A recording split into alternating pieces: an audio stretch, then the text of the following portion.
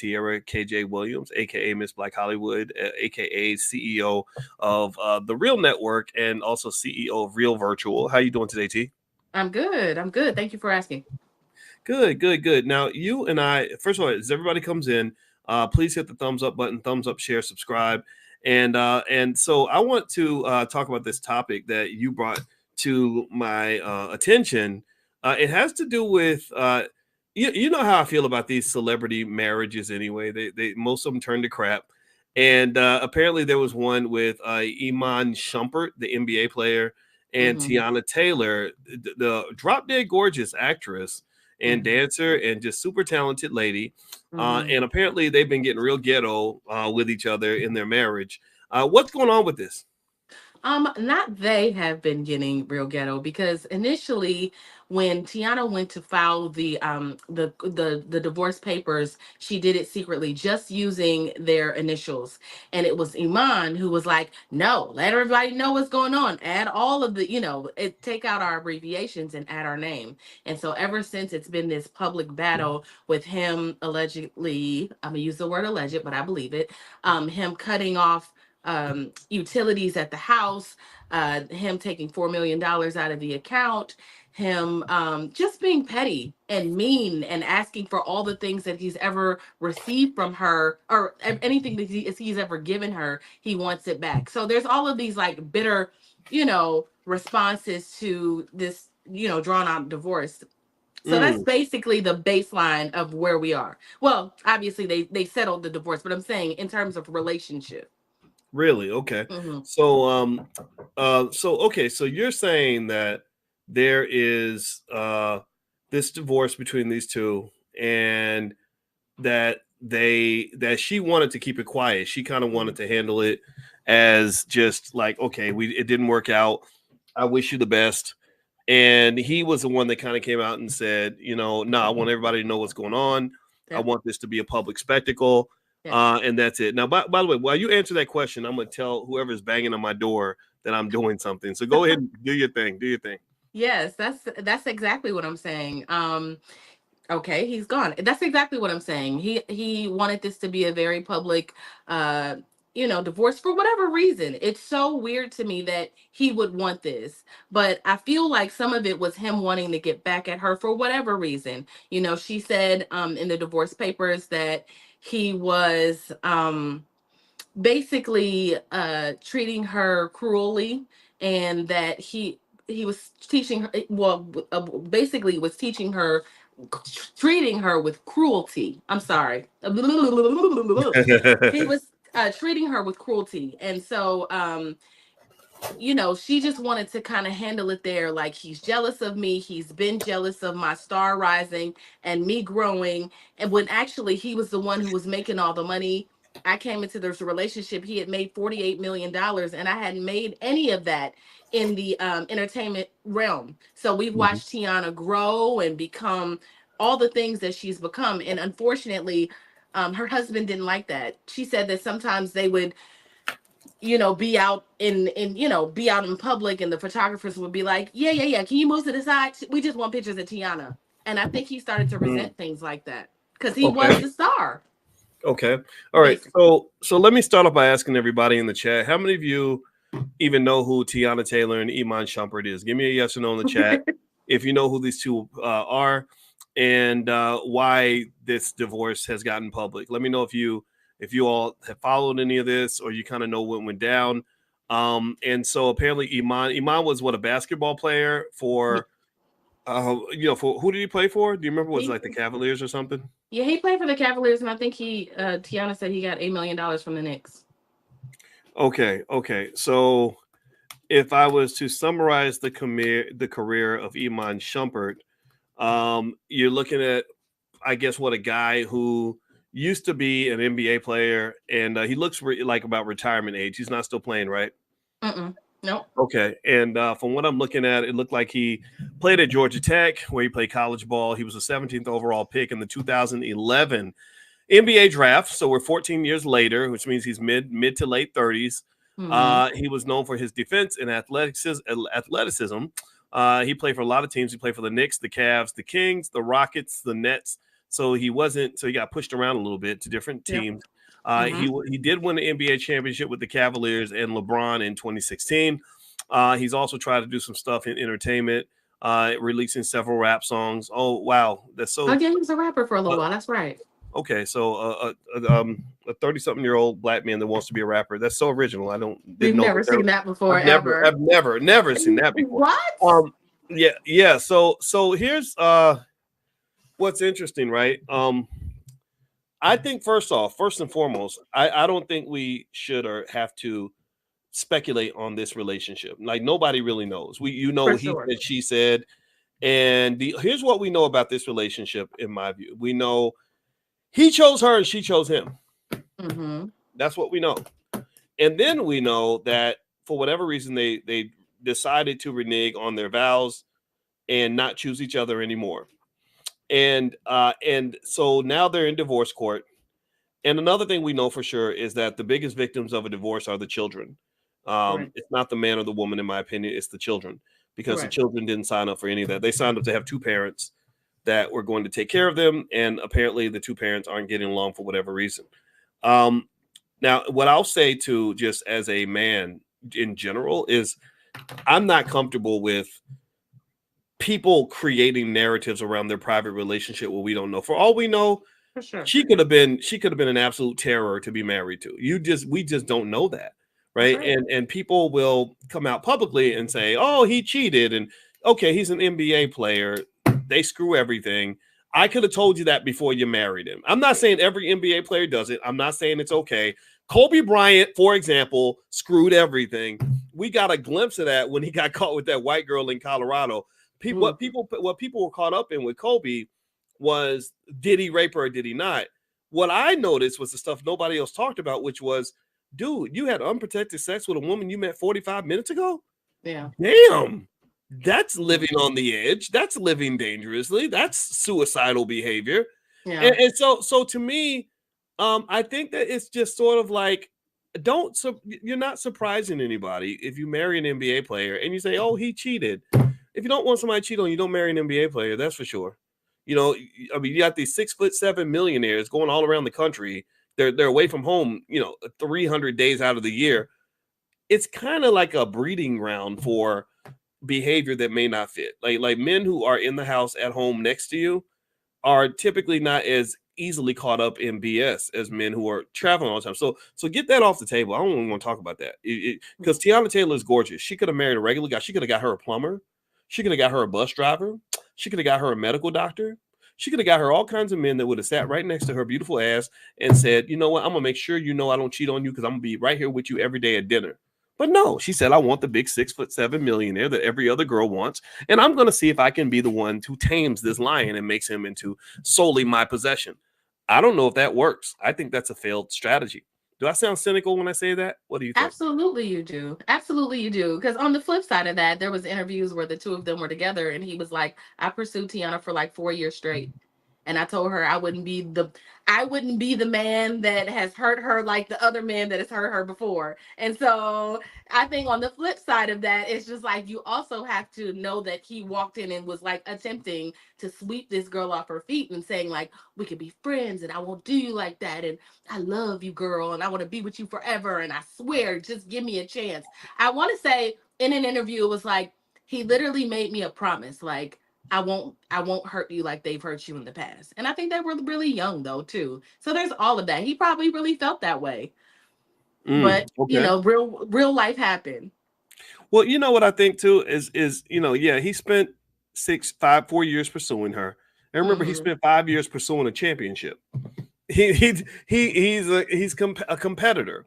And with Hmm. Tiana Taylor being, I mean, she is such a pretty lady. I mean, I Hmm. got to give her props. Tiana Taylor, Hmm. shout out to my wife, prettiest woman I ever met. But Tiana is as gorgeous as the day is long.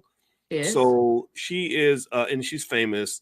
So she's going to attract what is often referred to as the big game hunters. And the big game hunters are the guys who might say, I'm going to really pursue you largely because I can't have you and because I know other men want you. Mm. And so, and that just comes with the territory, and that's fine. And so to me, I think that it's not a surprise to me that he really liked her. I don't doubt that. He liked her Mm-hmm. because they had kids. They had beautiful children together. He They got loved her. married. He Right. did things for her that he never did for any other woman.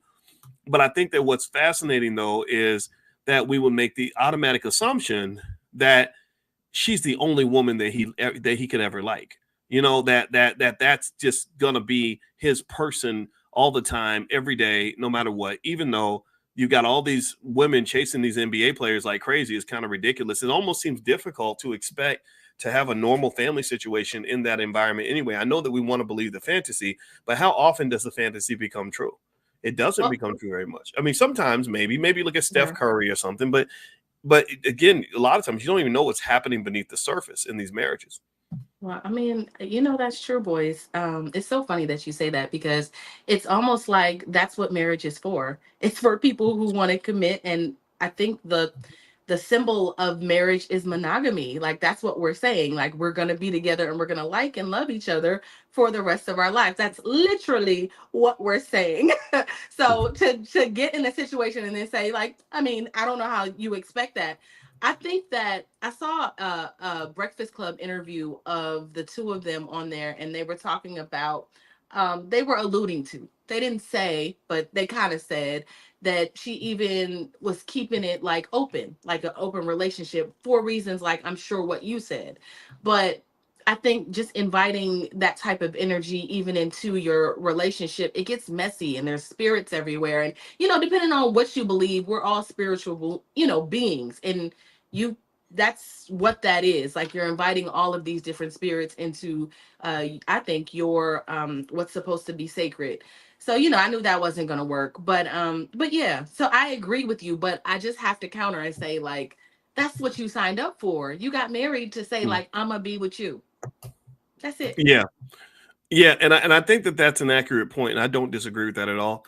I As I'm doing research on these two, one thing I can say, and again, I probably sound cynical because again, I'm not 25, I'm twice that age. But how old were they when they got married? Well, they got married in 2016. Mm-hmm. They were about 25 to 26 years old, depending on what Mm-hmm. month it was. Iman was so process this. I want y'all to just kind of be honest with each other and yourselves. What's the probability that a 25-year-old black man who's handsome as hell, 6'6", 6'7", whatever he is, he played next to LeBron, so he's pretty big, looks like, with making $8 million a year, is not going to be roaming the streets, out in the streets potentially. He's away from home 300 days a year, surrounded by groupies everywhere. I just kind of, I'm not saying that it's impossible. I'm not saying that you shouldn't do it. I'm saying that maybe it's time that we kind of confess to the idea that sometimes people make promises that they're not able to keep. They want to try to keep the promise, but perhaps they can't, right? And these two get married. They're in their mid-20s. That's a great age to get married. That's a great age to commit, a great age to build a family. That's the perfect breeding age, actually. The perfect time to breed children is, especially for women, is like 25 to 30. That's what all the studies say. Even younger, actually, in some cases. But the question becomes, if you build relationships, how traditional should you expect that relationship to be? Especially when you are caught in a world where everything is so superficial.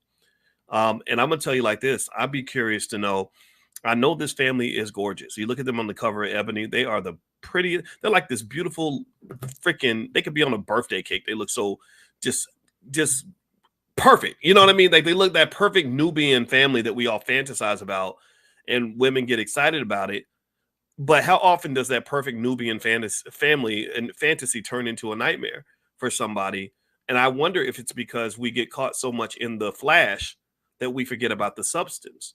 Like, what's the substance of your relationship? Like, you know how to look good on the cover of Ebony magazine, but have you put in the work required to really make the commitment necessary to have the kind of stable marriage that you're looking for? And that does require tremendous sacrifices on both of their parts that I wonder if either one of them really knew what they were. Obviously, they couldn't make those sacrifices because now they're looking crazy in divorce court, and their kids are traumatized from this, I'm sure, because kids hate divorce. I don't care what nobody says. Kids don't want to see their parents fighting each other, especially in the streets where they can go look it up on Google and see what mommy said about daddy and daddy said about mommy. None of that's pleasant for a child. So my thought would be like, did he really think about what that really means when you're 25 years old and you're trying to fit into these expectations of marriage as a multi-million-dollar NBA player? And then did she also, was she realistic with herself about knowing what she signed up for? Or did both of them get so caught up in the superficiality of being a celebrity couple that they forgot about all the sacrifices that are required to make a marriage work? What do you think? You know, like you said, all of this, all we can do is spectate. I'm not going to make it seem like I know Tiana or I know Iman, but what it looks like from the outside in, just watching, they had a reality show, which doesn't mean anything because, you know, I produce reality TV. I know that's fake, um, but what it looked like is that this was a solid young lady that was looking for commitment. Like I think she wanted what she signed up for. Just the way she moves. She was always supportive, and even when there were, you know, rumors of cheating, she always came out and was like, no, he's not cheating on me. He's not cheating on me. Everything is fine. This is my husband. I love my husband. We're together. This is cool. Every single time something came out, even when he sent a text message, I saw, and the only reason why I know all the things because I looked today, but he had text message Jaden Smith's girlfriend or DM'd her and was trying to shoot a shot. And even after that, Tiana was like, nope, nope, nope. That's not what he meant. He was just telling her hi. Like, you know, all the things that could typically like embarrass a woman, he was doing, right? Mm. Even after, you Okay. know, they're as they're going through divorce court, he's saying like, and she's saying, I want to do this privately. He's saying, nah, let's put it out there. No, you know, Tiana has done this. No, I want your money. I want your royalties. So I'm glad that, actually, I'm glad about the settlement. I don't know if you saw the settlement information, but I'm actually glad that she was able to walk away with something without having to give something up because I think she gave it a real try. I'm going to respond to that in a moment. I want to say welcome to everybody. You're watching drboycetv.com, the home for intelligent Black people. My name is Dr. Boyce Watkins. I'm here with Tierra KJ Williams, who is the CEO of Real Virtual, and Real Virtual can help you get your business off the ground. They have a team that can help you formulate your ideas and execute those ideas. So if you're looking for a team that can help you execute that teamwork component of your business, reach out to Real Virtual for a consultation. And the website is realvirtual.net. T. Is that it? www.realvirtual.net. Okay, realvirtual.net. Okay, I'm going to put Mm-hmm. this on the screen so everybody can see it, so that if you want to go take a look at her business, you can definitely do that. It's great for those of you that want to generate extra income and start that business and get things going. I know that teamwork makes the dream work. That's For definitely sure. a big part of what I do. So I'm going to put the URL up there. And also, please hit the thumbs up button, thumbs up, share, subscribe, all that good stuff. Okay, so let's, if you talk specifically about the financial side of it, you guys know I wrote a book called Financial Lovemaking, and I was really intrigued with love and money and how that interacts. A couple things that come to mind when it comes to love and money is I was intrigued by how money can make people, especially men, look more attractive. You know, like I just never understood that. You have some ugly guy, he's old and fat and stanky, but you know, his money is just like this magnet for women, which is really interesting to me. So I studied the biology of that and like what's going on with that. And then also, I was interested in how money can complicate and just, you know, can make things better, but can also just make things crazy. You know, that especially when it's time for the divorce. And I noticed there's this thin line between love and hate. And Mm-hmm. the more passionate people are about each other when they're in love, the more they're trying to kill each other when, you know, when they're mad at each other. You know, like when they decide that it's done. Typically, I mean, it's like the people that really try to hurt you the most are the ones who used to love you the most. You Yeah. know, and it's crazy what happens when that passion is flipped inside out. It's like, if I don't know, it's like we're both sword fighting and we're fighting the world with our big swords, and then we turn our swords on each other. So that passion that fueled your love is the same passion that can fuel your mutually agreed upon destruction. And I really kind of feel like there needs to be a push for people to really sort of tap into the realities of marriage and how money really is realistically connected, and how money can complicate things unless you have some clarity. And I saw, let me ask you about this. I saw where Iman was asking Tiana for child support at one point. Is that Mm-hmm. accurate? And a That's lot true. of women got real offended by the idea of a woman having to pay child support. And I thought that was really interesting because as a man, I paid 18 years of child support. Didn't nobody feel sorry for me? So, like they just, they just took a big chunk out of my check and kept it moving. So why is it, Tierra, that women get so offended by the idea of paying child support to a man? Well, he didn't say he wanted child support. He said that the he wanted to change what was happening, the agreement with the child support, which I don't think was so offensive. I didn't have a problem with that at all. Um, but him asking for royalties, him asking for her money, is a little weird because at some point he was the provider and the protector, and now I feel like he's being petty. It's less about I need the money because I want to sustain my lifestyle and all of that. It's not about that. He literally is being petty in the blogs. And, so I think I had a problem with that part of it. But in terms of it just felt very like he was just trying to get revenge on her. Mm. Well, So that was my Earl makes a good point. I think what Earl is really saying is that people have sympathy for women when they feel like they need child support, or when women say they want to get a piece of your money. They, or when a woman trashes a man, it's like, oh, she's telling her story, or she's been abused and all these other things. But for men, it's kind of different. It's like when men, I've always been fascinated by the internet culture of so many women, going out and kissing and telling, like talking about who they slept with or Mm. what happened in their relationship. Because you don't see a lot of men doing that. Because I don't think a man would get a lot of empathy if he was like, yeah, I slept with this woman and she was mean to me afterwards. Mhm. She didn't, she hurt my feelings. Like a man can't really do that, right? So you kind of have this thing where it's almost like people have lost loyalty to each other, and they've lost loyalty to their principles, to the game. Mhm. Like they're not committed to anything, right? If you have something that's sacred, that makes you a little sturdier and more reliable than somebody who holds nothing sacred, who just says, look, as long as I'm good with it, as long as you don't hurt my feelings, then we're cool. But the minute you hurt my feelings, the minute I don't have a use for you anymore, I'm going to allow my integrity to sink to whatever level I think yours has sank to. And so it becomes like this race to the bottom. Like we're trying to Yeah. outdo each other by seeing who could be the dirtiest, who could be the nastiest, and all that Yeah. stuff. And to me, if you're just the person who says, I'm not, that's not who I am, I'm not a nasty person, I don't, that to me is a little sturdier and more reliable, because that means that you're not going to let you're not going to behave like a degenerate because somebody else did. Like I'm not going to let my baseline integrity be affected by what I think you did. You weren't loyal, but that don't mean that don't mean that does not mean that I shouldn't be loyal to whatever I committed to. Just because you're disloyal doesn't mean I'm going to be disloyal too. But that makes but then people start calling you names. They call you a simp or whatever, or stupid and all that. Like, why are you being loyal to somebody who's not loyal to you? So, but you know what I think, T? I think Hmm. that one thing about marriage that people don't have that maybe might help people is I think if you're loyal to an idea or principle, or committed to a purpose, that is more stable than being committed to a person. Because I think loyalty to a person, commitment to a person, depends on that person fitting whatever expectations you have, whatever fantasy you've built around what that person's supposed to be.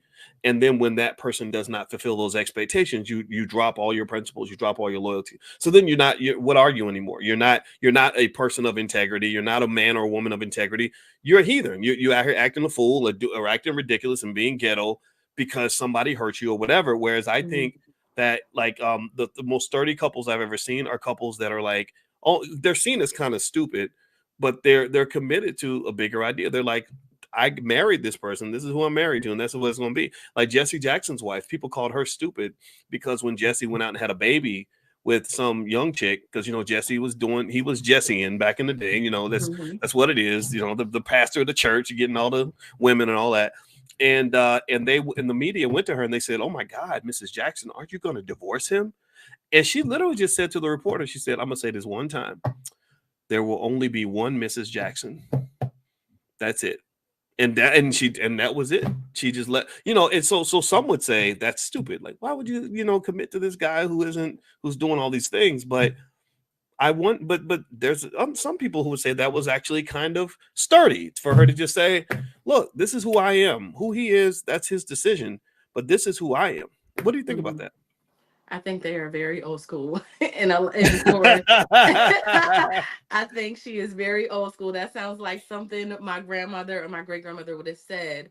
I think it's harder to stand by someone. It's so funny that you mentioned loyalty, but in one breath, but in the same breath, you say like, if he go out and have different groupies or girls, like that's not part of being disloyal, right? It's like in one breath, it's like we're saying, be loyal to me if I make a mistake or do something. Because here's my thoughts on that, right? You know how I feel about this. I feel like we've had this conversation before where I'm thinking like, if you're cheating or having other women, what does that mean? Or another woman, because I'm not gonna let you keep doing it. But if you have a woman, it's like, okay, let's talk about it. Like, what am I not doing? We can go through that whole thing, and it's like, okay, you had your past for life. Like, stop that, right?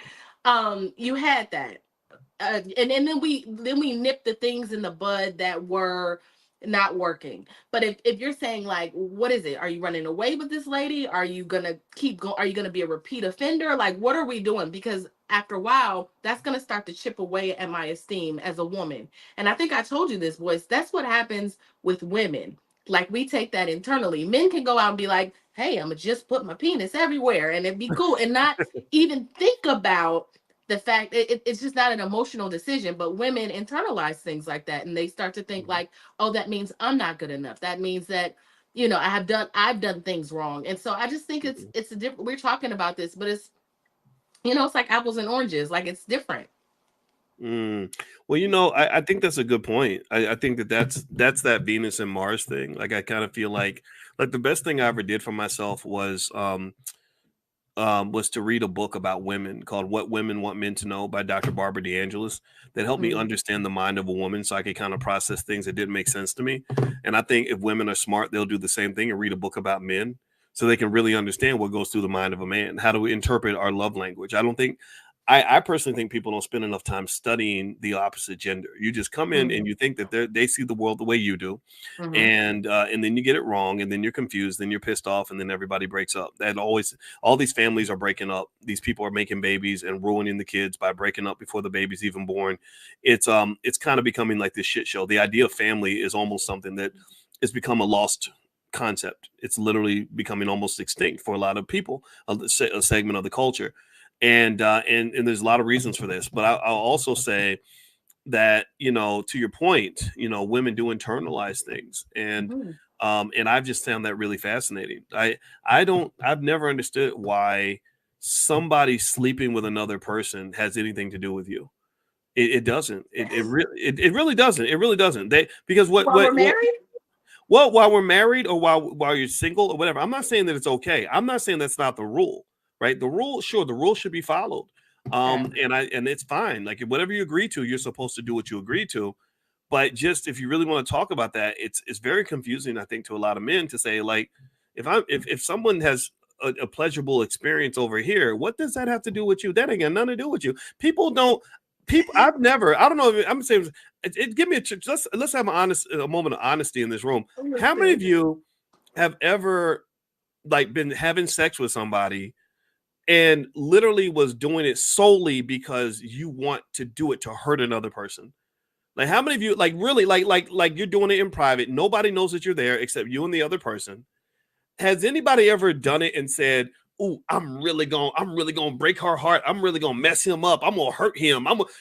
She gonna be messed up when I go tell her about this experience." Like, that's the part that's so strange to me, because it's not, so that's what helped me actually overcome my jealousy. Is, my thought was, well, most of the time, if somebody's seeking pleasure, that has nothing to do with me. I might be one of the people that she's seeking pleasure with or whatever, but it doesn't. If she likes another guy, that may not have anything to do with me. Now, for women, it is a little bit different because there's more of that emotional attachment. Women have more of that oxytocin, which creates those bonds. So sex is interpreted differently for women than it is for men. But generally, if you take that away, I don't know. I think once I started realizing that, I was like, you know what? She likes me, but she probably liked somebody else before me. She might like somebody else now. She might like somebody after. She'll definitely like somebody else after I'm gone. What do I care? And that's, and people, when I say that, people think that that's weird. But then I had to be in my 40s before I got to that point. Maybe in your 20s and 30s, you think it's all about sex organs. All your love is reduced to what somebody's doing with their genitals. And I just think that that's an awfully limited way of thinking about love and relationships. Love is supposed to be deep. It ain't just supposed to be about penises and vaginas. That's kind of my little stupid theory. So tell me how dumb I am. Go ahead. I don't think you're dumb, voice, but it sounds like a trauma response. I'm no like I don't know who hurt you, but I'm no therapist. Obviously, your wife is a therapist, but I it sounds like to me a trauma response, and that's you're Mm, not wrong for that.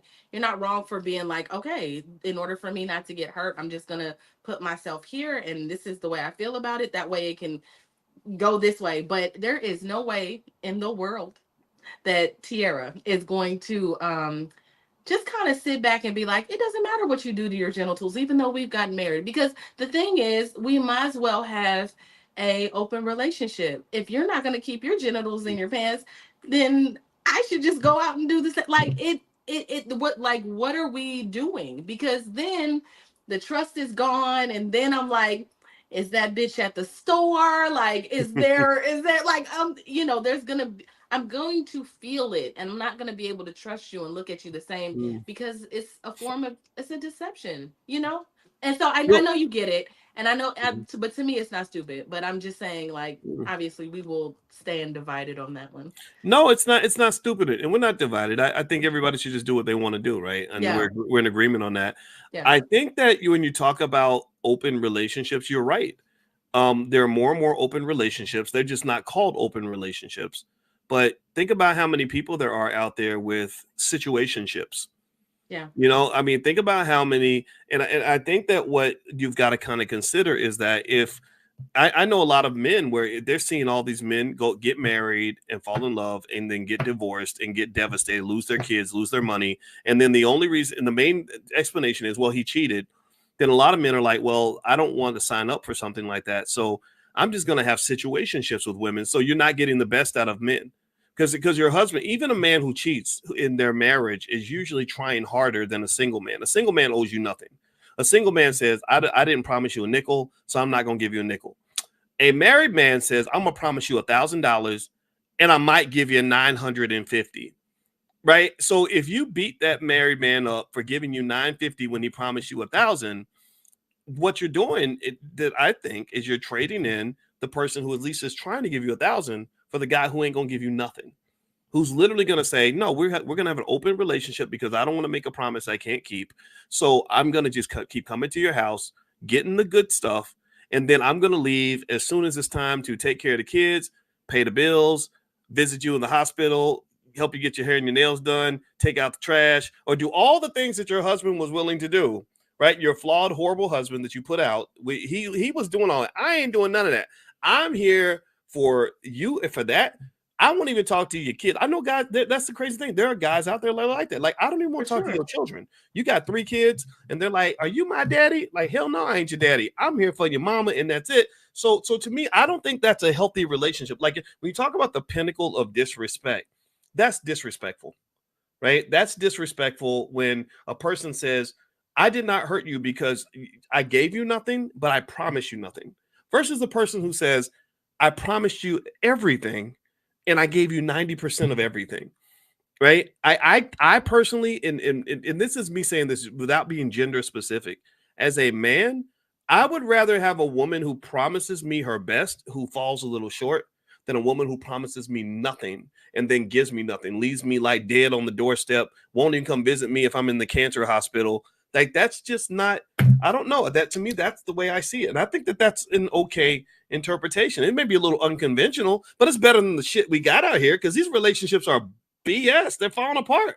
They are falling apart. So I feel you on the philosophy. I think what I'm saying is that's fine. Give me 950. But let that 50 that I don't get be like you didn't put the toilet seat down. You know what I mean? Like let it be like you didn't pick up the kids from school. Oh, you got a little attitude today. Okay. It's not like I had sex with Tina, Tamika, Tanya, all the women in DMX's song, right? You're not saying that.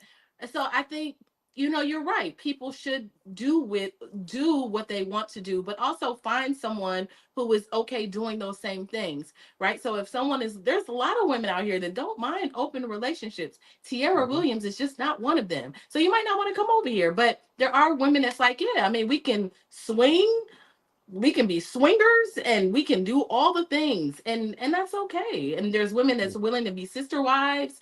I'm just not one of them. So in that 950, I'll take all the BS. I don't want you to, I just don't want you to give your body to somebody else. Yeah, that part I get, right? And remember, I was telling you though, there's not many open relationships. Most women say what you say. Most women say, yeah, there are plenty of women who give you an open relationship. I'm just not one of them. Hmm. Most men I know don't want an open relationship. Right. They want Right. an open situationship.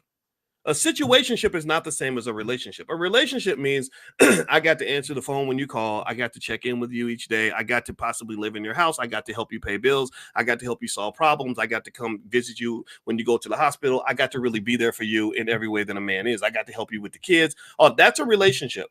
A lot Mm-hmm. of women don't want open relationships, and a lot of men don't either. So what a lot of men are picking, I've noticed, and it's a lot more dangerous, by the way. People talk about Yeah. what, well, I don't want, I wouldn't want an open relationship, or I wouldn't want someone to cheat because they can get diseases and bring it in the house. I get all that. That makes sense. Yeah. But open situationships leave you open to all the diseases, right? So Yeah. when you go from saying, when you say my husband or my wife is crap, I'm gonna go be single. Do you know the rise in STDs among singles in places like Atlanta and Houston? It's insane, right? So you're on the Mhm. dating market now, and you're free and easy, and so you meet somebody, and you're like, gosh, I'd like to have a full-fledged relationship with this person. So let's say the person's like, oh, I don't want to make all those commitments because it's too hard, but I'll come by and have sex with you. And you got to have sex with somebody because you need it. And maybe it's, like an important thing for you or something. So we're sleeping together, but then there's no accountability for anybody once you walk out of that room. Well, that's where the STDs get spread, right? Because you have a guy like an Iman Shumpert.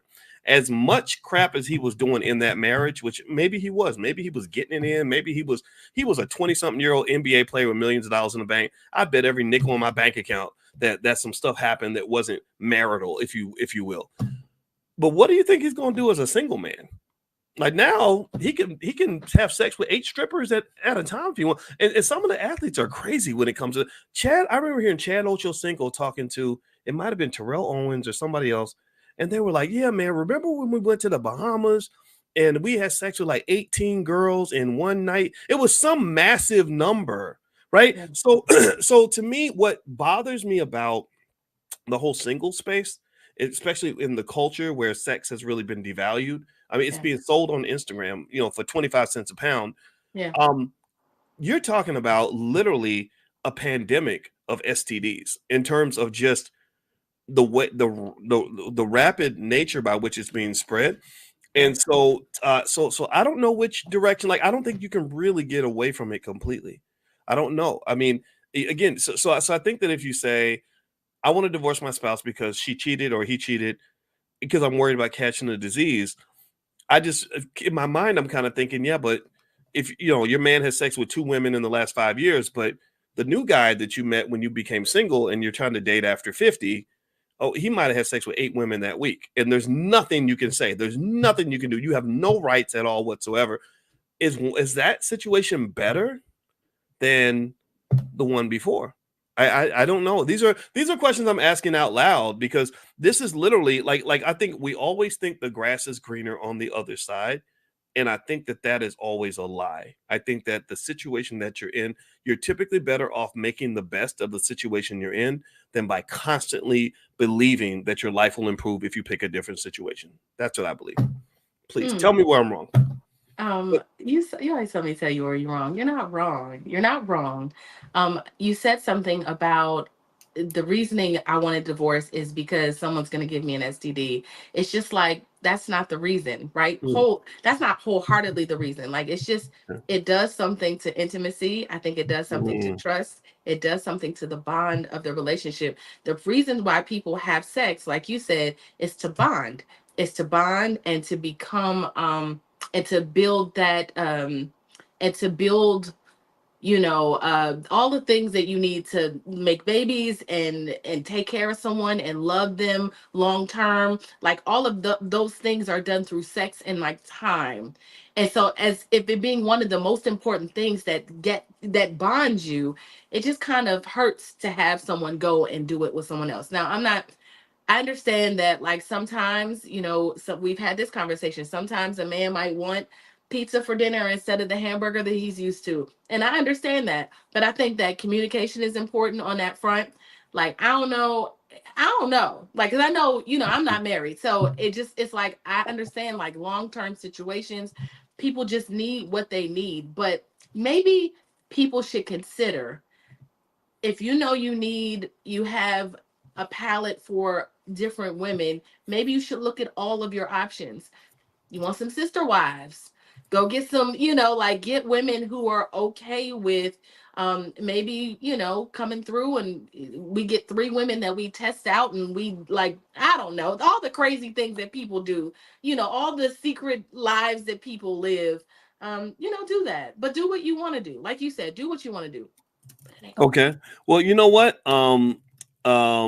I was looking for a list of reasons that men cheat and a list of reasons that women cheat. But before I do that, I want everybody to know you're watching drboystv.com, the home for intelligent Black people. My name is Dr. Boyce Watkins. This is Tierra KJ Williams, aka Miss Black Hollywood. Right. Here is her website. It's realvirtual.net. If you have a business and you want to start, or you want to start a business and quit your job or side hustle, whatever it is, reach out to realvirtual.net. You can do a consultation with Tierra and her team, and they can help you not only come up with the next idea for your business, but also execute the idea. And so feel free to go to realvirtual.net, not .com.net. And also let my book is the 10 Commandments of Black Economic Power. I have another book called Financial Lovemaking. You can find my books at drboycebooks.com. That's drboycebooks.com. And also, a lot of you already know about the pretty wildly popular Money in the Morning class that we do. I do a free class in the Black Business School that is designed on economic elevation to help you elevate your economic thinking, your financial consciousness.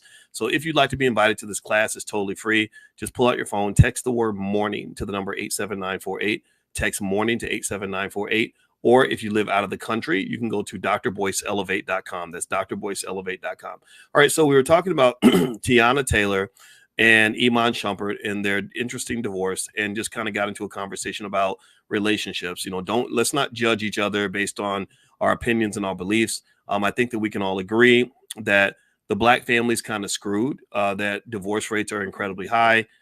These marriages, these families, these little instant families that look real cute on the internet, they end up crumbling and falling apart in front of our faces. And it says something's wrong. I think it says that we're not doing the work, to have the substance to go along with the flash. Everybody's worried about how good he looks, how good she looks, how much money they have, how much fame they have, and how cute the kids are. But nobody's talking about what is required to really know what it's like to really stay married. These two beautiful couple, beautiful children, got married in their mid-20s. And I would almost argue that, Tierra, that getting married in your mid-20s is hard now. It used to be doable. There was a time in the 1940s, 50s, and 60s where people got married in their early 20s. When my parents got married, my daddy was 22, my mother was 21. And they've been married for 50 years. They are doing their 50th wedding anniversary this year. And let me just tell you about this. Here's something that everybody needs to understand. That making it that 50 years, that wasn't no damn fairy tale. All this cuteness and looking good and being on the cover of Ebony and just, and all, we a beautiful couple and all that. And that was not how my parents made it 50 years. They made 50 years by being tough. They made 50 years by being committed to what they agreed to do. They made 50 years by forgiving each other an infinite number of times. They made 50 years by dealing with their heartbreak, being able to let things go. And why is that beneficial? Well, if you go and you ask my mama or my father, are you glad you spent 50 years of your life with this other person? They're going to say absolutely yes. They're very proud of the fact that they did that. And I can tell you for a fact that it wasn't all peaches and roses. If they had gotten married in the 1990s or beyond, they would not have made it 50 years. At some point, something would have happened where men would be saying to my dad, "Oh, you a simp? Right? Why you taking care of a boy, a little kid? I was a little kid. You taking care of a little kid and ain't yours? You a simp?" Or they would have said to my mother, "Girl, you gonna let him do you like that? You do you like that? He gonna blah blah blah." And to some extent, I think anybody who's smart, you're gonna listen to women and you're gonna listen to men. You know, a lot of women don't listen to men, a lot of men don't listen to women, and vice versa. There's information out there. There's information, I think, Tierra, in the trauma. You know, when you had, as much as it was hard for people to listen to Kevin Samuels and that crew, I think there's a lot of knowledge you get out of that. If you can get past your ego and listen to what these men were saying, they were saying some things that needed to be heard. It just got lost because Kevin became famous by proudly telling women they were going to die alone, which that was my beef with Kevin. Was I said, dude, you don't have to say that. You're a smart man. You don't have to condemn people to die alone. And you saw God has a way of being ironic because he died alone, right? So the truth is, like he diluted a powerful message by making it so toxic and unhearable by so many people that needed to hear it. Because I would say on the other side of Vivica Fox, who almost took pleasure in Kevin Samuels' death, who was kind of like, almost like kind of gloating on it a little bit. She's 60 years old, talking about she looking for a man. And that's what a lot of men are talking. They're like, okay, here you are, you a senior citizen, talking about I'm on the dating scene. You really the old chick in the club. You the old chick in the club's mama. Now you're not even the old chick in the club anymore. You're the old chick in the club's mama, and you're still talking about I'm single and ready to mingle. And the numbers aren't really in your favor like they used to be. So maybe there's like an answer that nobody really wants to look for because they don't want to accept what the answer looks like. What do you think, Tierra? You know, sometimes when I'm thinking about the things that our grandparents endured, our great grandmas, like you said, your mother, and what they had to accept from men, I know for sure women in this generation, in my generation, and the young girls, they don't want to deal with that. They feel Mm. like, at this point, you can see the internet is full of women saying, if he don't make $100,000, if he ain't, if he ain't 6 feet, if he is not this, they're popping the balloon, right? There's these trivial things that women are looking for. They gonna pop the balloon. And so you're absolutely right. But there are things that I don't know if I would want to put up with. Our grandparents had to put up with things because the men were the breadwinners, right? So the women had to stay home and they kind of had to work and kind of thug through that thing. We don't necessarily have to do that, right? We independent women. We're out here making our own coin, all the things. But we can't cuddle with these degrees. We can't cuddle with that money. So we have to figure out what the balance of that is, boys. I mean, I think that's the thing. Like, what are you willing to accept from another human being? Like, what about a man can you just accept and take and say, okay, I know this is flawed about you, and I'll accept that, and have those real conversations. But sometimes women get in these situations and they just really they want the wedding day, they want to throw the rise, and then afterwards they don't really want to do the work. It's just like, oh my God, I gotta do this with you every day. Like, you're here again still. So I just think we have to really decide who we want to be and who we want to be with, and kind of strive in that direction.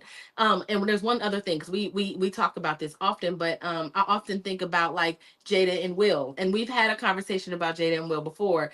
But I remember I cringed when they were on Red Table talk about bad marriage for life, and but they've built so much together. It's undeniable what they were able to do together. But on the flip side of that, once I read Jada's book, Jada really resented Will in a lot of ways.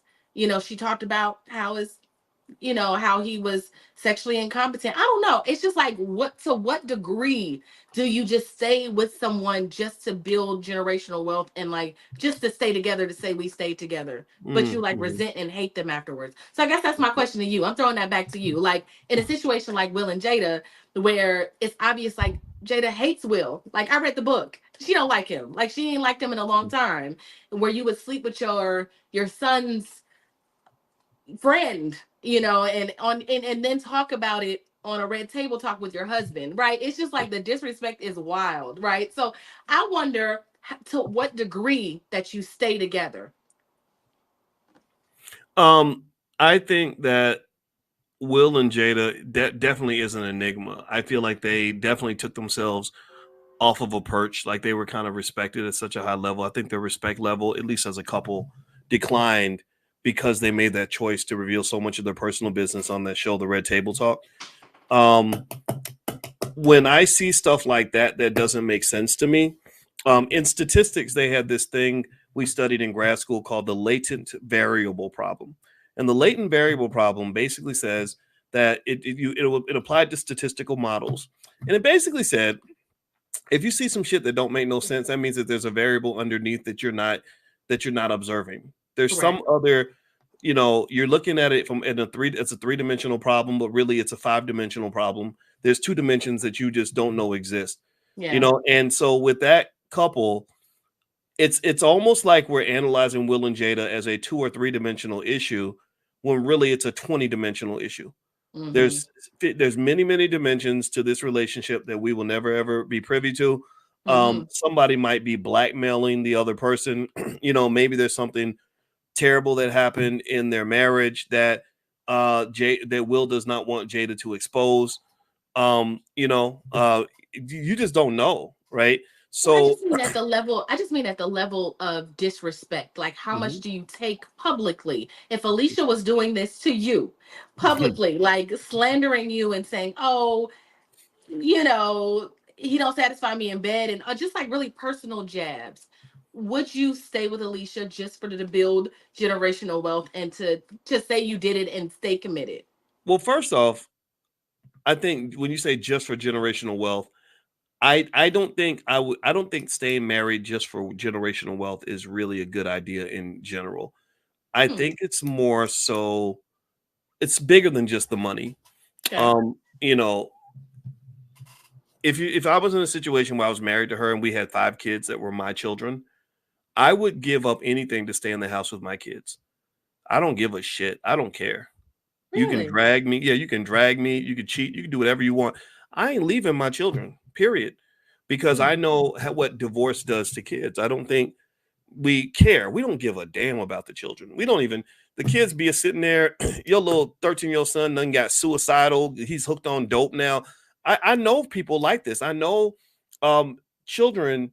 I think about one in particular, but I know several Mm-hmm. where the boy, his dad moved out and he literally got hooked on heroin. He was Yeah. running the streets, getting into stuff. Now his mother ain't been able to control him since he was 13. Now he's 23. She's scared of him. She has to hide from her own son. You know, Mm-hmm. and I don't think that would have happened if the daddy was still there. I think the daddy would have had he would have been able to be a good teammate to help her to control his behavior. And we ignore these effects. We want to, and the reason we don't see it clearly, in my opinion, is because of the egos. There's so Mm. many mothers who take it personal if you critique their child, that they can't hear you when you tell them, like, look, your son needs a daddy. You know, Yeah. all these black boys, when these women are going out here trying to date these black men, and these men are pieces of shit, they're lazy, they talking like women. They sound like a bunch of biatches. Some of them, they run around talking about, well, how you gonna expect a man to make money when you ain't got no money? That's because she's a woman, asshole. She's not a dude. That's like her expecting you. That's like if you say, I want a woman to have a nice booty and some long hair, and she's like, well, you ain't got no big booty and you ain't got no long hair. That's because you're a man. She's a woman. People forget this. I hate it. I'm not gonna lie. I hate it when people literally, when a man will literally say, well, what about women? If she expects me to have it, she should have it too. No, there are gender roles. You're not the Mm-hmm. same. Mm-hmm. And so to me, that's that white liberal nonsense. They got that in our head that gender is a figment of our imagination, and we're all just a bunch of Brittany Grinders running around here not knowing what gender we are. To hell with that nonsense. No, you're a Yeah. dude, man. You know, Yeah. man up. And a lot of guys don't know how to man up because they never hung out with a man. All they know how to do is be women with beards and penises. And Yeah. so women have to acknowledge that part of the reason that you're dating these women with beards and penises is because you got these moms that swear they can just raise a man by themselves, and unfortunately you're raising women with beards and penises, and but yet these penises are working, so they're impregnating women and having children, abandoning them, letting people down, not committing to anything, and just going through life complaining.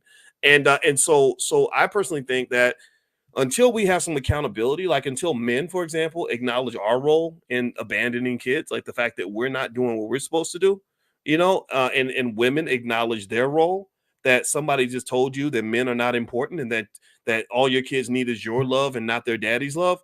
Until we all start to become honest with that and have those come to Jesus moments, we're gonna keep raising some crazy ass kids. They put it this way: they will have no ability nor any concept of what it's required to build a family.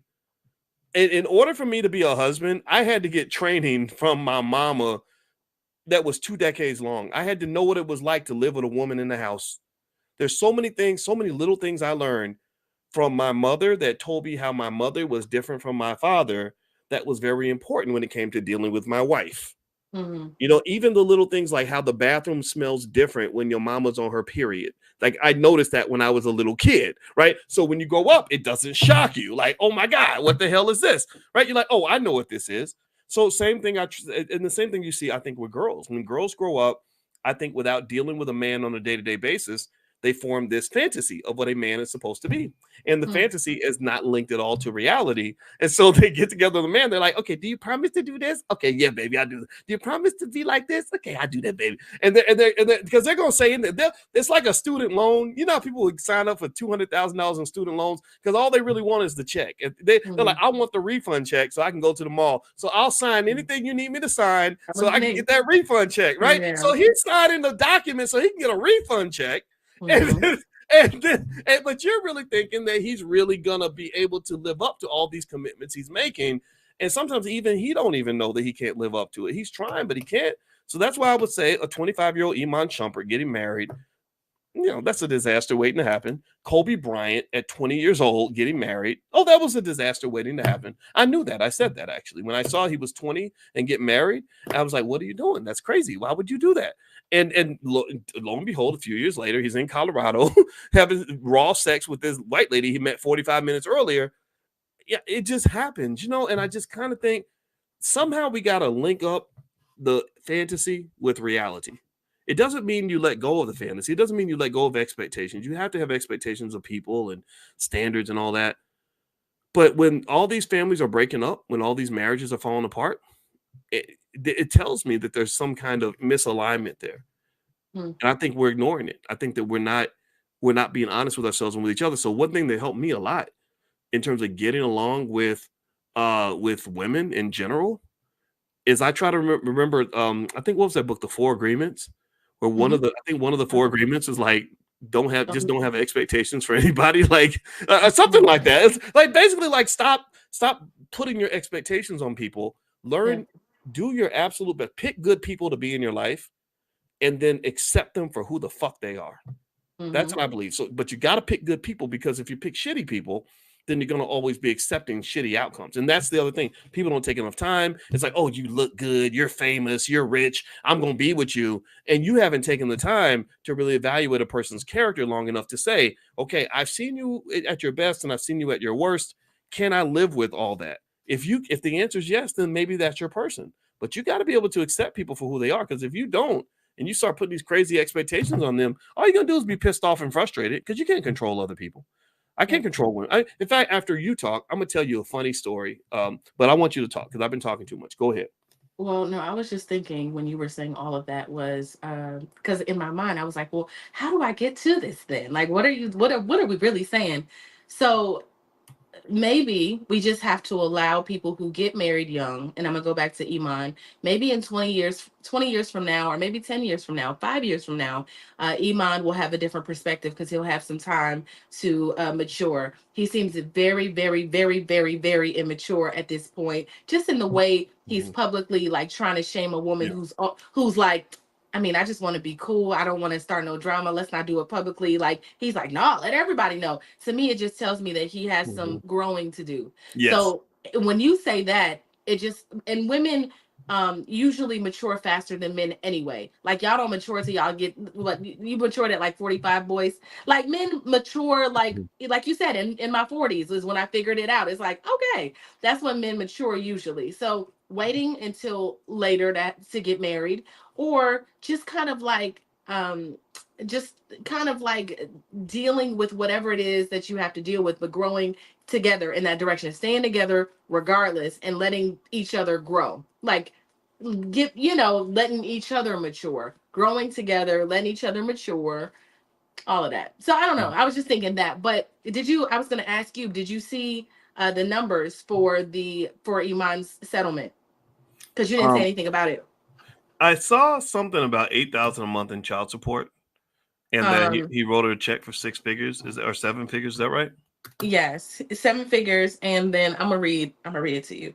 The Okay. latest ruling includes a one-time 7-figure payment from Iman Shumpert to Tiana Taylor. Tiana will also keep 4 marital properties valued at approximately $10 million from their shared estate, while Shumpert will retain a Miami condo and properties in South Georgia and Decatur. Regarding child support, Shumpert will pay $8,000 a month and cover private school fees for the daughters. Both have retained most of their personal assets, including Taylor's Bronco truck. So I feel like overall it was pretty fair in terms of, I don't know what they got, but it feels like it wasn't like she came in and she walked away with all of his money or he walked away with all of her money. They just kind of walked away like and was able to, evenly break bread and keep it moving. Yeah, I agree. I agree. And by the way, everybody, you're watching drboystv.com, the home for intelligent Black people. My name is Dr. Boyce Watkins. If you could hit the thumbs up button, thumbs up, share, subscribe button as well. Make sure you subscribe. And also, I'm speaking with Tiara KJ Williams, aka Miss Black Hollywood. Her website is realvirtual.net. If you'd like to get help with your business or get started or get some assistance, you can reach out to her company, and they can give you some people that can not just help you come up with your ideas, but also execute them. And also, don't forget that tomorrow morning we're going to do our economic elevation financial consciousness training. We do this every single morning, 7 days a week. If you'd like to join and you want to economically elevate, just text the word morning to the number 87948. Text morning to 87948, and you will get an invitation to join us tomorrow for class. And it's free to the public because I want to see you economically elevate. In case you don't know, my background, my PhD is in finance, and I'd like to share that with you so that you can achieve your economic goals.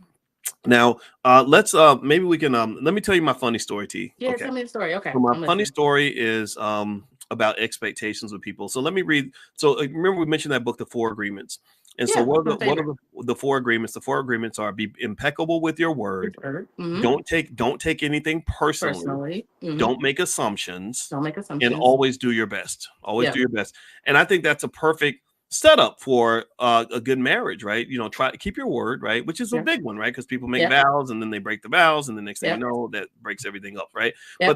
But then also don't take it personally can kind of mean, look, if somebody, you know, does something that I just don't like, or whether it's something sexual or something, maybe that's not personal. Maybe that's just them doing their thing, right? But then again, that does conflict with not keeping their word, right? So I can get mad about That's that, not right? what But they I don't said I in the don't think book, boys. I will say this. I don't want to get cheated on, but if I got cheated on, I wouldn't really take it personally. But then again, maybe I should. Maybe let me explain why, and I'm going to give you explain why in a minute. What else? Don't make assumptions. Don't make assumptions. Find the courage to ask questions and express what you really want.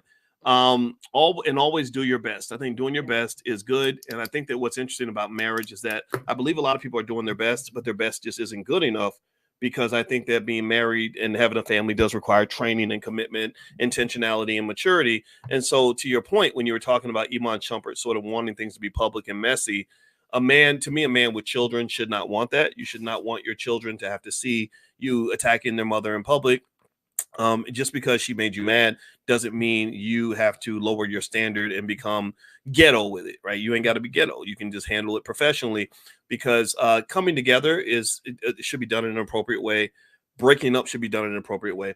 But let me tell you the story about expectations that really is where your expectations are forming a fantasy in your head can really get you in trouble. So we talked about how sometimes I think women, especially girls who grow up without a father in the house, who haven't been around men, can have this unreasonable expectation of what men are supposed to do. So they can spend their whole lives looking for something that does not exist. Well, men can kind of have these weird expectations too. I knew this guy. I used to mentor him at Syracuse University, and I knew him even as he got older. So after he left school, he calls me up. He's about 28 years old, and he tells me, he says, I said, so how are things going? You met a girl yet? What's going on? And yeah, he says, you know, doc, these women out here, they're just no good. They don't have any morals. They blah blah blah blah. They'll lie to you. And I said, oh, what happened to you? And he says, you know, I was dating this girl, and we would get together and we would pray together, and we would pray together twice a week. And I thought she was pure. I thought she was pure because we prayed together. She told me she was a virgin. She was this, that, and the other. And she said, he said that he said, man, he said, and my boy comes up to me and he says, man, I just got to tell you that right after you get done praying, she comes to my house and I blow her back out. Like he's like, we have sex, we've been having sex for a while. And I feel like as your friend, I should tell you that she's got this whole other life that she never told you about. And he was devastated, obviously, right? And he said she pretended to be pure and it was all a lie. It was all a lie. And that's when I just had to tell him. I said, you know, man, I said, women ain't pure like that. Like they're not, nor healthy women are not, because healthy women are sexual because that's how you make babies. That's where children come from. That's why we exist. You know, if women we were as pure as we wanted them to be, then all humanity would cease to exist. So I told him, I said, honestly, man, I said, I wouldn't be so hard on her because I said, of course, you can't excuse, you know, deception, but I said, she probably wanted to sleep with you, but she was trying to play the game with you. She was giving you what you wanted. You needed her to be pure, and you're like, oh, we wait until marriage and this and that. So she's trying to wait because she wants you, but you can't love the one you want. You love the one you with. So your boy's like, hey girl, I can quench your thirst until your man becomes available. I don't mind being the replacement or the backup. And that's what happened. She didn't even really want him. She wanted you. That's why she was praying with you and letting you know how much she liked you. So the thing was, I just felt bad for him because I just kind of said, why do you have this purity expectation anyway? Like she's human, you know? And I just kind of think that's what happens sometimes. I think people expect too much out of other human beings sometimes. And so I think one of the secrets to accepting people is pick good people in your life. Take your time, really vet people, make sure that they, you know, that they're just solid people. And then when they get in your life, it's like getting into a club, you know, like with my closest friends, this is how my relationship is with my closest friends. You know, you're one of my closest friends too. It's like I evaluate people over a long period of time. I make sure that they're not too crazy or too ridiculous or that they are toxic or harmful or vengeful or whatever. And once I kind of let you in the club, I'm going to just pretty much be loyal to you and forgive you for shortcomings you may have because I know that they're there. I know they're coming, right? And I don't know if we do that. I think we get surprised a lot, right? And what people don't realize is that when you go to the world and you tell everybody, "Oh, I love this person and they're amazing and I'm going to have a baby with them and I'm going to marry that guy or that woman or whatever." And then a year or two later, you're like, "I hate their guts. They're terrible. Let me tell y'all how abusive they were. Let me tell you how mean he was. He was horrible." You don't realize that you're really talking about yourself too. Yeah. You do know that, right? What you're really communicating to the world is that you don't have a lot of emotional maturity, nor do you have that patience to properly vet the people that you're letting into your life. So at that point, in my mind, I don't trust your judgment. You know, and it's the same thing is true with Iman Shumpert. If you are dogging out the woman that you chose to be the mother of your kids, then why would you choose her? I mean, that's a sacred role. That is, she is the queen of your life. That is the woman that gave birth to your legacy. And you're talking about her like she a damn dog off the street. That tells me that you're not a good decision maker. Don't get me wrong. We all have issues with you know, co-parents and baby mama, baby daddy. Everybody goes through that. You know, I got a child and my child's mother and I didn't always get along, but you don't hear me talking bad about her because I realize that when I talk about bad about her, I'm talking bad about myself. Mm-hmm. And I don't know if people understand that. I'll let you get the last word. Yeah, the internet is filled with people that do that every day. I feel like on my timeline, that's all we see is people breaking up and putting it and plastering their business all over the internet streets. Um, you've given me a lot to think about, boys. You've given me a lot to think about, but you always give me an alternative perspective on things. You know, God bless. I'm glad that Iman and Tiana are, I guess, no longer together. Like they are moving forward their lives. They've settled their divorce, and now they can just move on and be the successful people that they are. I think Tiana is an amazing, talented woman. It's unfortunate that she had to go through that, but I think the great thing about going through things is life is the greatest. It provides the greatest lessons. So I'm sure she's learned a lot. I'm sure she's matured. I'm sure he has. Well, maybe not, but he will. So God bless them both. I agree. And Heather says, so Dr. B, we should expect a lie. No, I don't think you should expect anything. I think you should expect whatever you're comfortable with. I expect lies, though. I expect that human beings are going to be human, and and in my mind, it's sort of like I'm not going to get mad at you for making mistakes or coming up short. I just because you're just recycling people, and then you kick out people in your life that you've had around for a long time, and then you're starting over with somebody new and you don't know what the hell you're going to get. You dragging shit in from the street. I don't want to drag people in from the street. I'd rather deal with the devil I know than the devil I don't know. And I do know as much as on any day I might be frustrated with the people around me.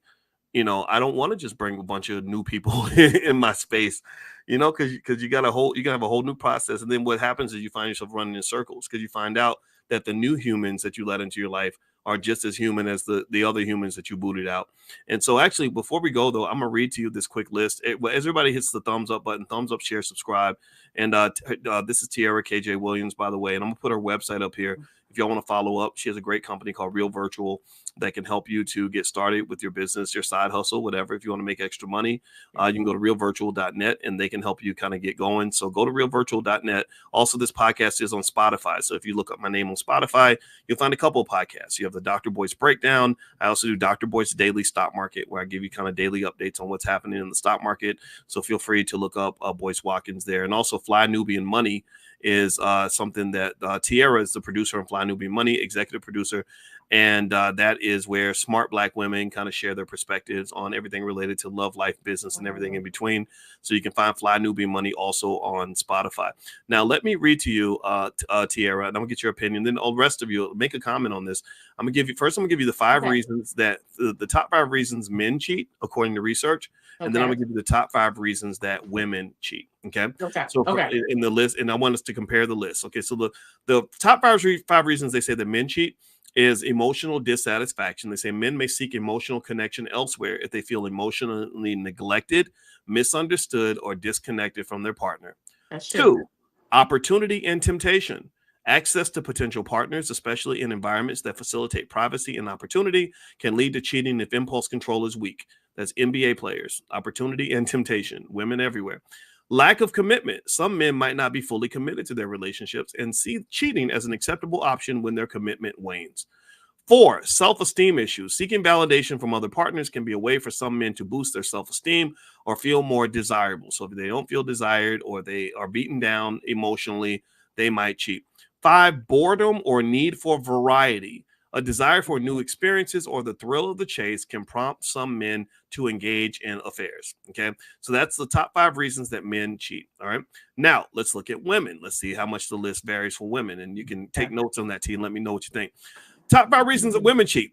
Okay. Emotional neglect is number 1. Women may seek emotional connection elsewhere if they feel neglected, unappreciated, or emotionally distant from their partner. That's true. 2, seeking emotional or physical fulfillment. Some women cheat when their emotional or physical needs are not being met in their current relationship. So either they ain't getting no good, blankety blank, or their not emotional needs aren't being met.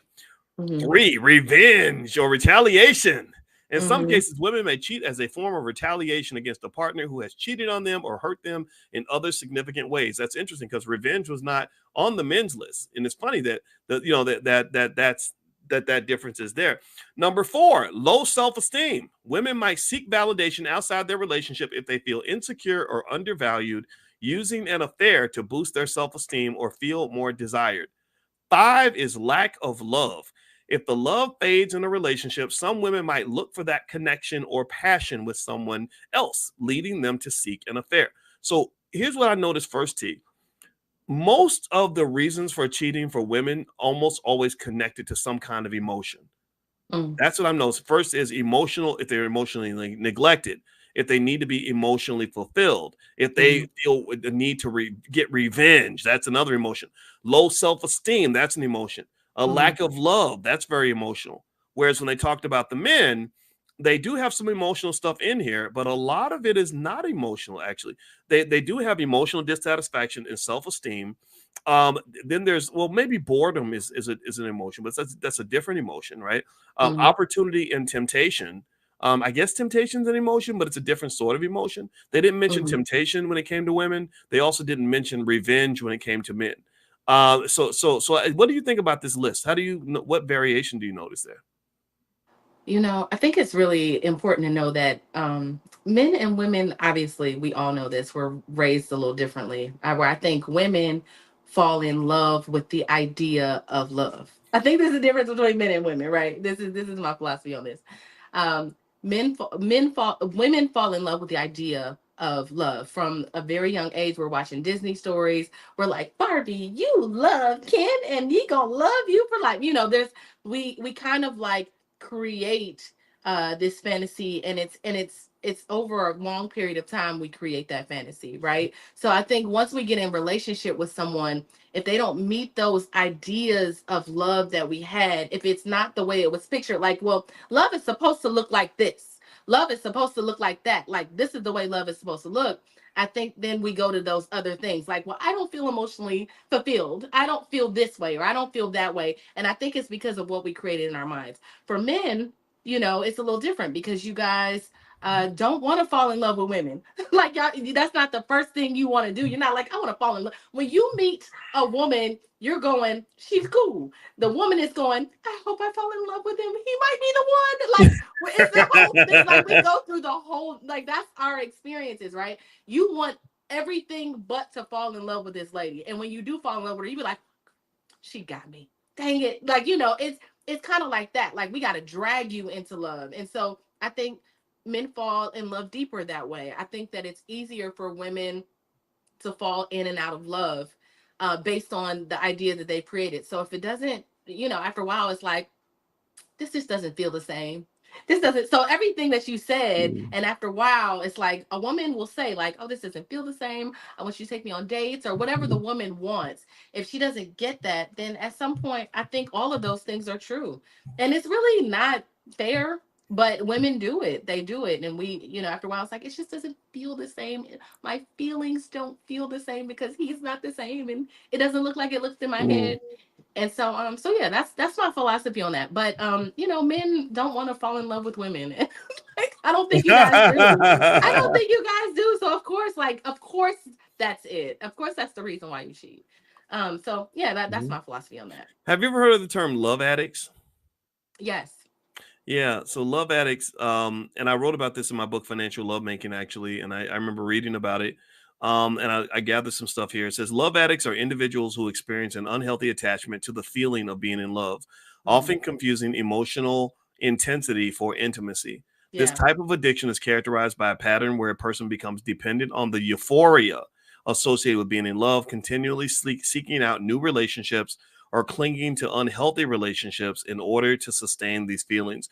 I think that addiction is high in the Black community. I really do. I think Mm-hmm. that addiction is a coping mechanism for tremendous amounts of undiagnosed, untreated trauma that doesn't just affect our mental health or in our relationships, but it affects our spending patterns and everything else, and just our ability to get along. So I think that trauma, um, it's pain, right? You're feeling pain inside. So the best way to ease pain or to relieve stress is through some sort of addiction. So maybe for men, it might show up as a sexual addiction. Maybe for women, it Mm-hmm. might show up as a sexual and or a romantic, a love addiction, right? Mm-hmm. I don't know a lot of men who are love addicts, but I know women who just they're in love with a new guy every 6 months. And one thing that I remember reading about, when I was reading the biology of love, because I was fascinated with how it made you feel, is really interesting. Is they're like these chemicals, phenylethylamine, that are really strong, like an emotional crack that you feel in the first 6 months. And they say that Mm-hmm. it gets triggered when you first touch a person. When you first touch them, you just have this blast of emotion. It's like hitting the pipe. When you Mm-hmm. touch somebody new, it's just a new experience. And they said that if you want to be committed to your current relationships, don't touch another person. Don't even put yourself in a situation, not touch like handshake or hug, but like in a romantic touch, like that trigger, like that will what'll happen is you'll be so like struck with the experience of the new person that the old person is going to seem boring. I compare Mhm. it to like chewing gum. Like if you put a new piece of gum in your mouth, it's full of sugar. It's delicious. It's not that same piece you've been chewing on for the last 2 days. Yeah. So in a way, it's almost like you have to protect your love by protecting your environment, sort of creating a space where it's easy for you to be committed to whatever you said you're going to do, almost like a person that's trying to eat healthy food that keeps sugary food out of the house. Because Yeah. if you have all this temptation around you, this is why I feel bad for the NBA players trying to have traditional relationships, is that everything you're doing, you're constantly in these situations where you can fulfill all these temptations with nobody looking, and the world is encouraging that, Yeah. everybody's going along with that, right? So I kind of think that overall that's a factor I think we don't think enough about. So you have people that just have these relationships. They last about 6 to 9 months, and then after about 9 months, they said that the strong chemicals start to wear off, and next thing you know, the person is not as interesting. They're not as excited. I think for men, maybe it's like on the sexual side. They said the other thing that really triggers a strong emotion is like the first, like orgasms. We people are obsessed with that. And they said that for women, orgasms really open up the oxytocin receptors. So you form strong bonds with the person that helped you to feel that pleasure. And that's what some would describe as like a strong spiritual connection. Like when a woman's with a man, it's almost like his spirit goes into her body.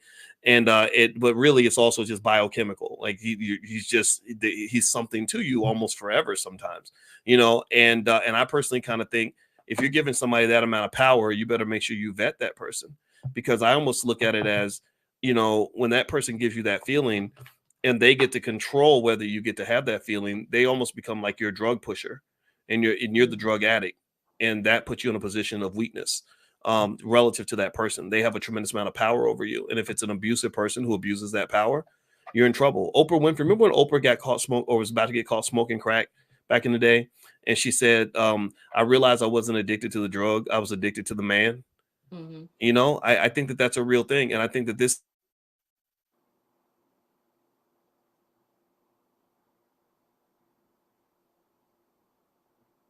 why so many people I don't know where voice just went. literally, can you hear me, T? Yeah, I couldn't hear you. I was like, where did voice just go? Yeah, I did. I did. Maybe my Wi-Fi went out for a minute. Maybe that's my cue that I need to stop talking so much.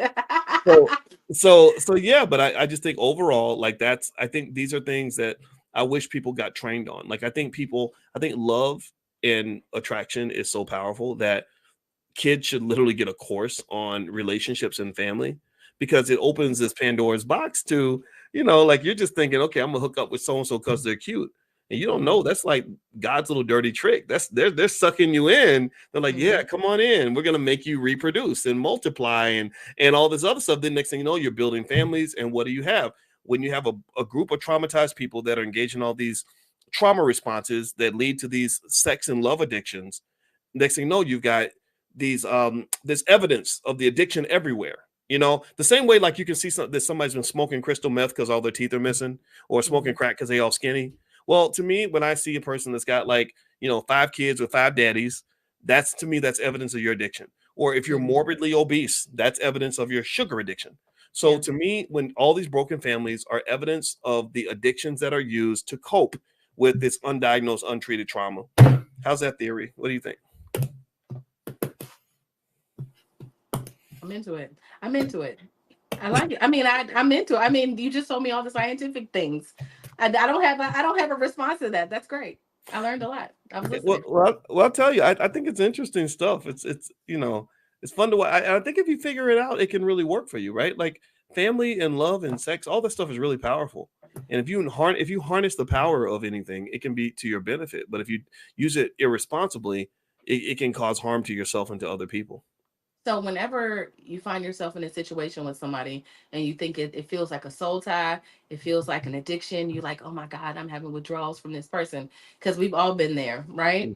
You can just literally tell yourself, like, no, no, no, that's just a chemical. you're not really feeling this way. Like it's so funny, boys. Talking to you always like it kind of takes the air out of things. It's like when I'm like, I feel love and I feel all of these things. You like, girl, that's oxytocin. Sit down. Like it's just like you take the air out of everything. I hate talking to you.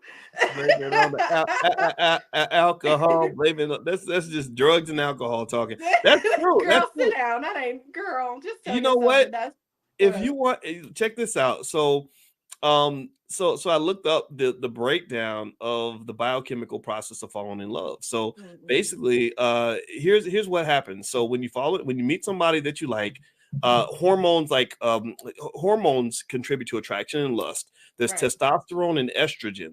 They're pivotal in the initial stages of attraction. These sex hormones are not only linked to sexual arousal, but also prompt an initial attraction to potential partners. Neurotransmitters produce a high level of dopamine and norepinephrine. I said Okay. it wrong. They're released when someone is attracted to another person, which can lead to feelings of euphoria, increased energy, and a focus on the object of one's affection. Then romantic attachment is driven by dopamine. Central to the reward pathways in the brain, dopamine is heavily involved in the pleasure and reward systems associated with love, creating feelings of pleasure and reinforcement to motivate people to continue engaging in behaviors that strengthen their romantic feelings. Serotonin, levels of serotonin, another neurotransmitter, actually drop during the initial phases of love, leading to obsessive thoughts and behaviors often seen in new lovers. So you become obsessed because your levels of serotonin have dropped. And See, no, we ain't in love with nobody. Like nobody's in love. It's over. Like we're not really in love. We just got chemicals in our body going off and pheromones and we're smelling people and we just they Mhm. smell good and it's not Yeah, real. if you Love is take not real. if all these chemicals leave your brain, then you won't fall in love with nobody. You won't even be attracted. You won't even be attached to your own kids. Ain't that That's crazy? crazy. That Yeah. is crazy. And so I'm not done. Let me finish, and then we'll be done. Mm, Okay. mm, I mm. often called the cuddle hormone, oxytocin plays a crucial role in the bonding process. It's released in large quantities during intimate activities such as cuddling, kissing, and sex. Oxytocin helps to strengthen the bond between partners, promoting feelings of contentment and security. Vasopressin is another important hormone in long-term commitment. It's associated with behaviors that produce long-term monogamous relationships. It is released following physical intimacy and helps to maintain the bond between partners over time. And endorphins are the body's natural painkillers, which also enhance feelings of well being and relaxation. They are released during physical intimacy and touch, contributing to the comfort and happiness of long term partners. Now, I'm curious about vasopressin, and I want to know, do men and women have different levels of vasopressin? And can Because, we okay. oh, you got to go? Hmm. I'm sorry. No. I was gonna say, and aren't some of the could we be given some of the things to fall more in love? Like could they make pills of certain things and we could feel more of those things? Well, I Are think any that of these things bottled? I guess but is my question. you mean Serotonin is like a pill? You get like an oxytocin pill or something yeah, like like that? are there oxytocin pills? Are there like because there's drugs, right? Or there Mm. serotonin exists, right? So could someone Yeah. take yeah, right? So could someone take something and fall in love with someone that way? I wonder. It's a love question. Ooh. I was just wondering, like, you're right, they have drugs. Oh, that's a good one. That's a good. I don't know. Let me see. There's no pill or medication that can specifically create the complex emotions that we talked about. However, certain hormones and neurotransmitters involved in the feelings associated with love, such as dopamine, oxytocin, and serotonin, can be influenced by medications or supplements. Certain medications and recreational drugs can increase dopamine levels, right, leading to feelings of pleasure and reward. Right, that's what Molly, was it Molly? Is that right? Papa Mm, Molly, I'm sweating. Like stuff like that. I I think don't that want that that. can that can create like that euphoria and the No. connection with other Mm, people. Oxytocin is referred to the love hormone. Let's see here. There are nasal sprays that can increase oxytocin levels. They are mm. primarily used in research settings. The effects are subtle and not akin to creating romantic love. They might enhance feelings of trust and bonding, though. Serotonin, antidepressants, particularly sedative serotonin re- uh, reuptake inhibitors, SSRIs, alter serotonin levels in the brain and can impact mood and emotions. So I remember a person I knew that was taking like one of those psychiatric drugs. I forgot which one it was. It was real popular. but it was for depression. I forgot what it was. But anyway, she said that one thing that happened to her was she had no desire to sleep with anybody. She did not feel any sexual arousal, none of that. And so that's kind of like a crazy place to be, right? Yeah, And we don't then want that. and then, by the way, with vasopressin, if you remember vasopressin, we talked about that earlier. Yeah. Vasopressin, it basically, that was the thing that creates monogamy. It seemed like, if they said vasopressin is important in long-term commitment associated with behaviors that produce long-term monogamous relationships. And so I asked, do men and women have different levels of vasopressin? And they said, yes, men and women have different levels of vasopressin, and these differences can potentially influence behavior and physiological responses in certain contexts, including social bonding and stress management. Vasopressin, known as antidiuretic hormone, ADH, plays a crucial role in regulating the body's retention of water and has significant functions in social behavior, sexual motivation, and pair bonding. Its levels and effects can vary based on several factors, including sex, as it interacts with sex hormones like testosterone and estrogen. So for men, vasopressin is often associated with aggression, territorial behavior. So this is what happens when men start to feel monogamous. They want to kick everybody's ass and fight over you. That's true. I mean, seriously, That's a lot of us true. see No, that. that's Yeah. definitely yes. Holy crap, this is Yeah. crazy. And then So we check start this to not out. like them. Yeah, wait, say it again. That's it. And then we start to not like them. It's like, no, you mine, girl. It's like, Yeah, so vasopressin can create increased aggression, territorial behavior, and social bonding in males. It influences behaviors that are typically associated with male social interaction and mating. For example, in some animal studies, higher vasopressin levels have been linked to increased aggression and establishment of social hierarchies. Oh shit. Okay, women, the interaction between vasopressin and estrogen might influence social behaviors differently. While vasopressin also plays a role in pair bonding and social responses in females, the behavioral outcomes might be less aggressive and more affiliative. So more cooperative as opposed to competitive compared to males. However, the exact roles and the effects are built on numerous factors. Studies in humans are less definitive compared to animal studies. Let's see. They also say that let's see. They looked at voles. Voles have been studied extensively for the effects of vasopressin on monogamous versus non-monogamous behavior. Human research often focuses on correlation between vasopressin levels and social behaviors. It is essential to note that while there are differences in the effects of vasopressin among men and women, the variation of each sex and influence, blah blah blah blah. Okay, so there's not much saying there, but I personally think that says a lot, right? If you think about how men and women behave differently when they are in love, it's interesting. Like, I know that my father, when he loved my mother, one thing I remember hearing my father say is the reason he married my mother, because I was 3 and I had a different daddy. He married my mother, and his first reaction was, these two are mine. This is my responsibility. This is my territory. And then also he had, potentially almost borderline violent confrontations with my biological father, saying, this is mine, stay away, you know. And you think about that. I mean, but women can be territorial also, just maybe in a different sort of way. yeah. So this is fascinating, right? Okay. You got to geek out tonight. Yeah, this was fun. I gotta do this again. This was really interesting. I think that I think understanding who we are and how we behave and why, I think, is really a great part of, being smarter and better people, Yeah. And then also just emotional intelligence to me means being intelligent about your emotions. Like, why did I feel this way? What happened here? And then that way you can put yourself where you want to be. So anyway, I'm going to go ahead and let you go. I've held you hostage for an hour and a half. And it's so funny. I was real tired when I started. I told you how tired I was, but I perked up with this because this was interesting stuff. And I want everybody to know I'm talking to Tiara KJ Williams, aka Miss Black Hollywood, and her website is realvirtual.net. So her company can help you with your business. If you want to go meet Tiara, who's an awesome person and a famous person and super smart, just go to realvirtual.net, and her team will work with you to help you get your business going. They can not just help you come up with the idea and the business model, but they can also help you execute the business model. Execution is everything. And I know a lot of you are trying to look for the next level. And also, speaking of another aspect of the next level, I have a training called How to Make Money Without Working, and it basically leans on the ability to make money with stock options. A lot of people don't know that you can generate a lot of income by selling stock options, and we talk about that on a regular basis. So if you'd like to get that free training, How to Make Money Without Working, just text the word money to the number 87948. text money to 87948. I will send you that. I'll also send you some stocks that I like, stuff like that, because I want to see you wealthier. I want to see you happier. I want to see you live a better life. That's the goal of this platform. And also make sure you follow us on Spotify. Just look for my name on Spotify. You can find my podcast there as well. So thank you all very, very much for hanging out. Hit the thumbs up button. Thank you very much, Tiara KJ Williams. I appreciate your time. Great time. And yes, ma'am. And we will see you all soon. Take care. Bye-bye. Bye.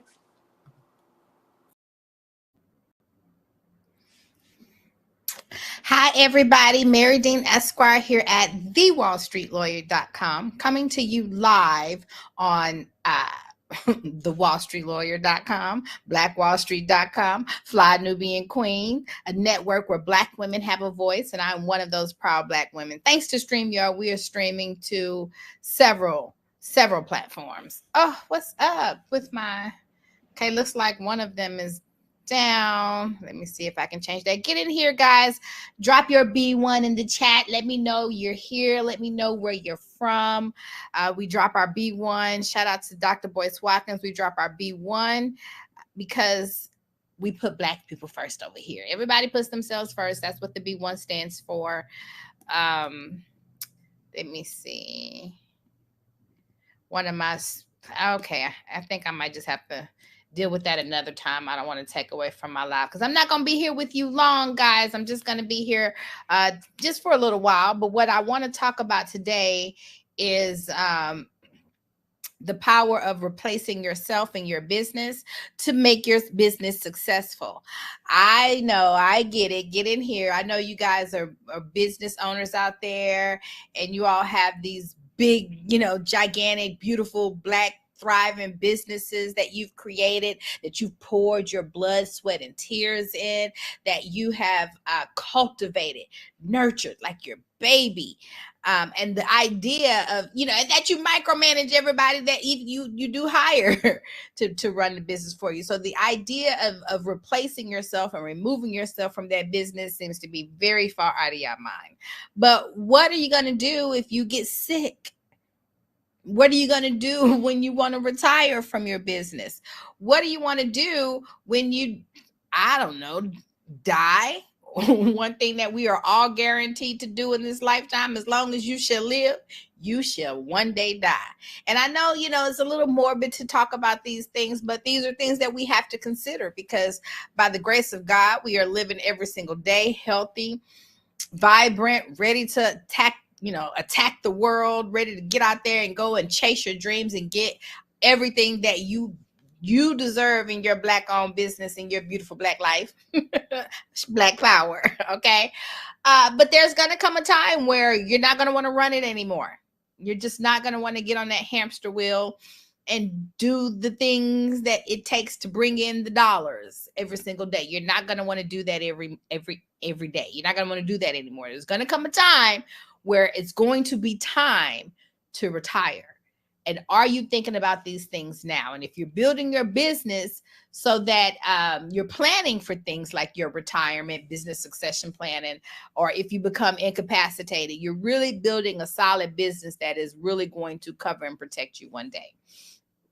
Because for the most skilled leader, one of the things, the signs of a real true business is that you have replaced yourself, and so you're not having to be there day in and day out.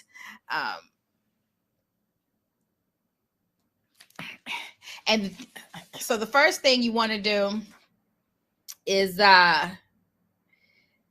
train people. You want to think about your team. You want to think about the people that you are working with. And notice that I did not say person. I said people. You want to have a whole bench of people thinking in the wings. Think about any other sport. And I think that's how it goes. They have one person starting. I think that's how it goes. And then they have backups. Or think about a play. And think about acting. There's always the main character, and there's always somebody who's waiting in the wings to take over should that person not be able to fulfill their duties. And I think that it's important that you build your business with that same kind of what if scenario should take place. You should be training people to take over for you. You should be and allowing yourself to what we say, there's a thing called working in the business, and then there's a thing called working on the business. And you want to make sure that you're not always just working in the business, but you spend some time actually working on the business and above the business, so that you can make sure that your business is going to thrive should something happen to you. And so what does it mean to work on the business? What does it mean to work above the business? Well, when you're working on the business and above the business, you're making sure you have that solid foundation in place. A foundation that my signature foundation, my Black Wall Street Lift systems, where I take you through your legal, insurance, financial, and tax systems designed to support a strong sales system, so that you can make sure you're not only bringing in money day after day, week after week, but that you're also analyzing those dollars in relationship to what tax deductions that you can and should be taken in your Black-owned business. And in addition to, so that your sales system is truly supported. And so, yes, you want to be training people, training family members, training maybe employees, or even people that you are mentoring in some type of way. But these are things that you need to be thinking about, because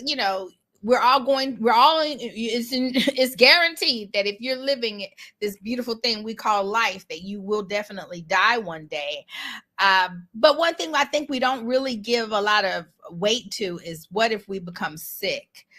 And we're still living, but we're no longer able to run the race physically or otherwise.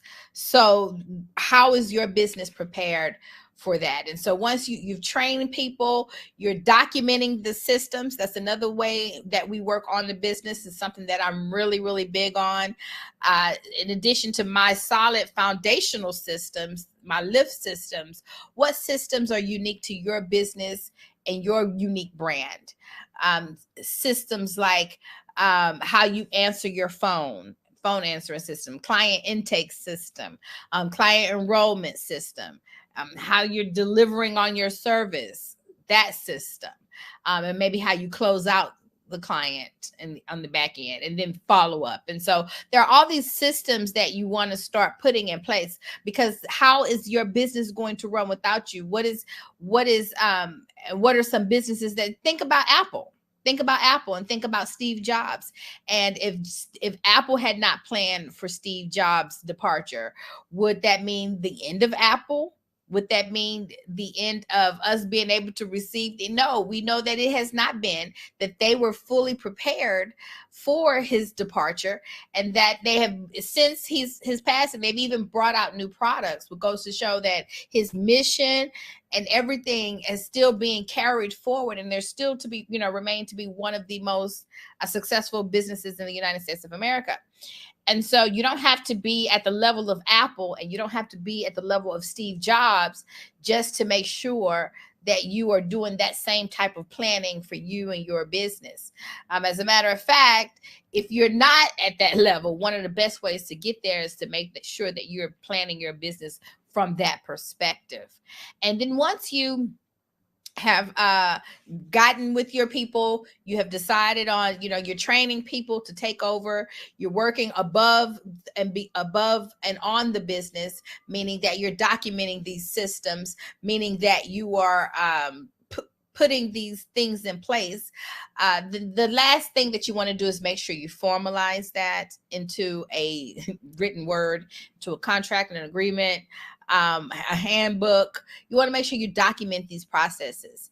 You want to make sure that you document these systems. You want to make sure that you have a handbook that is actually handy, not just something that you done downloaded and cut and paste from the internet, but something that is actually real and alive and empowering to your particular business, and that documents your particular systems. So you want to formalize that. And if you want some help in formalizing that, well, that's what your girl is here for. No. That's what I'm here for. I'm here to help you with that. And so I dropped a link in the chat that you can check out. Click on the link, schedule a consultation with me. Make sure you follow me at The Wall Street Lawyer on Instagram, The Wall Street Lawyer on X, now is known as X, as well as blackwallstreet.com on Instagram and across all platforms, blackwallstreet.dotcom. And make sure you join my Facebook group, because Black wealth is definitely critical to Black power. Again, I said I wasn't going to be long in here. I just want you to understand that the thing about running a business, you don't want a business that runs you. You want to be able to run your business. And one of the best ways to make sure you can run your Black-owned business is by putting systems in place. Systems save yourself time, energy, and money. That's what systems are for. They save yourself time, energy, and money. You don't have to think. You can just run these systems on autopilot. It's the reason why and how McDonald's can deliver the same nasty burger to millions of people across the globe, is because they have well-documented systems, handbooks, processes, all written out, already worked out. All you got the to-do list and do what's on that to-do list. And so if you need help putting your foundational systems together, please contact me and figure so that we can get your legal, insurance, financial, and tax systems and shored up and fill in the holes so that you can be your best self. Mary Dean Esquire here at thewallstreetlawyer.com. Right? I think any artist, I'm an entrepreneur, and I can say the same thing. Whenever you are sharing your world or your art with somebody, it can be sensitive, right? You also talked about early music. I'm going to reset. I'm in a hot second, but you also talked about early music, and it was very different. It was very positive. It was uplifting. Danette Mitchell says, when I was growing up, we had ratchet music. However, in the Black community, we kept it underground and elevated positive music. This is when we owned our own radio stations and music stores. I can remember listening to a Tupac who's going to give you a little bit of ratchet, but give you something to think about. Where Mama or Brenda Had a Baby, KRS-One. So you have a nice mix. Today's music, it's all pop that P, look at my P, suck this, bitch that. Like, there's no love music, there's no community. Like, I think it affects our relationships. I think it affects how men and women relate to each other, talk to each other. I think it affects our relationships, our ability to communicate, our ability to love. Music is so powerful and influential, much like this conversation that we're having today about hip hop's damaging influence on Black women, right here on Fly Nubian Money, which we do every Monday through Friday at 1:00 p.m. Eastern. You can catch us here. And you can also get notified when we're live if you text the word Queens, QUEENS, to 87948. Again, that's 87948. You can also catch us on Spotify by searching Fly Nubian Money to take us on the go with you. Aisha, I want to come back and talk to you. Given your Nigerian background, can you share some cultural differences between the music scenes in Nigeria and the United States, particularly regarding what's allowed to be discussed on the airwaves and how it influences societal values? That was a mouthful. You might be a mute.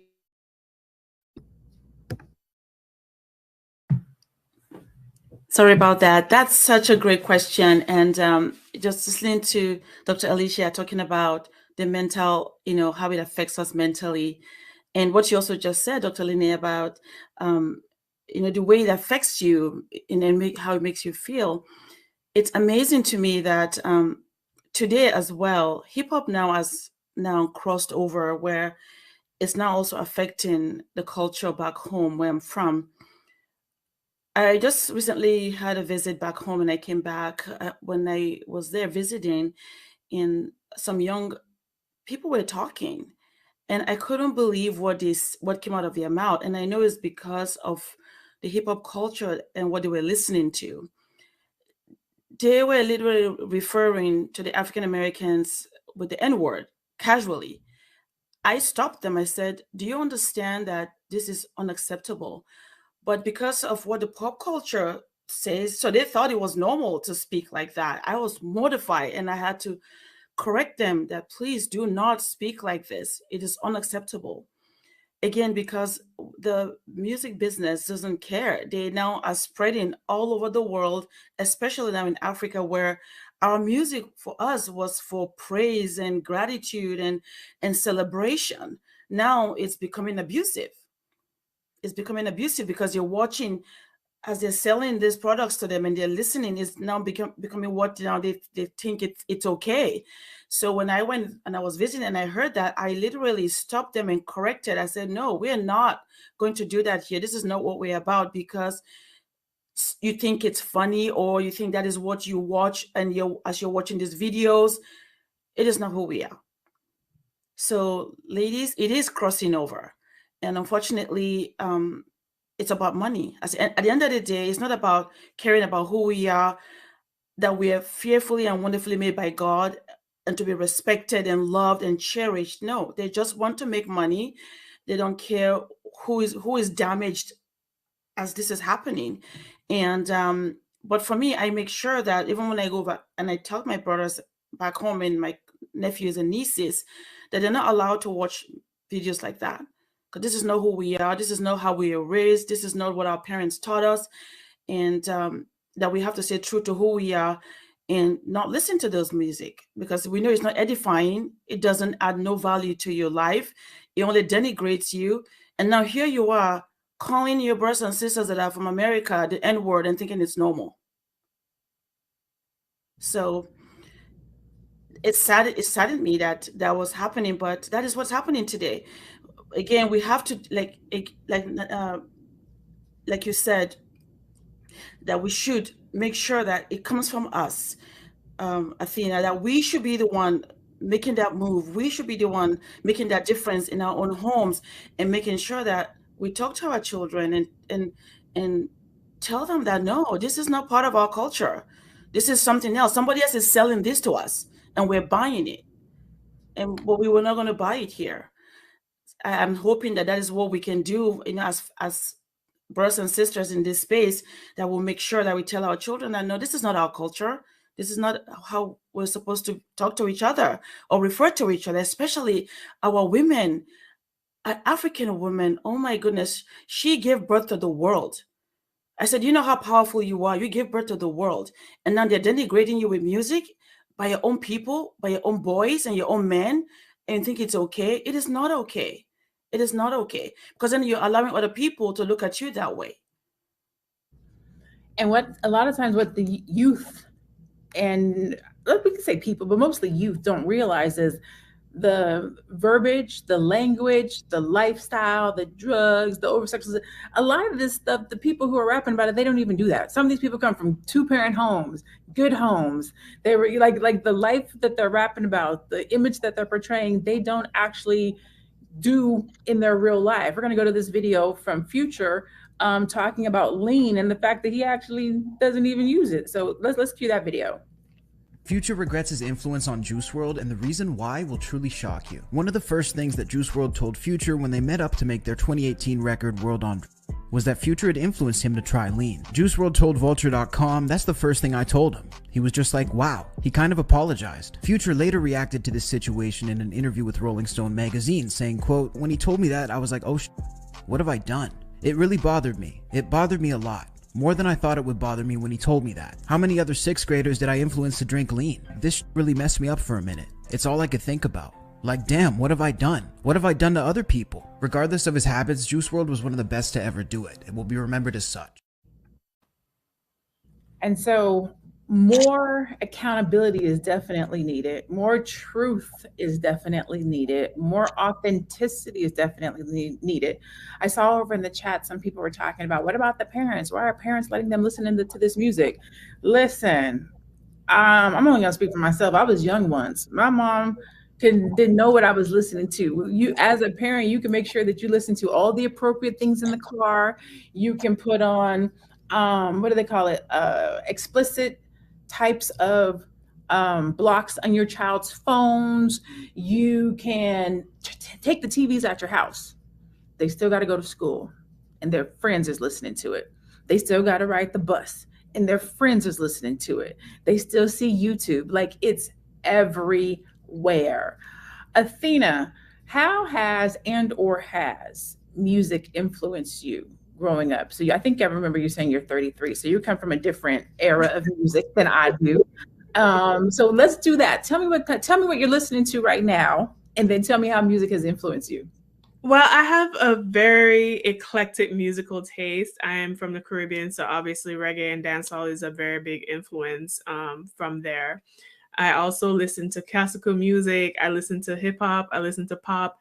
I listen to ratchet music. I'm going to sit here and be honest on the panel. I do like some of the artists that we have in question. I do listen to Cardi B. I do listen to Megan Thee Stallion.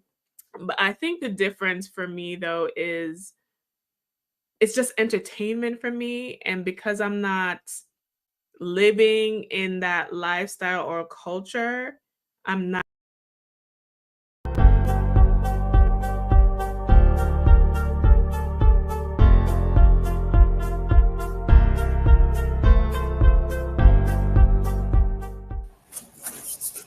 Welcome to Fly Nubian Money. I am Laura Lala Key, your host for today. And today we're tackling a very significant and controversial topic in our communities. And I am joined by some awesome co-queens.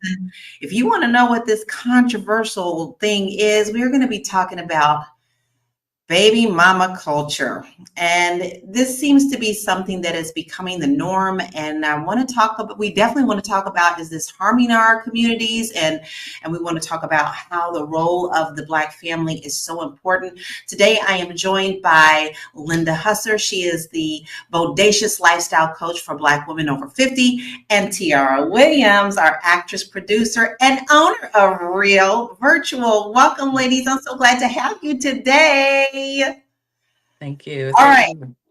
It's going to be kind of crazy for this. Are y'all ready for this? So we have some great footage that I think that we should start off with. So to get this conversation going, let's dive into this short clip video from the 80s or early 90s that is featuring some young Black women who are expressing their views on fatherhood and the necessity of men in their household.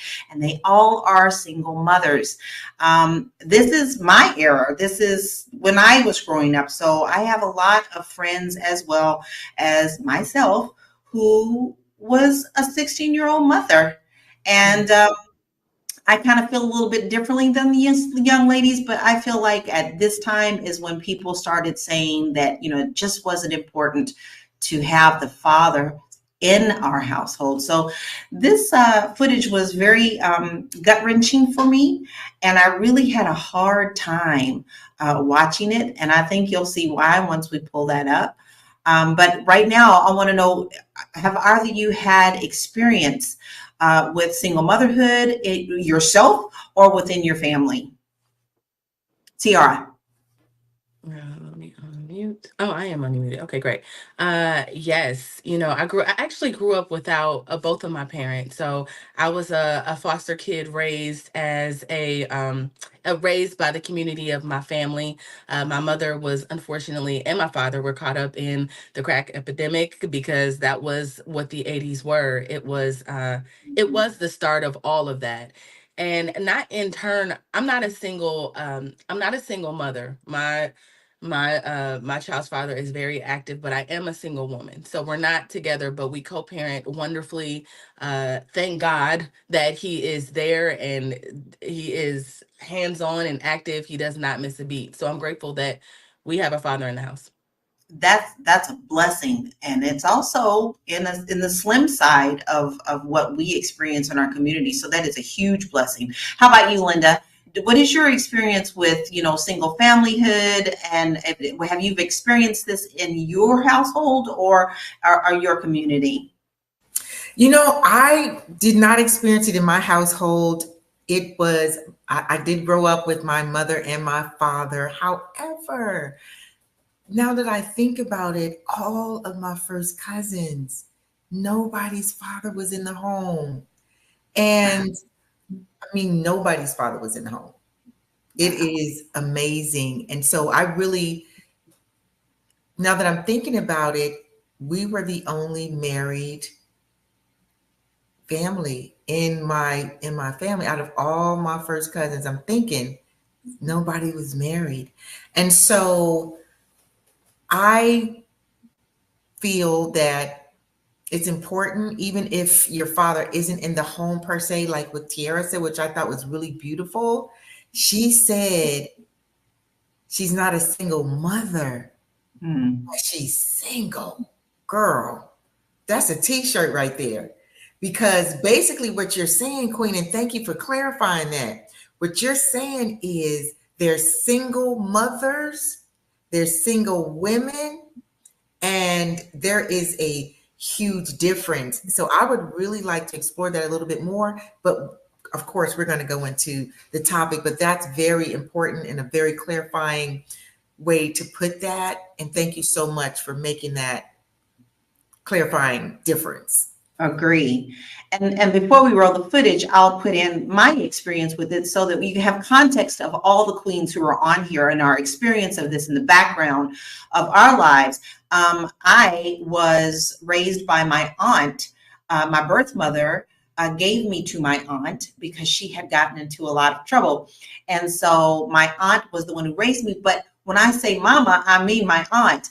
Now, I lived in a community, I call it my village, where all of my aunties and my uncles lived in the same neighborhood, and my dad still lived in the neighborhood too. So even though my parents weren't married, I had a weird village, but still a blessed village. Most of my aunties and uncles were all married, and all of them were. So they were an example for me. So let's sit back and watch this video because I have a lot of things that we can really dig into with this. All right, hold on. Married. None of you are married. Raise your hand if you would like to be married to your baby's father.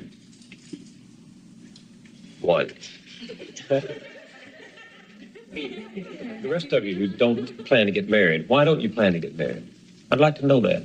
You already have your child to think about, and then a whole family to care for. You know, it's a lot of responsibility, and then you don't want the commitments. I wouldn't want no man holding me down because I think I can make it as a single parent. But don't you think you might need help in raising that baby from a man? Not really. I didn't have a father. My father wasn't in the home, so you know it really male figures are not substantially important in the family. Raise your hand if you're married. None of you are married. Ouch. If you're just now joining us, you're watching Fly Nubian Money, and we are here Monday through Friday at 1 p.m. every day, Monday through Friday. And if you don't want to miss us, you can get a notification by texting Queens, Queens, to 87948, and you will get a notification. And sometimes we have some freebies for you there as well. You also want to make sure that you join us on Spotify. All you have to do is go on over there and type in Fly Nubian Money, and you can take us on the road with you and listen to us at your convenience. And then also, we help you get your financial house in order. And so if you don't know where to start with that, you can visit our website at flynubianmoney.com, where we have a lot of resources for you there to get you started on your financial road. And today I am joined by my co-queens, and we are talking about why baby mama culture is beneath Black women. I wanted to cry with that video. So I'm going to start off with you, Tiara. What are your thoughts and your perspectives shared in that video? You know, I think when I look at that, all I see is conditioning, right? It reminds me, I mean, I hate to get all historical, but since Black people have been brought to this country, it has been an agenda to divide and conquer. It has been, you know, our ancestors being separated. Some of them sent to to Alabama, while the rest of the family is sent to Mississippi. You know, it's just part of the agenda. So since the beginning, we have been separated. But I would say, like, somewhere in the 80s or 90s, like, that whole era was really a time when there was an agenda, I think, to program us in a way. So it just sounds like programming to me. It's almost like today when I look at female rappers 20 years ago, 30 years ago now, you would cringe to be like, who you calling a bitch? But now the girls be like, I'm a bitch, I'm a hoe. Like, they've taken on that armor. So it's kind of the same to me. It's the same agenda of like over time conditioning. For just being conditioned to just be like, you know what? We should normalize this. And so that's what I see. It saddens me, but I feel like it goes along with Black community, like how, like I said, we've been conditioned. I have to agree on that. And it seems like our audience who's here with us right now are pretty much kind of feeling how we're feeling. Shalonda said that male figure is most definitely important in the family dynamic. And we heard that young lady say that she didn't feel like that the male persona is a big difference at all to her. And one of them said that she didn't want the drama. She didn't feel like she wanted that, which just makes me cringe as well. And we have someone else that they're all too young and they just don't understand. And we would love to know where they are today, which actually I would love to know that too. Linda, what are your thoughts and perspectives on this video? My thoughts and perspective on that video is I want to just piggyback off of Queen Tiara and just say that a lot of that is conditioning, programming, because those women, young ladies, grew up in homes where mama didn't have anybody.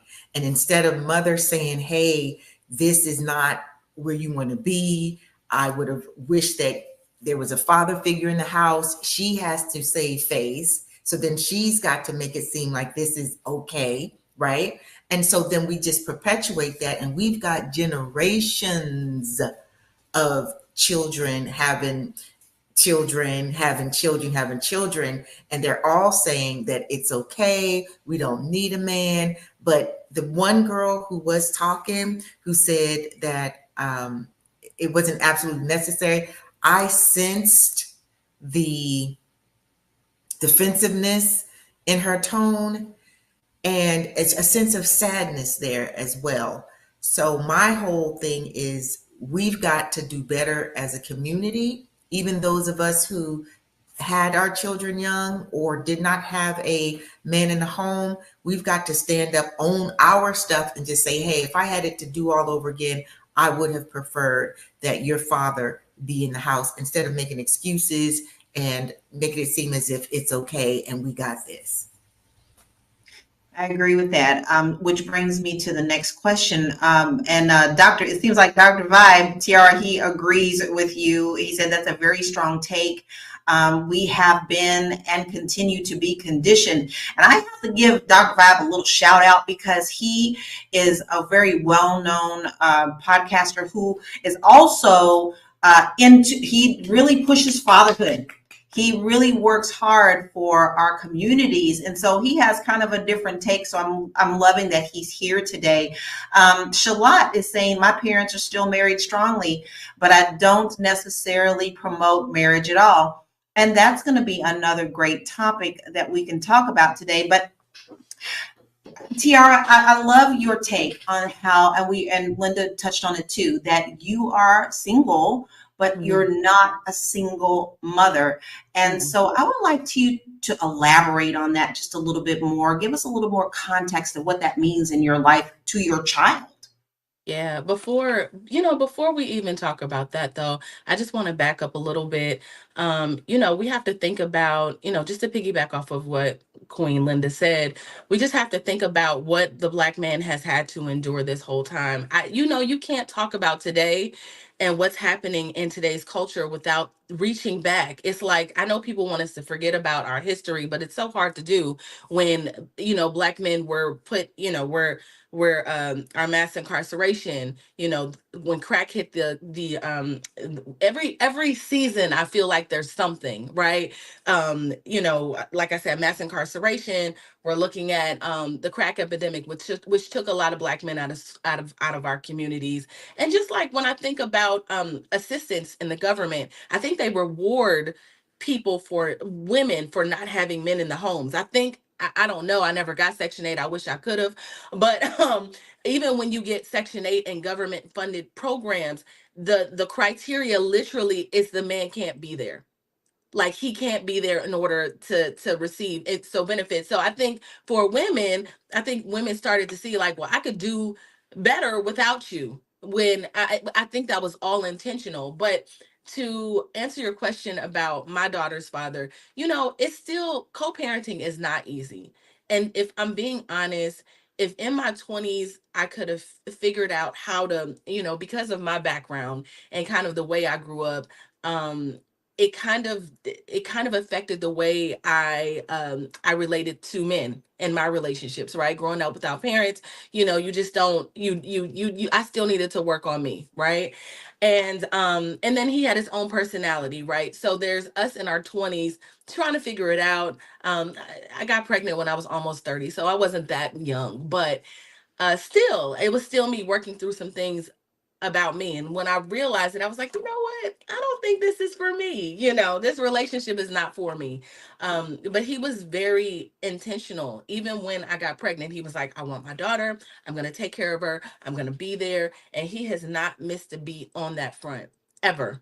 You know, if anything, it'd be sometimes he'd be like, I got her. I'm picking her up. Did you get this for her? Did you do this? I'd be like, well, Jesus. Like, I almost feel like the roles are reversed, which is amazing to me because it's allowed me to still pursue my career here in Hollywood. It's allowed me to still do all the things that I wanted to do while we co-raise this baby. And she's not a baby anymore. She's 13. But you know, it's hard to do it separately. Would I prefer to be together? Yes, but that doesn't always happen that way. You know, so but when it doesn't happen, you figure out how to co-parent. You figure out how to make it work for the baby. Now we don't miss the opening of an envelope for Lauren ever. The both of us together, we show up as a united front, but it took lots of communication, a lot of like compromise, the same elements of like marriage, I would assume, because I can't get rid of this person. They are in my life forever and ever. And we have this child, but I'm also single. So, but I'm also single. So there's that. I have to go to Linda because Linda's like bubbling. She has things to say. So I want to hear your comments and what you're feeling, because I could tell right now you're just like, you're loving everything that Queen Tiara is saying. So I would love to hear what your thoughts are on that relationship and how you see that as a great dynamic. I would love, Queen Tiara, for you. I just see a whole new income stream popping up. Teaching, listen, because I'm a coach, so I always see different things. I would love for you to really think about having a platform so that we could reclaim this whole single mother situation and actually teach our queens the importance of a father being in the home. How do you navigate that? How do you negotiate that? And how important that is. Because like you said, there's some sacrifices, there's some different things that have to happen. But for the sake of the child, it's mandatory and necessary. And we've got to stop tolerating the intolerable and accepting the unacceptable. So I would love for you to really, really think about that, because when you said that, I'm a single woman, but I'm not a baby mama. That is, you are on to something. So that's what I feel about that. That's why I was smiling, because I know it's difficult, but we supposed to be able to do difficult things. Like, why is it that we can say we're strong Black woman in this sense, but when it comes to doing the best for your child, you weak and you just fall all apart and I don't need him? It's not about that, because at one point you did need him to the point where you had relations and now you got a baby. So let's not put our head too high. Let's make this work for the child's sake. Totally agree. Tiara, you have so much support in the comments, you know, and people are loving that because you're actually showing that it can be done. All right. And there is a distinction between what you're doing and what we're talking about here today. And it is what? Mindset. And I think that we have to go back to the historical aspects of this. Now, for those of you who are just joining us, we are going to replay that video in a few minutes so that you can listen to it again after we've talked about it a little bit, and you can get a little more context of what's going on. But if you're just joining us, you are watching Fly Nubian Money. We are here Monday through Friday at 1 p.m. Eastern Standard Time. We tackle some tough things that are going on that you may be experiencing or someone else that you know is experiencing. And if you don't want to miss an episode, all you have to do is simple. Just pick up your little personal assistant right here and type the word Queens, QUEENS, to 87948. Then if you're, I might miss it today. Well, go on to Spotify and type in Fly Nubian Money there, and you can take us on the road, listen to us before bed, have us with your coffee in the morning. We would love to hear your comments. We'd love to talk back to you. This isn't just us talking at you. This is talking with you. And we would love for you to continue to put your comments in, and we'll address those as well. And if you're kind of struggling a little bit with your finances, we can help you there as well. Please make sure that you go to flynubianmoney.com. We have some great resources and courses for you there to help you kind of get your money in order, because you never know when your nest egg is going to be tapped into. And if you don't have one, this is where you can find to get started on having one. Today, I'm actually joined by Linda and Tiara, and we are talking about here's why Black mama culture is beneath Black women. Now, I'm going to tell y'all something this weekend. Let's look at some stats. This is perfect timing. Let's talk about single parent households. Black single mothers, as of 2020, are about 64% of Black children were living in single parent households, predominantly led by single mothers. Now, Black single fathers, while less common, single fathers also make up a notably portion of single parent households in the Black community. And approximately 4% of Black children lived with their Black fathers, their single Black fathers. I actually have several cousins that are raising their young daughters as single fathers. And I see this, and they work hard too. But the poverty rates, and I'm going to talk about the economical impact of this. The poverty rates are this. Single mother households, particularly those led by Black women, have higher poverty rates compared to households led by married couples. Nearly 30% of Black single mother families live below the poverty line. All right, this is kind of scary. But let's move on to talk about the behavioral and emotional effects on our children. Let's look at some of the behavior issues. Children from single parent households may experience higher levels of behavior issues. Research indicates that these children are more likely to exhibit signs of aggression, anxiety, and depression. And how about the emotional part? Let's not forget, we are body, mind, and spirit. So the absence of a father figure can affect the children's emotional development, leading to difficulties in forming healthy relationships later on in life. Now, let's go back to that video. After looking at these stats, I want you to really listen to these young ladies again, because as Linda said, I also feel that a couple of these girls are coming from a place of hurt. So Married. None of you are married. Raise your hand if you would like to be married to your baby's father. One. The rest of you who don't plan to get married, why don't you plan to get married? I'd like to know that. You already have your child to think about, and then a whole family to care for. It's a lot of responsibility, and then you don't want the commitments. I wouldn't want no man holding me down, because I think I can make it as a single parent. But don't you think you might need help in raising that baby from a man? Not really.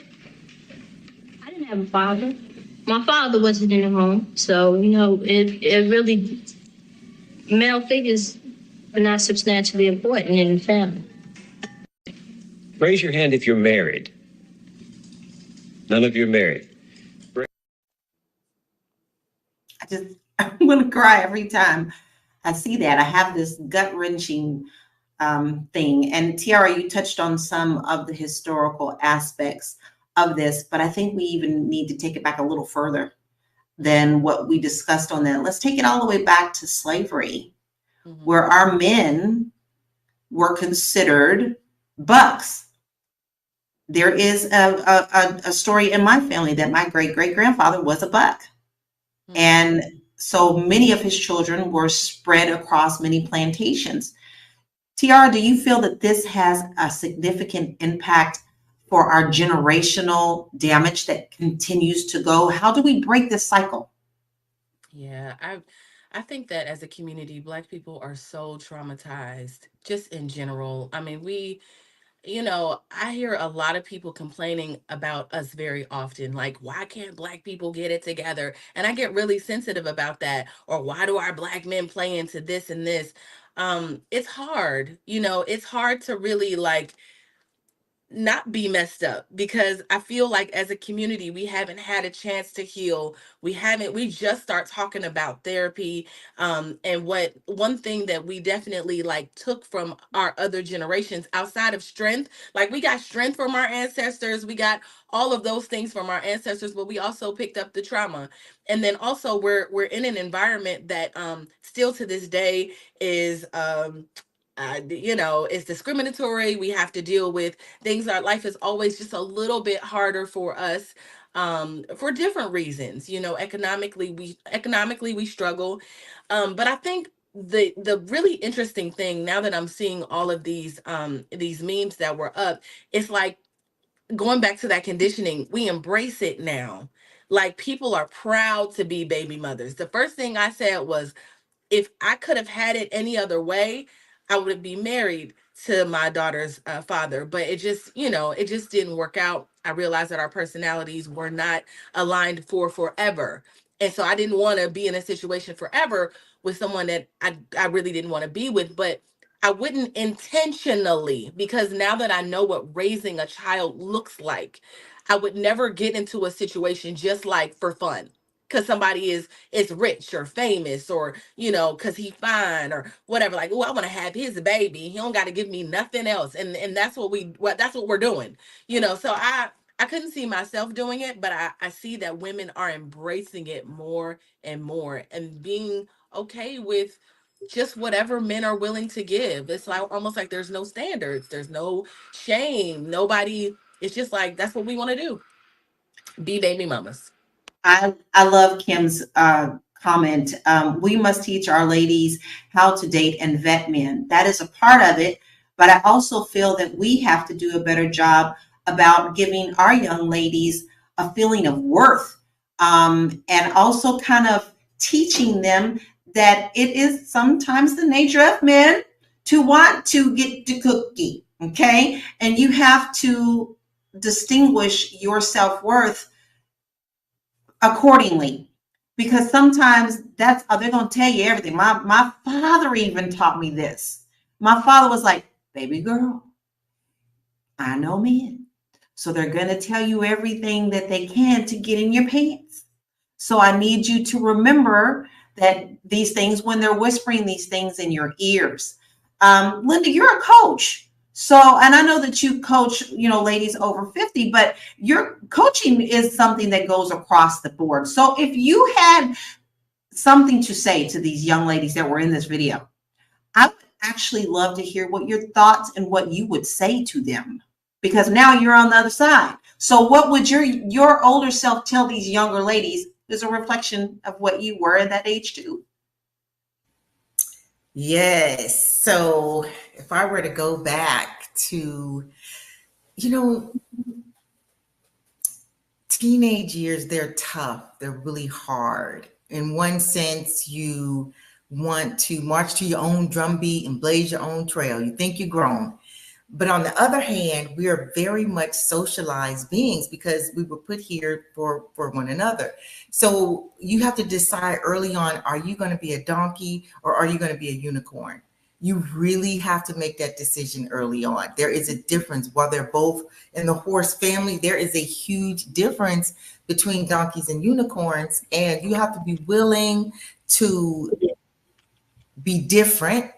You have to be willing to be a disruptor. You have to be willing sometimes to even go it alone. Maybe you're not going to be the most popular girl in the world, but maybe you find a couple unicorns and the three of you become the three musketeers. You have to be willing to make some radical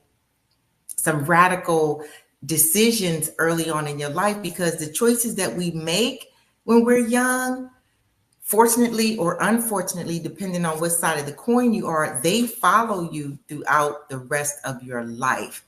So I would also want to talk to the mothers of these children, because one of the things that's also happening is children are having children.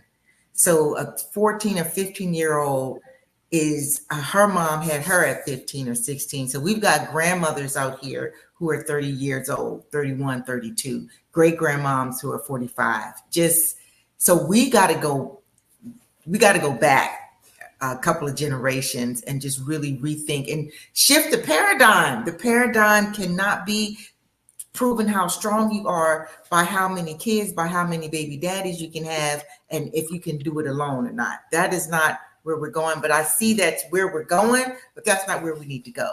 We can be stronger in so many more areas, like not giving the cookies up to everybody and not wanting to be part of there's people who are married to a guy who's got 2 or 3 wives that's online, and they're all cool with it.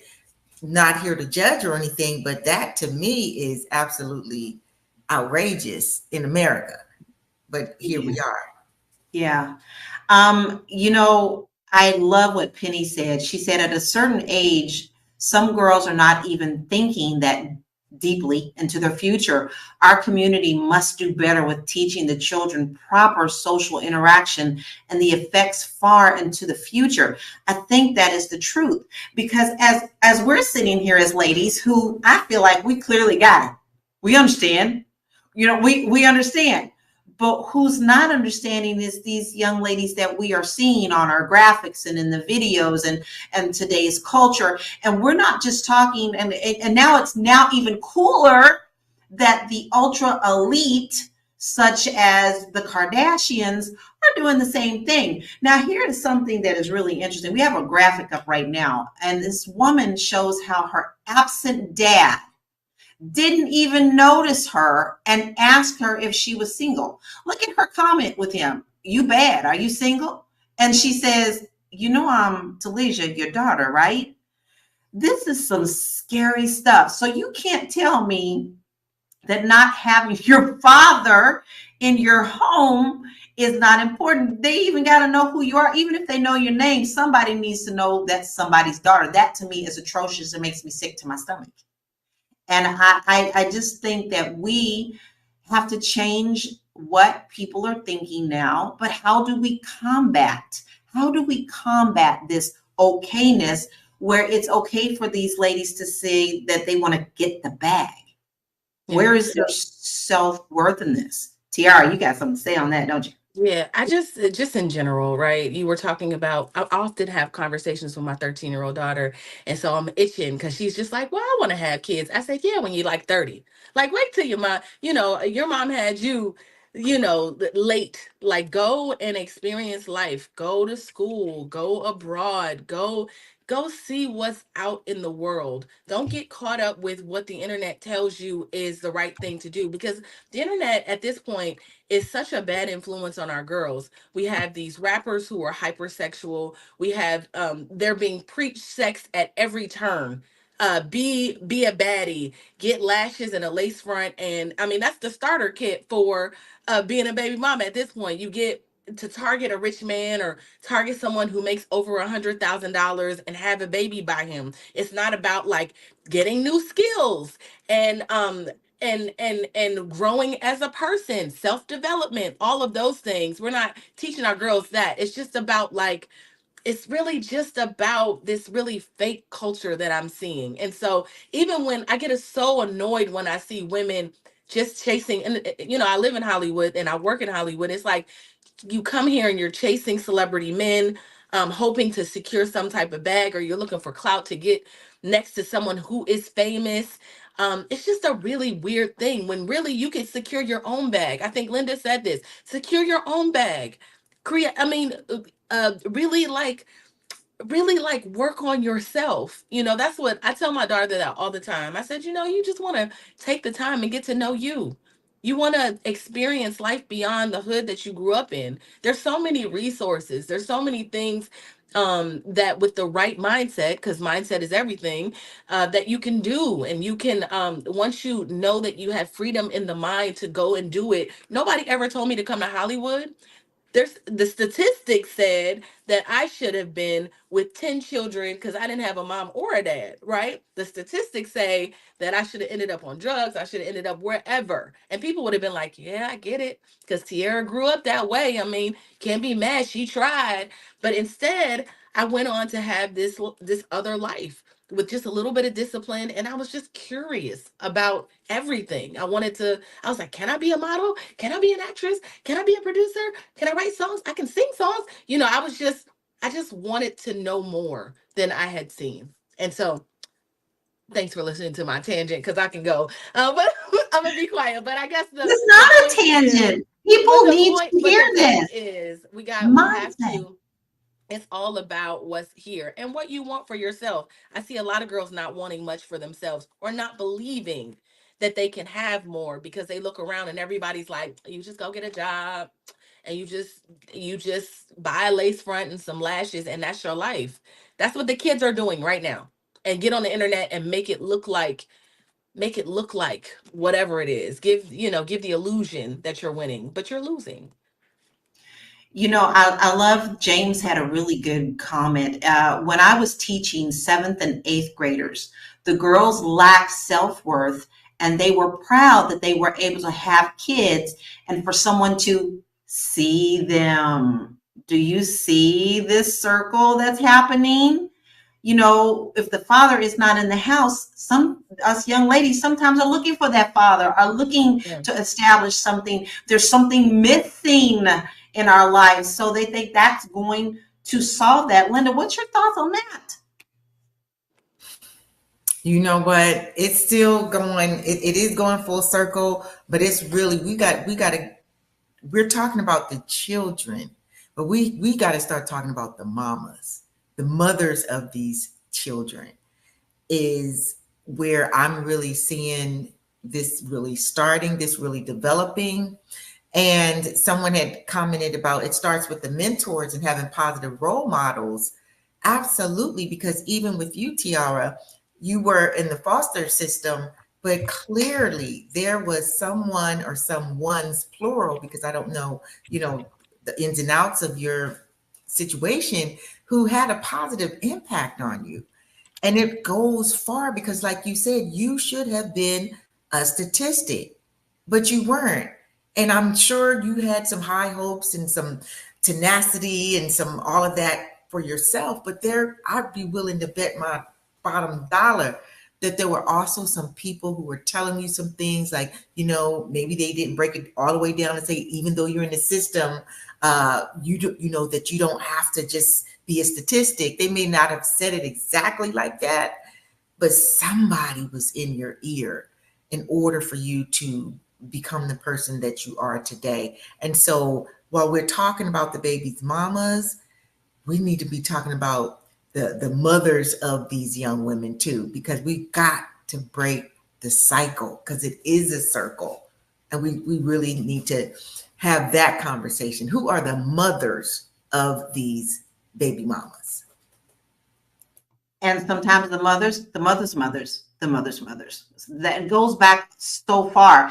If you're just joining us, you are watching Fly Nubian Money. We are here Monday through Friday at 1 p.m. Eastern Standard Time. We tackle some really good stuff and we talk about some hot topics of the day and generational curses. How do we change them? What do we do? You don't want to miss an episode. because we talk about everything that is relevant to our communities. So in order for you not to miss an episode, all you have to do is to text the word Queens, QUEENS, to 87948. Now, all right, shucks, you missed us. All right, well, you don't have to miss us. All you got to do is go on over to Spotify. And type in Fly Nubian Money and take us on the road with you. Have a glass of wine, have a glass of coffee, and talk back to us. We love it. But one thing that I don't always ask you to do, and I'm going to ask you to do this today for us, is to please make sure that you share this out. This information is so important to our community. Get the conversation started in your households, in your communities as well. And let's start putting our heads together on how we can change this thing. Now, if you need some help in the financial department, you always can go to our website, flynubianmoney.com, where we have plenty of resources for you there and courses to help you get your financial house in order.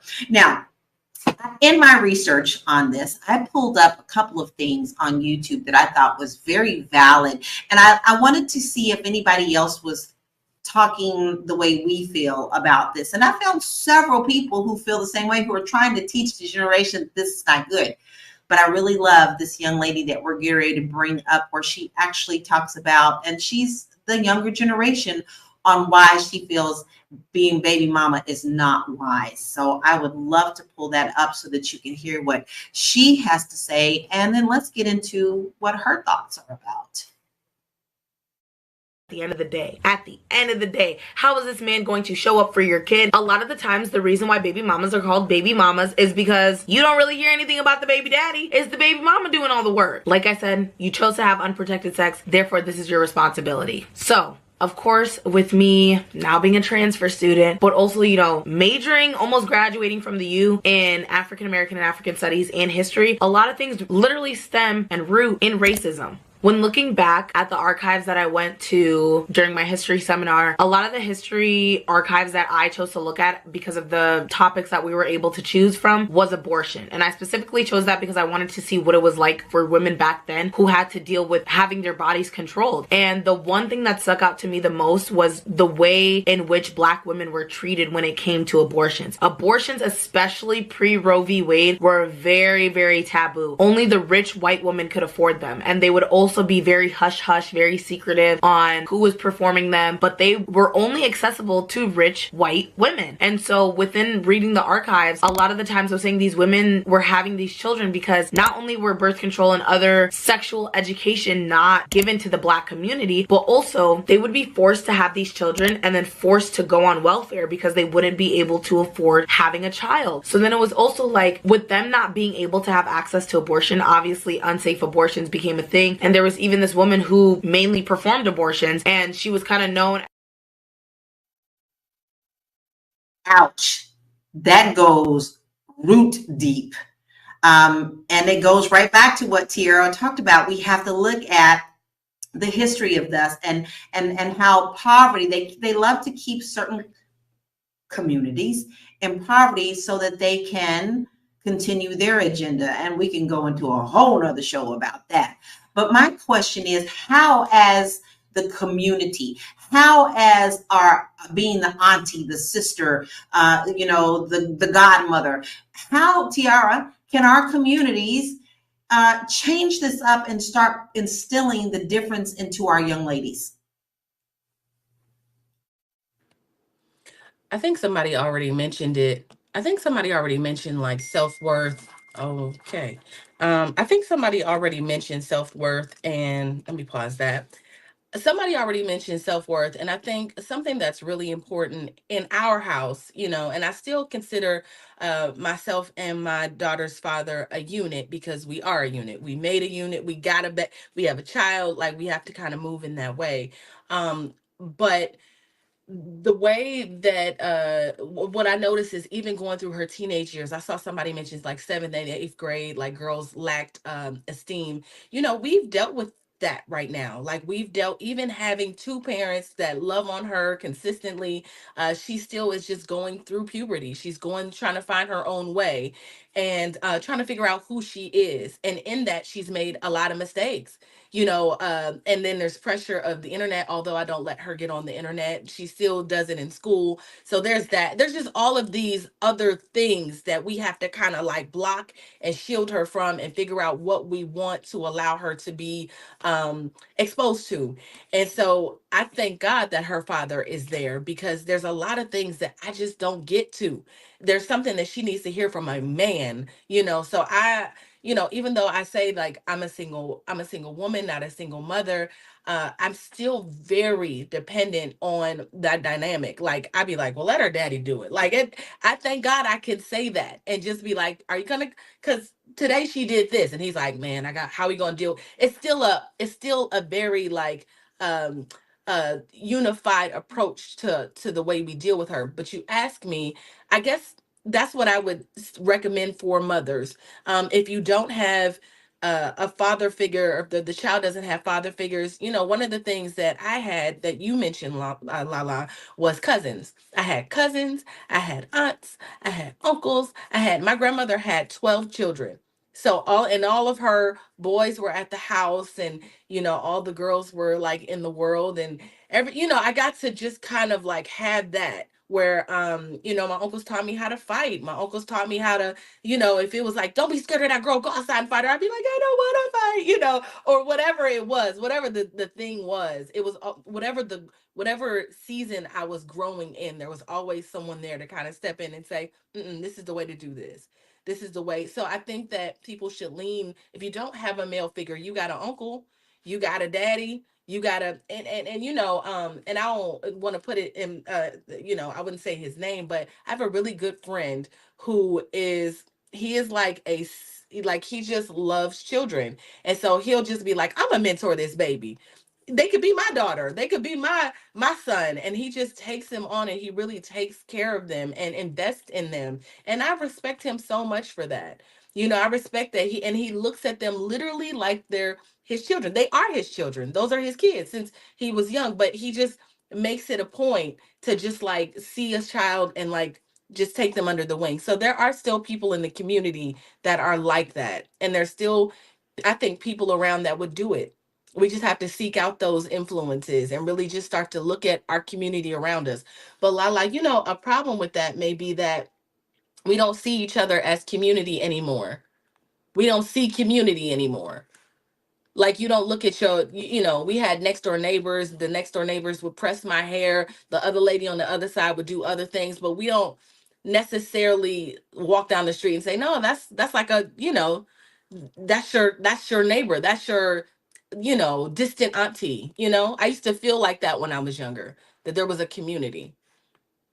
I think that that right there is our answer. We got to get back to community. We have some slides up now that are talking about the economic impact.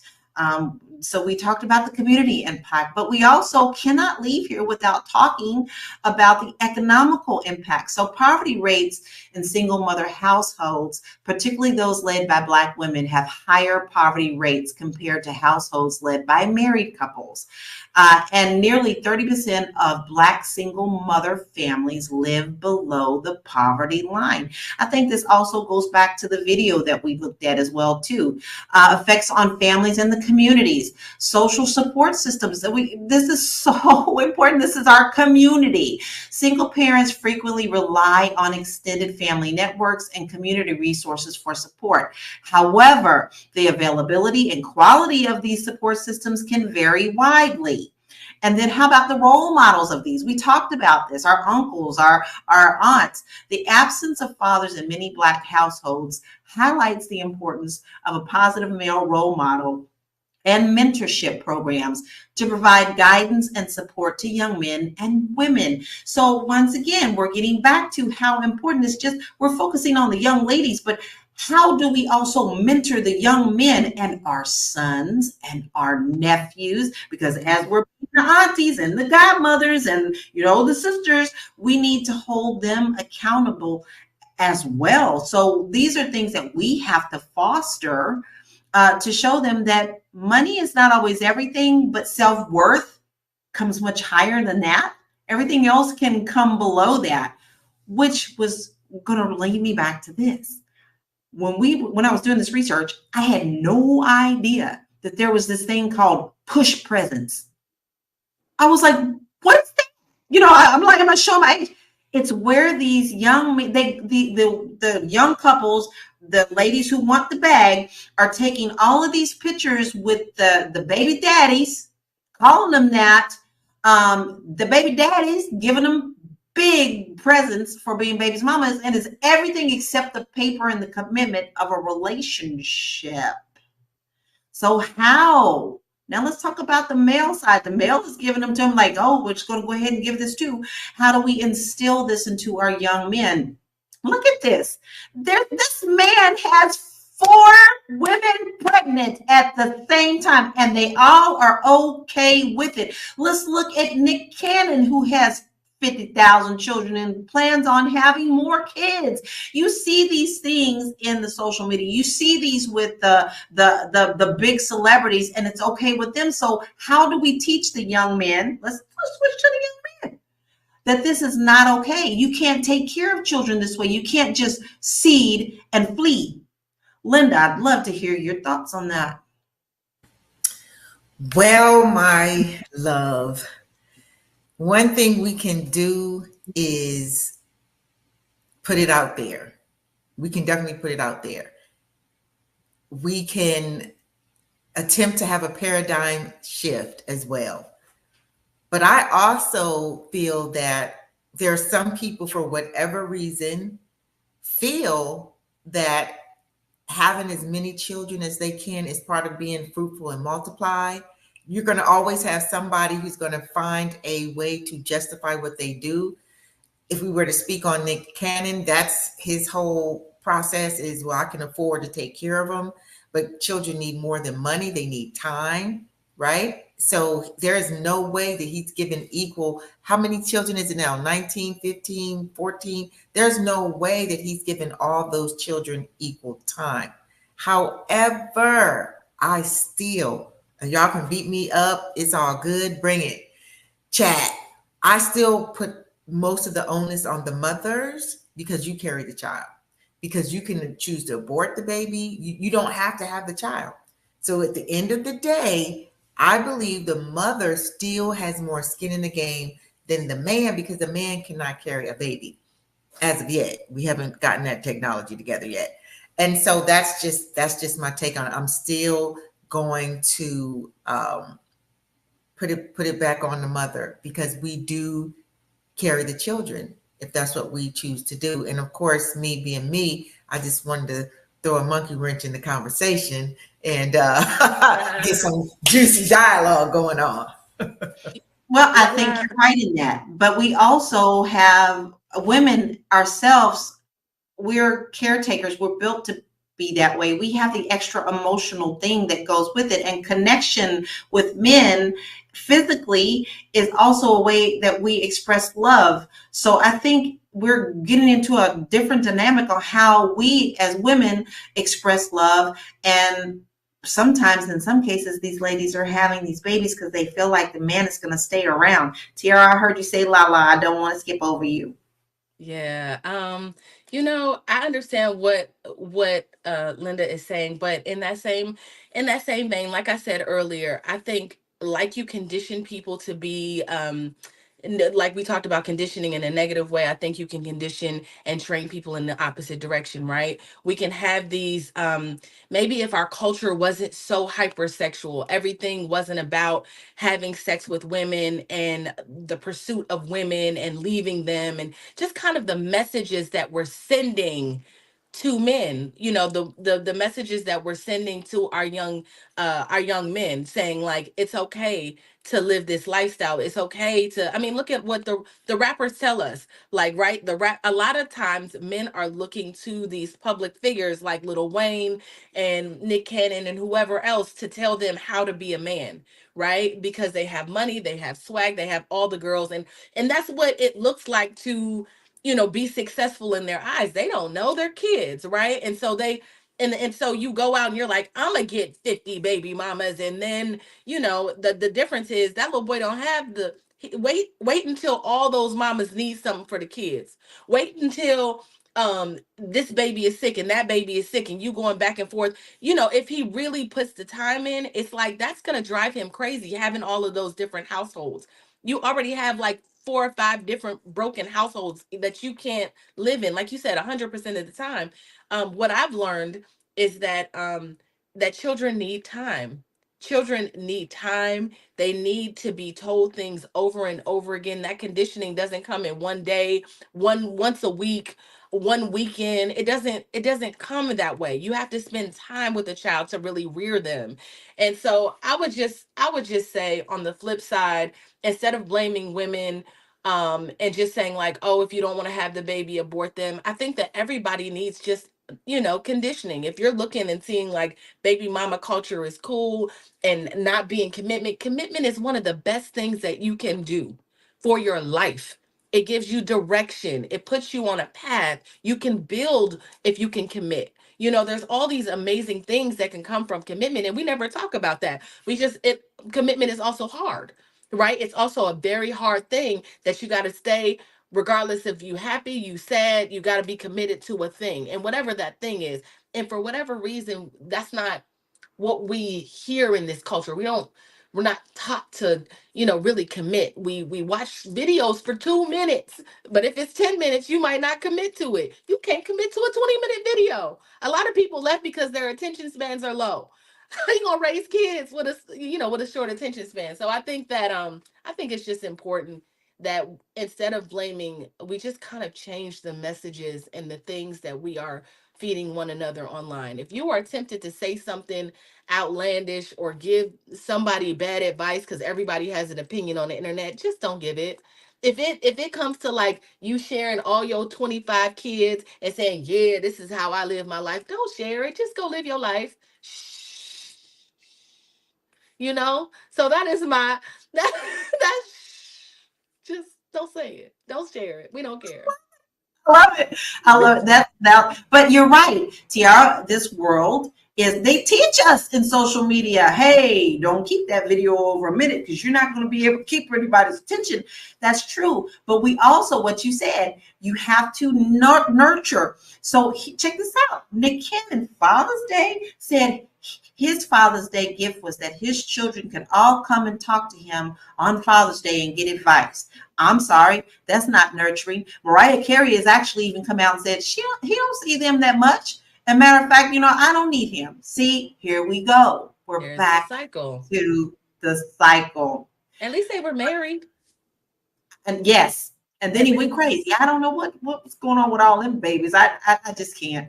I can't. First of all, I can't even believe that this hour has gone by so fast. Mm-hmm. We have really tapped into something that has deep, deep, deep roots.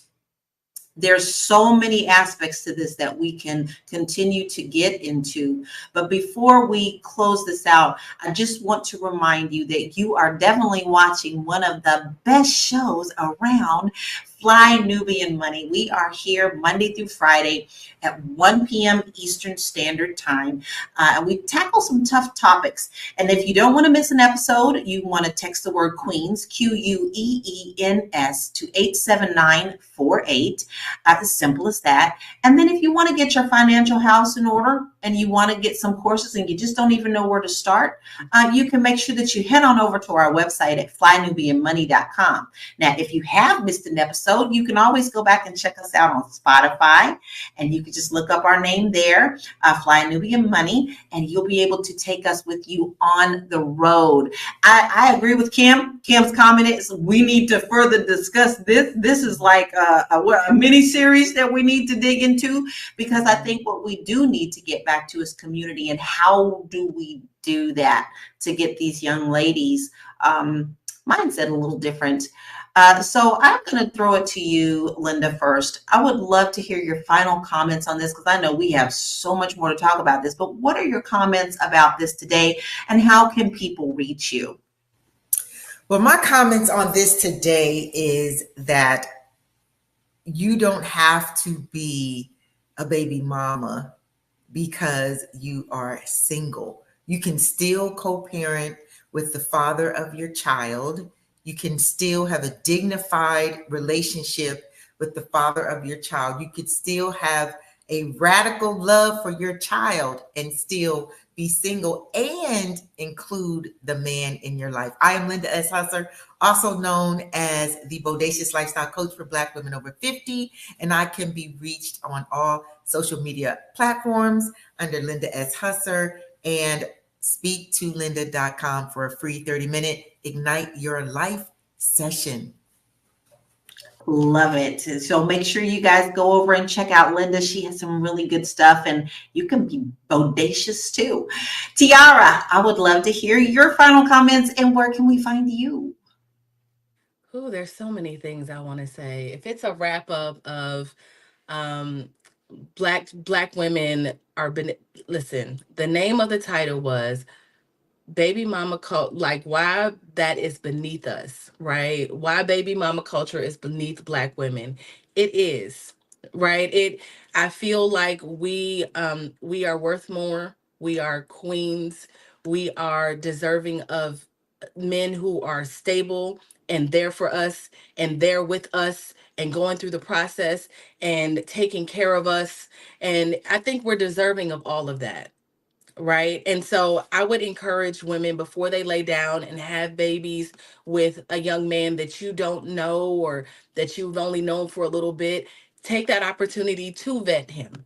Make sure, I mean, I knew before I had a baby with my child's father, I knew what kind of man he was. I knew that 20 years later we would look up and he would still be right there. So make sure that you find someone who will be there with you. So they don't leave you with all of the worried about how you gonna pay for this, and that, leaving you in financial ruin and financial poverty. I think to raise a kid in this economy is somewhere around $600,000 at the last time I checked in a lifetime. If you don't have $600,000 by yourself to take care of a baby, just consider maybe like making sure that you have a partner. And so my name is Tiara Williams. I'm also known as Miss Black Hollywood.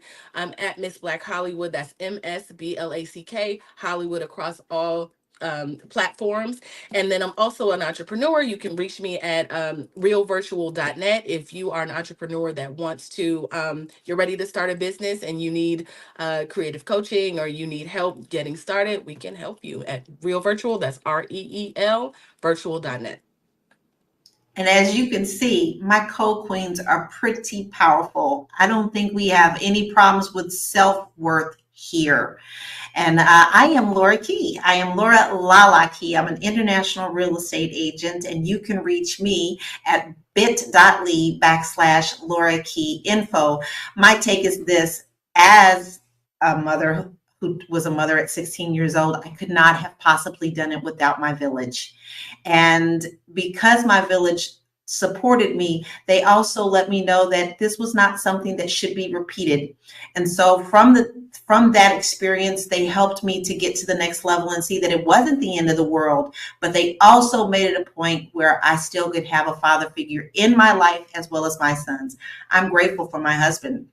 He's been around since I was 14 years ago. He's one of my friends. We weren't dated at the time. He was one of my friends who actually came to see me at the hospital. So he's been in my son's life from day one, and that's who my son considers as a father. I am so glad that you all joined us here today.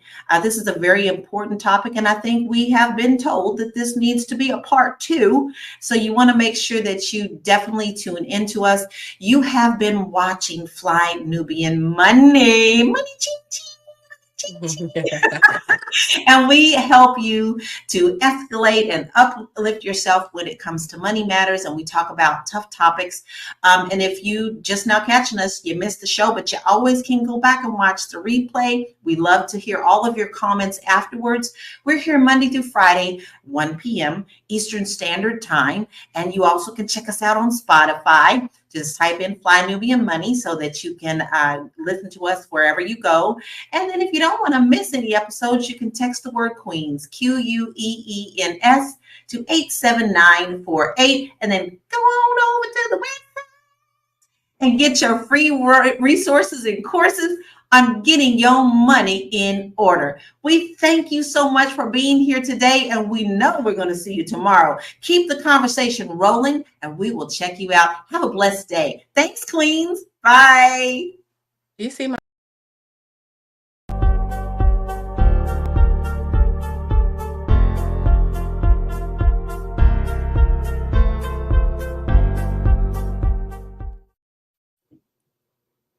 Hey, loves! Welcome to Fly Nubian Money, where we help you master your mindset and maximize your money. I am your host for today, Laura Lalaki, international real estate agent.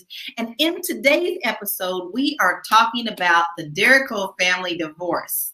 So check this out. Karen Dero is divorcing Dion Dero after 19 years of marriage. They have 14 kids, y'all. 13 of whom are minors. And they say that because one is 18 and he's still in high school, so he's still considered a minor because he's not quite graduated yet. But Dion has been ordered to pay the court by the courts to pay $90 a month in child support per child. I never thought of that. That's absolutely crazy. You can't even buy a pair of shoes for that.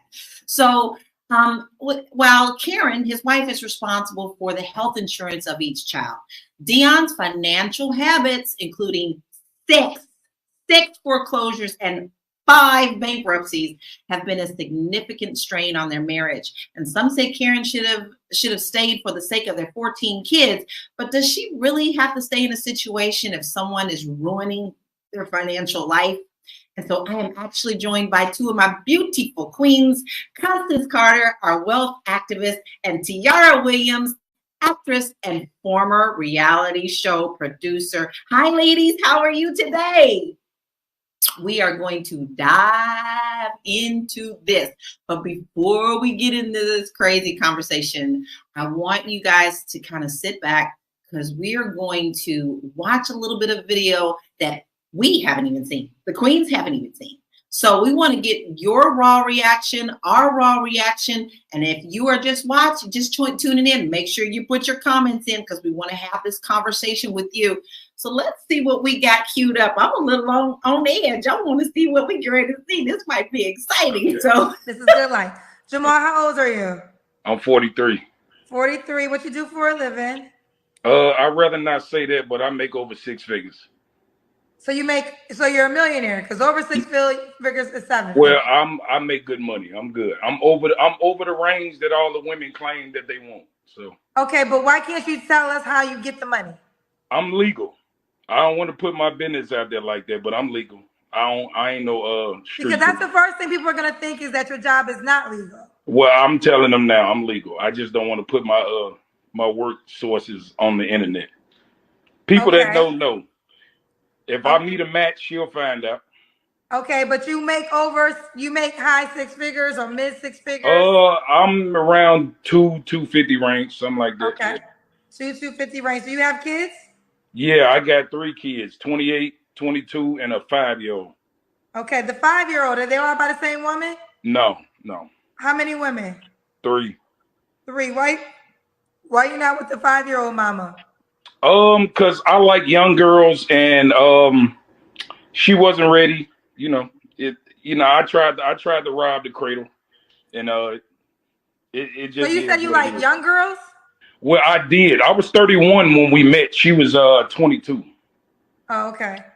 So okay. So y'all can't. So I don't have like no, street babies. I was in relationships with all their moms, actually. Oh, so yeah. They're all relationship babies. Yeah. Okay. All long term too. All long term. Just never made it to locking it down for being the one. Yeah, I was actually engaged to all of them, so I tried a few times. All 3? You were engaged to? You were engaged to all 3? Except my first one. My first one, I was 16, so I had him when I was 16.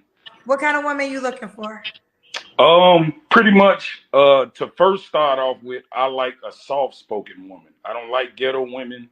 I don't like manly women. I don't like women that try to put themselves in men positions. I like a soft-spoken woman that's sweet, caring, loving, understanding, that's teachable, and leadable. Because I have a podcast too, and You know, I see all these women, they say they want a God-fearing man and a Christian man and all that, but none of them are Christian women. They just say it with the title. They don't act like it. So a Christian woman knows how to listen, obey, and understand her man.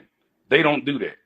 That's their biggest flaw. They always want to, and I think it's because of the fact that they make their own money. They feel like they don't have to listen to nobody. And I think that's the reason why a lot of women are single, because like a man for myself, like, the men that they ask for, the men that will pay bills, that will do all these things that they like, is not going to put up with, tolerate the behavior that they think is okay. So for me, I just like a soft-spoken woman, understanding, able to be, teachable, nurturing, loving, good principles, a woman who's responsible, reliable, and just a woman that know how to speak life into me. I don't require much, so it's really not hard to please me. I just want a woman because how I am, I'm an alpha male, but I'm soft with my woman. She's the only one that see me soft. The world see the different side of me. I'm soft with my woman. But what I've noticed is that kind of was like a thorn in me, because women, when they see you soft, they kind of lose respect for some reason. You know what I'm saying? And I don't understand that, because I'm from the era where your woman was the only person that saw you soft. I don't want to be hard around my woman. I don't want to, you know what I'm saying?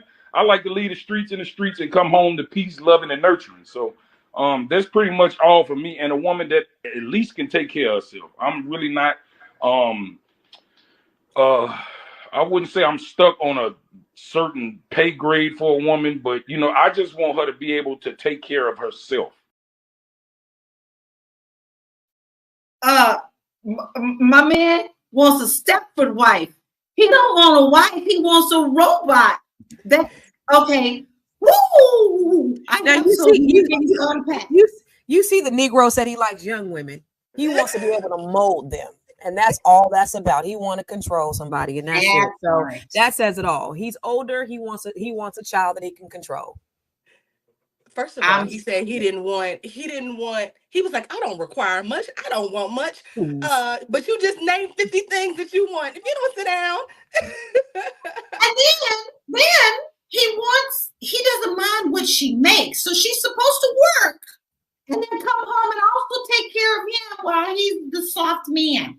No, this just literally made me sick to my stomach. But let me tell you guys, I know someone like that.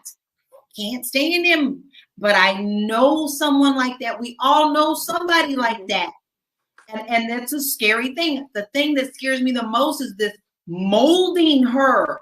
No, sir. No, sir. No, sir. I have a problem with that. Okay, Tiara. It's a sassy man apocalypse going on around here. He is in the sassy man tribe, and only a certain type of woman will tolerate that BS, because it's ridiculous. I mean, a grown ass woman ain't gonna even deal with that and all of his foolishness. Yes, I noticed those are the type of men that go on Kendra G, though. Those are the men that, they get on there, and it's a reflection, I think, of the confusion that's in the culture right now with men thinking.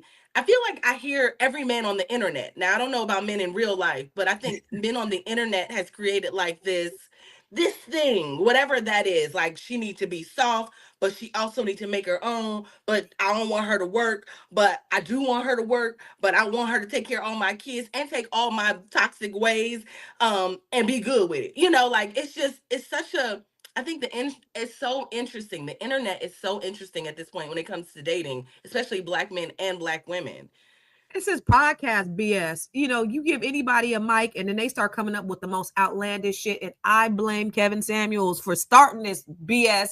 And then everybody else taking the reins on. And then it's just like, who could say the most outrageous stuff?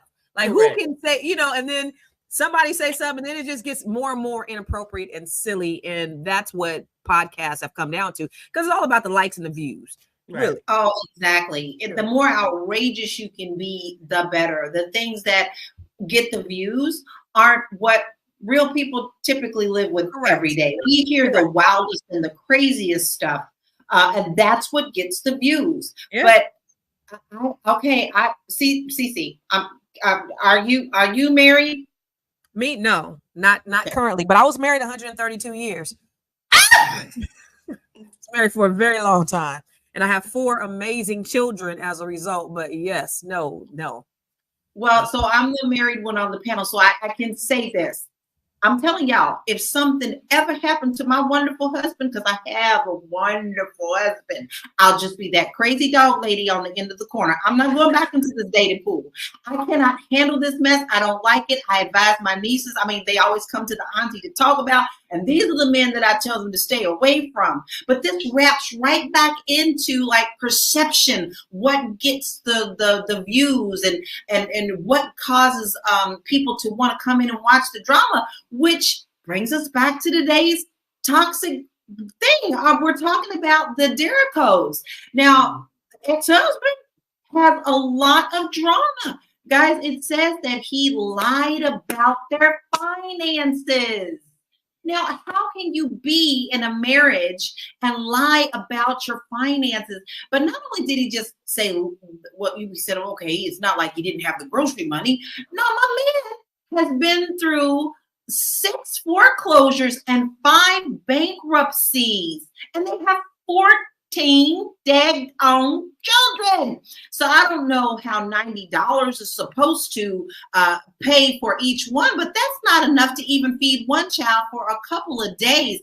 So Tiara, let me ask you this, because I have a little bit of background in this part too, but I find it really interesting. They're famous because they're on a reality show.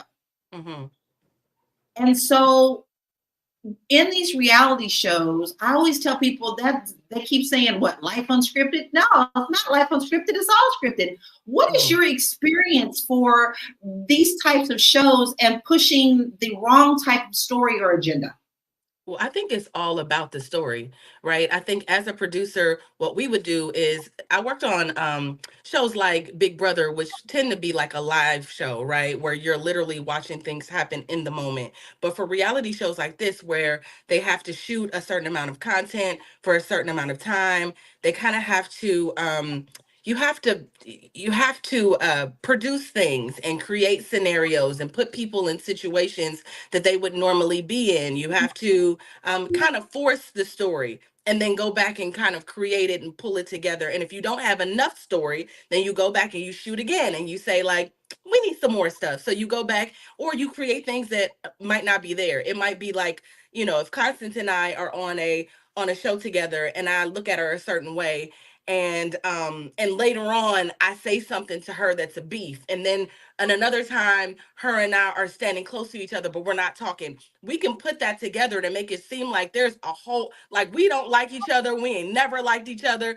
That's kind of the nature of this beast. So I think in this situation with the family, who knows what was scripted. What I do know is obviously they made a certain amount of money being on the show. They obviously needed that money to actually live, right? It wasn't like they were rich and just on a show showcasing, like, this is the way we live. We have 14 kids. I don't know if Karen didn't know that. Like, I don't know if Karen didn't know that her husband wasn't the businessman that he portrayed. But yeah, so you have this situation where it's like, yeah, there's this great businessman. He has all these real estate ventures. He's buying all this property. He's flipping property. He's doing these things.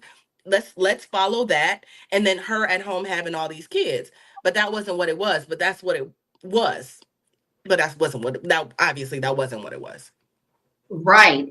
Now, Constance, you have a little bit of you have real estate experience. So from this standpoint, how could she have not known about these financial things when if she is a homebody, you got to get letters of foreclosure. You don't just get foreclosed on over 24 hours period. It takes a lot of time. So how do you think she overlooked this?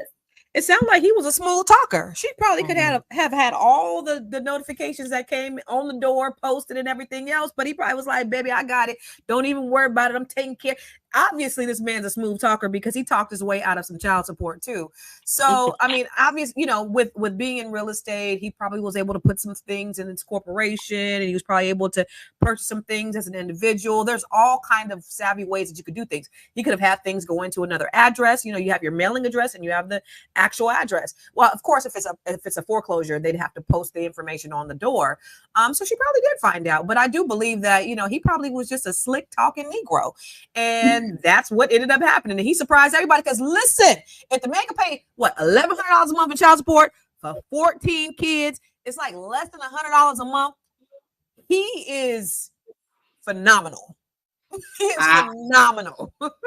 He needs another kind of job because if he can get that kind of listen, he got some pass-throughs going on. He is finagling and finessing and everything else because there's no way. There's no way. He should say that he is on the streets. Like if you got 14 kids and you pay less than $100 a month, that means you have no place to stay. You are living in your car because there's no way that he could actually have anything and be paying that type of money for child support. I agree. If you're just joining us, you're watching Fly Nubian Money, and we are here Monday through Friday at 1 p.m. Eastern Standard Time. You don't want to miss an episode, so make sure that you text the word Queens, Queens, to 87948, and you'll get a notification every time that we go live. Now, if you miss a show and you know you want to hear everyone and everything that we're doing here, you want to make sure that you go over to Spotify. Go to Spotify and type in Fly Nubian Money. We are there as well, so we can be with you on the road. You can listen to us while you're having coffee, your wine for the evening. Maybe we can even put you to sleepy night if you listen to it, so that you can have some fun and some fun dreams. But don't forget that you also can really get some great resources about finances at our website, and that's flynubianmoney.com. And we have a lot of free resources and courses for you to get your money right. Get your money right. So in today's episode, we're talking about the Dero family and their divorce and their 14 children and all the financial shenanigans that's going on. And I'm joined by my co-queens, Constance and Tiara. Tiara, I got another question for you about reality TV. And then I want to share my little experience that I have with reality TV.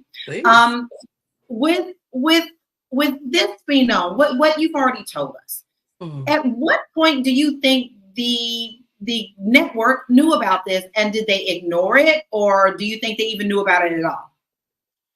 TLC is a family network. So even if, let's just say Karen found out years ago that her husband was fraudulent and that he actually didn't have no money, because Constance, I don't think he got no money. I don't think he got money, sis. Like, I just don't believe it. I feel like he's a bum, and a bum that's been you know, trying to get over and trying to look a certain way. And you know, I saw some quotes on the forum or on the show that's saying that he was always talking about what he was paying and what he was doing and how he was moving, but he was just really fraudulent. It almost reminds me of what's the lady on Steve Harvey's morning show? Oh yeah, Strawberry. Shirley Strawberry. It reminds me, there's some parallels between this guy and her ex-husband. Almost like I almost see the same kind of thing going on. Anyway, you didn't ask me that, so I'm gonna get back to your question. What you asked me was I'm gonna go back to your question. So you asked me if ask me one more time, because I be going on. Do you think that the TLC actually knew about this and just ignored it, or do you think they were in the dark? That's what you asked me. Right. So TLC is a family show, right?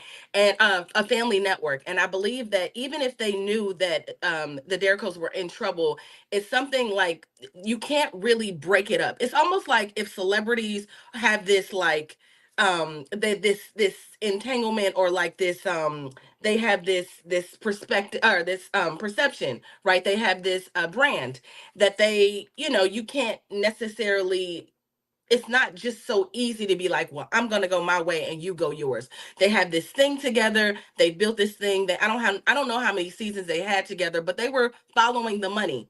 I believe if you got 14 children, even if they wanted to break up, even if Karen was like, man, this man is fraudulent, we are going through, obviously she knew they were going through bankruptcies. They were going through foreclosures. Like, these are things that were going on. At some point she had to be like, I don't want to be in this anymore. This man is not a good leader. He's irresponsible. He's not good for me. He's going to financially ruin my life, right? Because that goes on her credit. Y'all got to let me know. That goes on because they're married. So that's her debt too. That's Not her. Those are necessarily. her issues. It depends on how he financed them. Okay, so she doesn't, if he did it through his business, then it's not.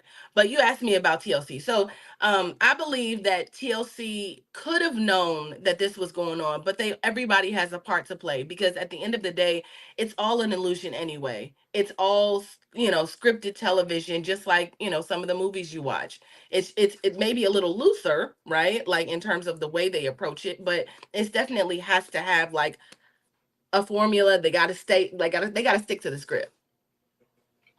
And that's what's going to lead me into my little story about what I know about reality TV and real estate. So before I get into that, I do want to address a couple of comments that we had, and we'd love for you guys to comment. We love it because we love the conversation. So keep it coming. So Karen says, I still say all these shows are messing up our children for finding partners with respect. I think that's a valid point. And Constance, I'm going to give you a question after this about that. I want to talk to you about maybe the children. And then Gino says, you don't know enough about the man to say he's a fraud. If you had 15 kids, you would be financially stretched then too. Do I have Okay. I'm sorry, but what we do know and what has been let out, because it wasn't let out before, is all we knew that there was financial issues.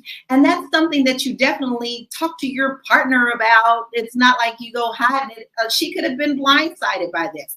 But let me tell you my little story about real estate and reality TV. So I had a listing, and it was actually in California, close to Sherman Oaks. And it was one of the worst, scariest houses that I had ever listed, okay? And it was bank owned. And so it was in horrible shape. I'm telling you, I think there was some voodoo going on there. I kid you not. That's a sad story, but I digress. And so TLC came to me and said, we need to use your house for a show. And I was like, okay, how can I help you? Well, we don't need you. We just need the house. Because it was one of those shows that you're supposed to go see 3 houses and choose one. Had already closed on a house, moved into the house, and then went and found 2 other houses to record. How much reality is that, might I ask you? They had already closed. So guys, don't get caught up in this reality TV, because there's nothing really real about it. So I can see how they wouldn't, even if they did know, wouldn't say anything, because it kind of falls into their agenda. Now, this may be a spinoff show for Karen. Hopefully. Okay. I hope she has that. I hope she gets that opportunity. Yeah, I do too, because you know what? That's a lot of mouths to feed, and less than $100 for each child is absolutely crazy. So, Constance, you said you have children, and you're divorced. So my question to you is, how do you think that this affects the children? I know that your situation is different. You're not in a reality show, but you can discuss, some of the effects that children have with divorce. Oh, absolutely. I mean, I have 4 children, and 3 of them are now divorced. 3 of them are now young adults. 3 of them, because I've been divorced maybe a year and a half now, but 3 of them were underage when we separated. And yeah, I mean, I when I got divorced, I picked up and I moved across the country from California to DC. So when you talk about a whole life shift, right? I snatched them away from their friends, their family, and it's definitely something that drastically affects the kids. But I also do believe, because now what I'm learning now that I'm divorced is the trauma that they had faced when we were together. And, you know, I thought about this particular show and I'm thinking, damn, it had to be pretty darn bad if this lady is willing to say, I will take me and my 14 kids and we getting the hell up out of here because I just cannot take this toxicity anymore. It has to be pretty darn bad, because I know for me, I know I thugged it out a lot longer than I probably should have.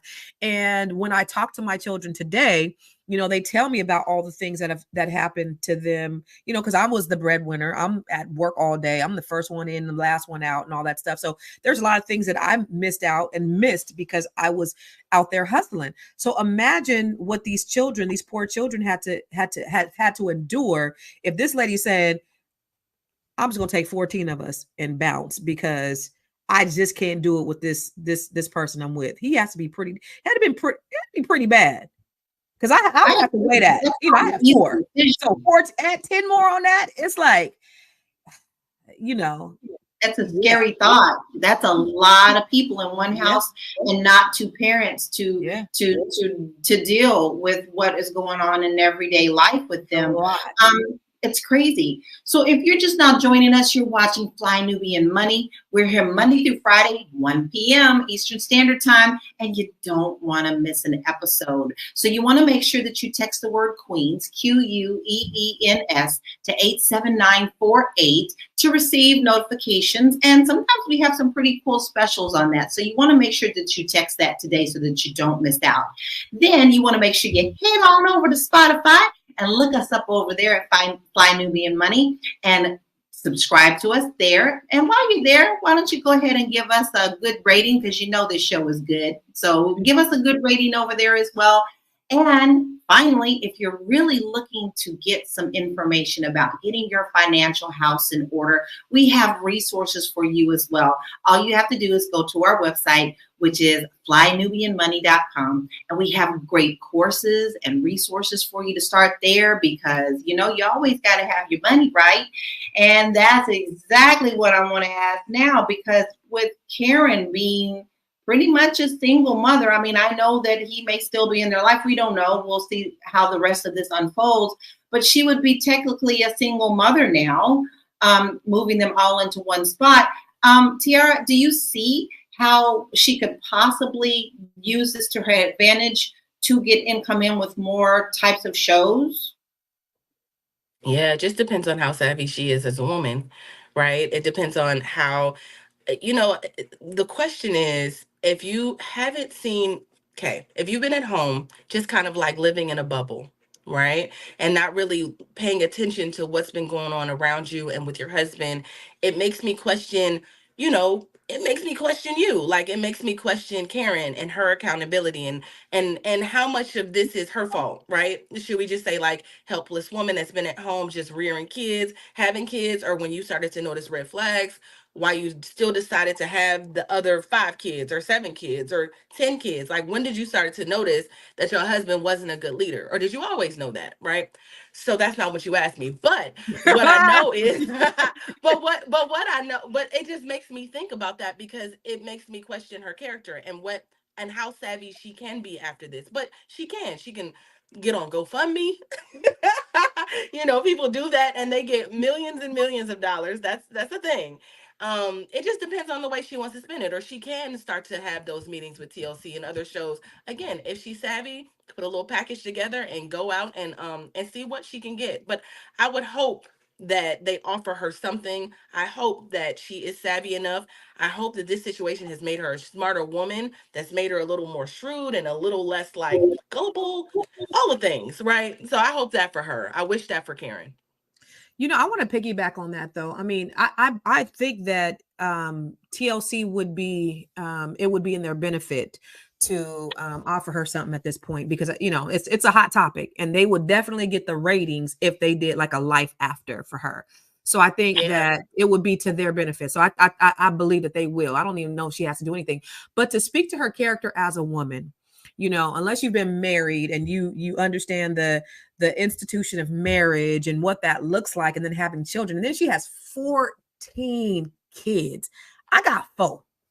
I barely knew what was going on in my household with 4 children, right? I barely knew what was going on with my spouse with 4 children. So imagine having I can't even, like, my house is chaotic with 4 children. You know what I'm saying? You guys, like, understand that it is a lot. When I look at, being a single, I'm being a single mother for the first time. And I'm like, damn, this is hard because it's just me. Like, Yeah. I don't have anybody I could bounce anything off of. My kids, my son got into a car accident last week. My other son towed my car a week before. My daughter banged up my car a week before. And I'm just like, it's always something with these kids. And I don't have anybody that I could just like defer to or say, help me out or talk to or just anything, just yelling at them to clean up behind themselves or whatever. Just having to imagine 14 kids. I got 4 and 3 of them during the year. 1 of them's in college, then 2 was getting ready to go to college, but it's a lot. So I can't say that she wasn't a savvy person. And then to talk about the institution of marriage, right? So my kids ask me to this day, Mom, why you stay so long? Why were you with this person? This is your daddy. I'm like, you wouldn't have been here if I wasn't. And so now I look back at it and I'm like, you're right. But I'm thinking this is my husband. Biblically, we were taught to stay together till the end of our lives. This is a contract and this is a covenant. And we did this before God. And no matter what, we got to go through this for the rest of our lives. Ebbs, flows, peaks, valleys, all of these things. And so, yeah, there may be some flaw in his character, but you don't run at the first sign of trouble or the second or maybe even the 10th because we were taught and ingrained in our minds. This is what marriage looked like for good, for bad, for better, for worse, all of those things. And so you got to look at it from her perspective. And then on top of that, if I can reiterate one more time, 14 kids. So, I mean, like that right there, he would have had to been beat my ass when we leave with 14 kids. Like, mismanagement, money, I don't care. 14, I need help. You know what I'm saying? So it had to be pretty damn messed up for her to leave that marriage with 14 kids. And that's what I think. I think what we're being fed is what we're being fed. And I think that they also drip these things and milk it for as long as they can. You're right. 14 kids, you barely can get up and brush your own hair. Yeah. To get these babies out of and off to school. You're busy doing the cleaning. You're busy doing everything else. And a lot of times, if you are trusting your husband as the head of the household to handle things, you're trusting him to do that. But I also see an opportunity for her. They did it for the mother. When was that one woman who had all them babies? And then they ended up Octa lady. Octo mom. Octo mom. Kate and then Kate Gosselin. Yeah, yes. Okay, they gave her another show and she succeeded very well. But let me tell you something, Karen, there are t-shirts, there are books on how to be a mother of multiple people. There is talking places that you can go and stand and do your guest speaking. Don't you let this hold you back because you got a lot of experience that you possibly didn't even think about. So I hope that platform does open up for her.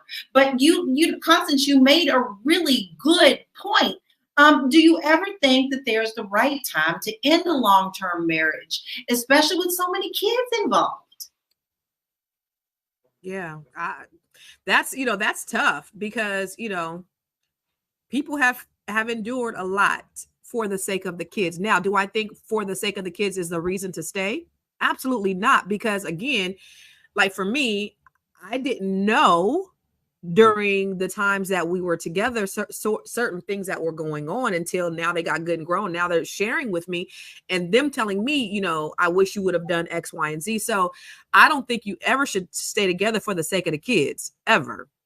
But damn, 14 kids, then you got to weigh that, right? Because you're like, oh no, because that's it's not normal. It's different. It's like, well, I think I might be able to do it with 3 or 4.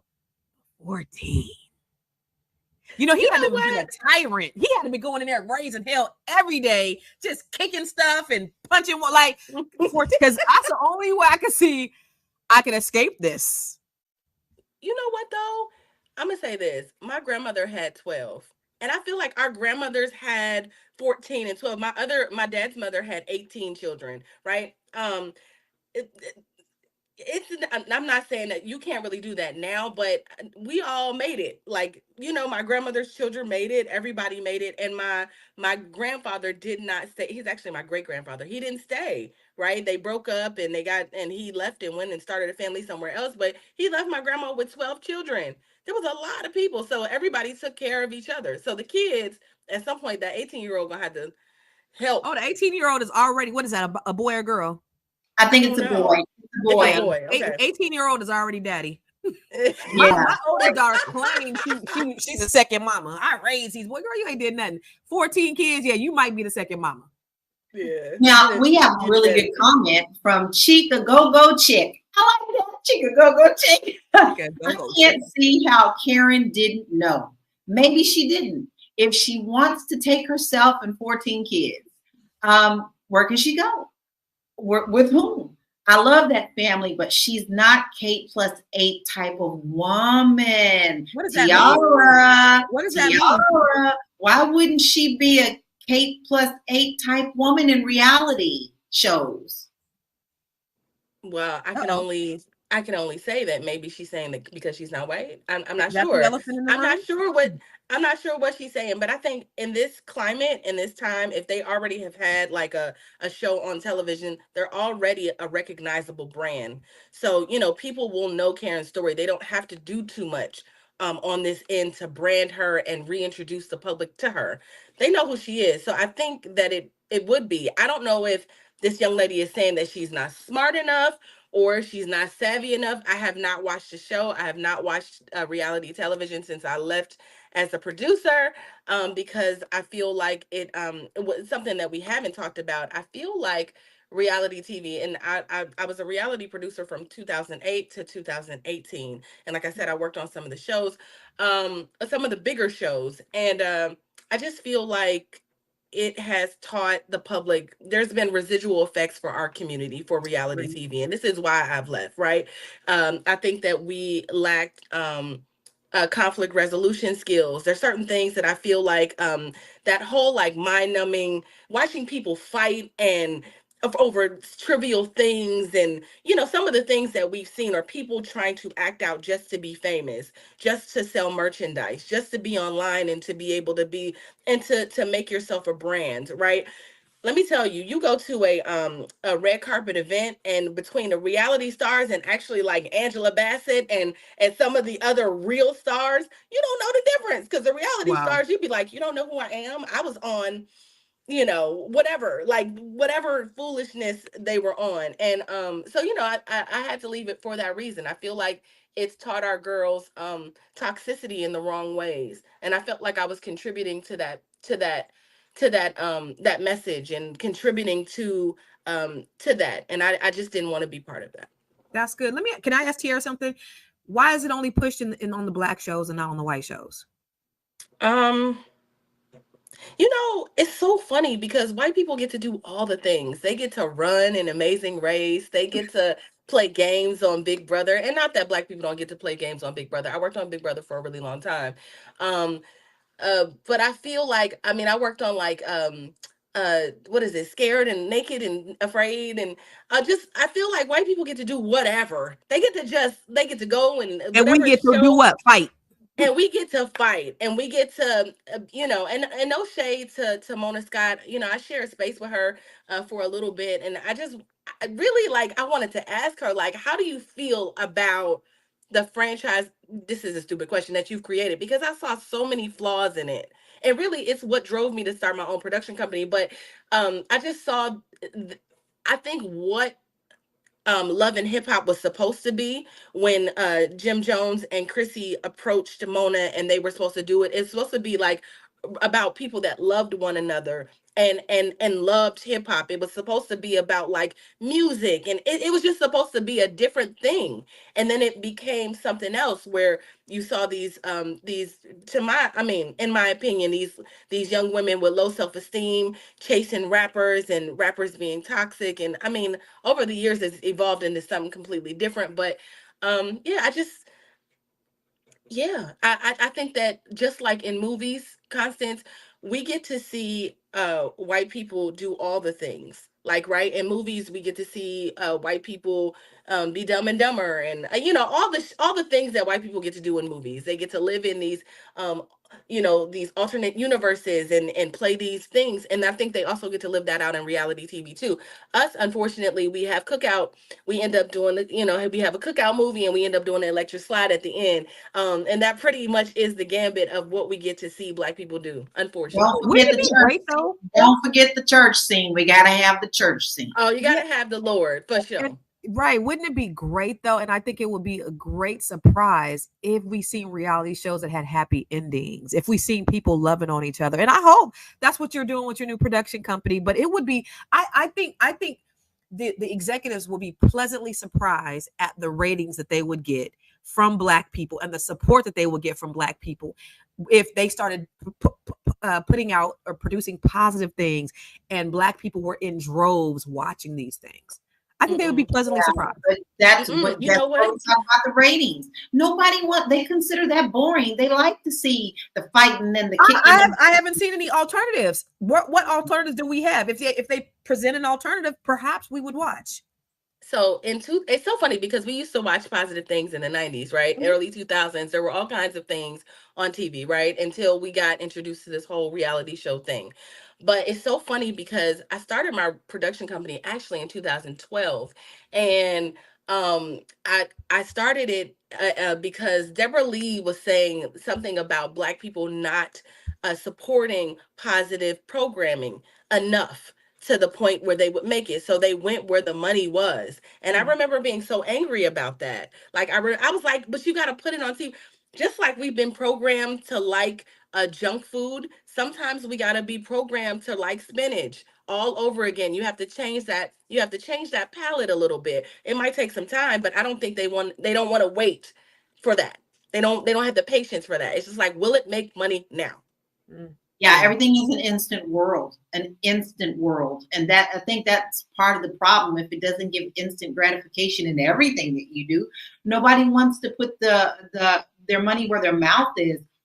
This is why AI is also very dangerous right now in all of the industries, because it's instant gratification without quality or craft. So I think it's really hard to change people quickly in their mindsets. But we've been talking about how Karen can possibly revive things and be able to care for these children on such little child support. And by the way, if she's not really stable, how's she paying for the insurance? Because honey baby girl, insurance will take you down. Insurance will take you down. So I want to talk about Kevin, because we talk about the money, like buying houses and flipping houses and all that stuff does take money. Can he recover from this? My thought is knowing so much about REO. I deal with REO a lot of the times. You have to really be far behind before they start on your door and sending the letters and everything else, because it costs a lot of money to do this. Now, if he did these things within an LLC or his corporation, he can very easily bounce back, guys, by just opening another corporation. Whereas I don't see how Karen could do anything in real estate if she didn't have the credit or the ability to tap into money and funds that are not related to a bank. So, Tiara, do you think that now he also has an opportunity to come back to TLC and say, make me the good guy? Because, guys, we know Trump does it. Trump did it all the time. So why can't he come in and do the same thing and be like, from grave to success? Do you think that's a story?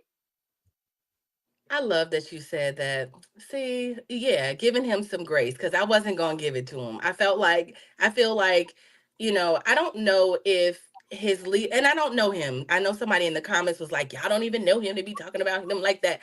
But what we know is there's a paper trail, right? There's a paper trail that says that he has five bankruptcies and 6 foreclosures. And for the real estate queens, y'all gotta explain to me what that means and what that means for his life, right? Like, can he bounce back with just like a different LLC or by starting another corporation?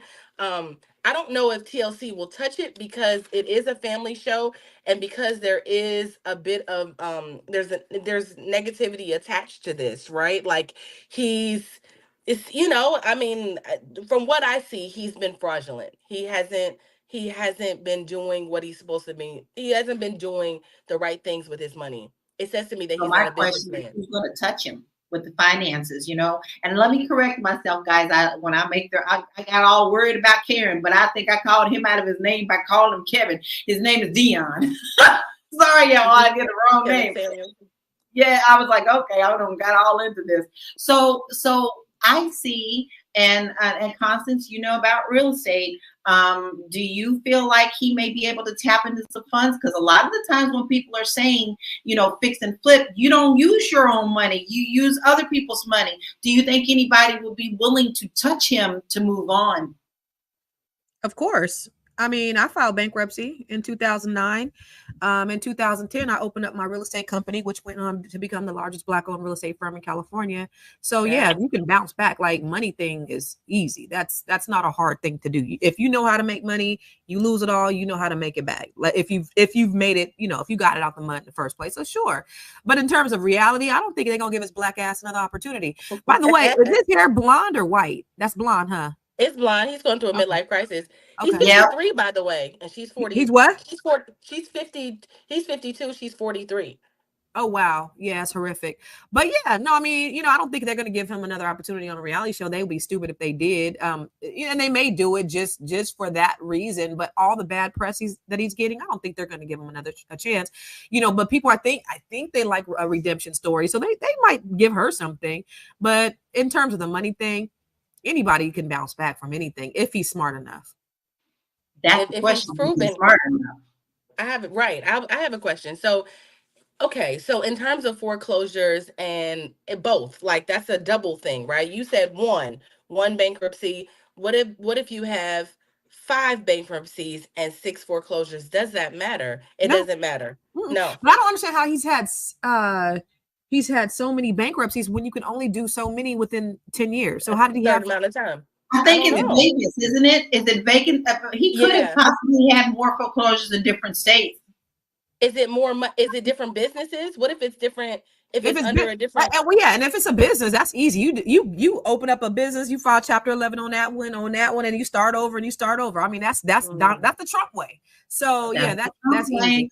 Yeah, that's the Trump way. Woo, Lord help me, Jesus! That just means he's a savvy business investor, according to the Republicans and Donald Trump. Exactly. If you're just joining us, you're watching Flying Nubian Money. We are here Monday through Friday at 1 p.m. Eastern Standard Time. You don't want to miss an episode, so make sure that you text the word Queens, QUEENS, to 87948. And we sometimes have goodies, so you want to make sure that you get in on that. And don't forget that we are now on Spotify. So all you have to do is go on over there and type in Fly Nubian Money, and you will find us there. Take us wherever you go. Like, oh, did I miss a shot of it? Do it on Spotify.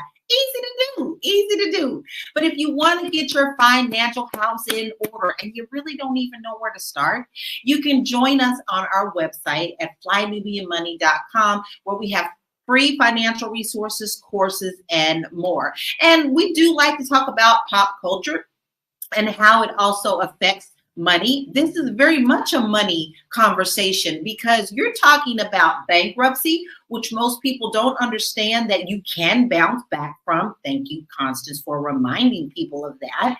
And we're also talking about foreclosures, which doesn't mean that if you've had a foreclosure or 2 or 3 or 6, that you couldn't start over again. I've had clients, guys, that have lost homes twice and were able to buy a 3rd home. And I've had clients that had 2 bankruptcies and were able to buy another home. So, Constance, have you seen this a lot in your business where people can get their financial houses in order and still be able to own their own roof over their head? Absolutely. I mean, you know, I do trainings all the time with people who have had bankruptcy because people have to decide. You know, bankruptcy is a really serious thing. And you know, when I filed bankruptcy, I was like, this was the hardest thing I'd ever had to do. That was a lie. That was the easiest thing I ever did. It was probably the best thing I've ever done financially, right? Because I was in a financial quandary. I had overextended myself. I had more month than money. I had these properties that were upside down because it was a middle of, 2008, 2009, the foreclosure crisis. And so when I went into bankruptcy court, it was like gloomy. The sky was gray, and I went in there and I was scared. And when I came out, Lord, it was like the sky was blue, the birds was chirping, and the sun was out, and it was beautiful. But if you're in a financial quandary and you have to make that decision, it might be something that you should do, because for me, I had to look at it like this. If the total debt I have is going to take me over 2 years to pay, let me go ahead and get rid of it. And the reason why I say that is because in 2 years after you file bankruptcy, you could purchase a home again. So if I got $50,000 in debt, and I want to be a good steward, I do. No, not really. But if I have $50,000 in debt, it's going to take me 6 years to pay it off. Chapter 7 that mug. I won't chapter 13. I will chapter 7 it, and then I can reset and restart my life and go. And you just have to remember to, fix your stuff after bankruptcy. So I do trainings and things all the time on my Grow Your Money Club, where I help people fix their credit after bankruptcy. I show them how to invest. I show them to do all the things in order to get back in position. So, if I just feel like my hardships are the blueprint to help other people, because I've been through that. That part. And that is the reason, I also teach first-time home buyers classes. Like, you can be financially responsible, but you don't have to think that everything is over if you filed bankruptcy or if you've had a foreclosure. I've helped so many people, but the first thing is to get educated constantly. You are so right. Out of necessity, I call it mother necessity, because when I first got into real estate, my real estate agent, I wasn't in real estate. He was horrible. So when I decided to get into real estate, I was like, I'm going to do everything opposite of what he did and educate people as well. So I don't think that either one of these people's lives are over. I think that they could definitely recover. I think that they can use this to launch into more things. I know we've thrown out the orange one's name once or twice today, but that is a lot. People always look up to him, and that's why they think that he's a smart businessman, because it doesn't matter how many bankruptcies and stuff that he's had. He's able to bounce back, and just because he could doesn't mean that we can't. We just need to know the type of resources that we can tap into in order to continue to grow. So I do want to bring this up, because someone in the comments earlier, I missed this comment, like, where is she going to live? Well, you know what? He did lose the home that they were living in. And that's what concerns me, in the fact that if that was where the home was, they are still going to come and knock on your door. So my concern with that is, how could she not have known about at least that home? Because we have to post those notices on the door, whether it's a tenant there or people who actually live there. So how can she, in this situation, even if she did or didn't know, we've got all these kids, how could she possibly teach her children that this is a learning lesson? Tiara, do you think that she would be able to educate her children through this? Because children are not going to not know about this. This is public. Yeah, I think experience is the greatest teacher. I think that they are watching, absolutely watching their mother and their father go through this very public, divorce and battle. And I think that they've learned lessons. If the younger children, obviously there's younger children, so maybe they don't know everything that's going on, but the older children may know what's going on and learn lessons. And then I'm sure she's saying, like, make sure you're paying attention, and there's conversation. I'm hoping there's conversations being had, but I think that experience is the greatest teacher. And I'm pretty sure that after this, she won't find herself in a marriage full of riddled with red flags. Hopefully she can, if she right, prayerfully, hopefully she doesn't end up in the same situation. It's so interesting that we have these conversations about whether she'll be able to find love again. It makes me think of how people are like, she should have stayed with him because they have 14 kids together. Who's going to want to somebody with 14 children, but there's somebody out there for everyone. So I'm praying that the children recover, and they will. I think everybody, like Constance says, I love what you said, Constance. A lot of what you said, because you're absolutely right. Everyone will be all right. Hard times come, and they go, and there's ebbs and flows of life. And, you know, I hope the kids will gain, I'm pretty sure they're not uh, stupid children, so that, you know, they're paying attention to what's going on, and children are very intuitive. So I'm sure they'll understand at Can some I point. add to that though? And I love what you said, experience being the best teacher, because it is. And then you said about people saying who's going to be with her with 14 kids. Y'all know Kiki Wyatt got about 12 or 13 of them, and she got a new boo. Y'all know that, right? Y'all know that, right? Exactly. But Exactly. let me also add to that, just as a, here's what I think as parents we need to do. As a mother of 4 children, one of the things that I tell my kids when they tell me, you know, certain experiences that they've had or trauma or whatever, I try to explain to them that I'm a real human being, right? I just try to explain to them that, like, mommy is not perfect. You know, I lived my life trying to create experiences for my children, trying to do things that I never got to do. Like when I was growing up, we never rode in the car as a family. So I made sure we were always riding in the car as a family. We never ate dinner at the dinner table. So I made sure we always ate dinner. Well, not always, but we ate dinner at the dinner table. Significant moments. We never went on vacation in my family. So we always went on vacation as a family, right? But there were the other things that I missed. I was trying to create these other experiences that I didn't have, recreate them for my kids, that I missed out on certain other things. And so the things that I tell my kids now is that mommy messed up in some ways. I didn't have all the answers. I'm a real human being. And yeah, I missed the mark in some areas. And, you know, I try to create, you know, but here's what I did do. I did the very, very best I could. Fell short in some areas. I messed up. I wasn't always available. I was working my ass off to create these experiences for you guys, but I am human. And when you get up and you become adults, you just try to do better. And so I think as parents, you know, with her, that's the lesson that I would hopefully she takes from this, is just saying, I am human. And I may not have made all the right choices and right decisions, and I might not have done all the right things. However, I've done the very best thing that I could. And that's all I got to give you, kids. And, you know, they appreciate that. My kids appreciate that shit. They just be like, my mom is dope. Yeah. And mom is not perfect, far from it, but they think I'm pretty dope just because I'm real with them in that way. You know, I think that's really great. I'm sorry. Can I also add to, I just want, and I'm gonna shut up.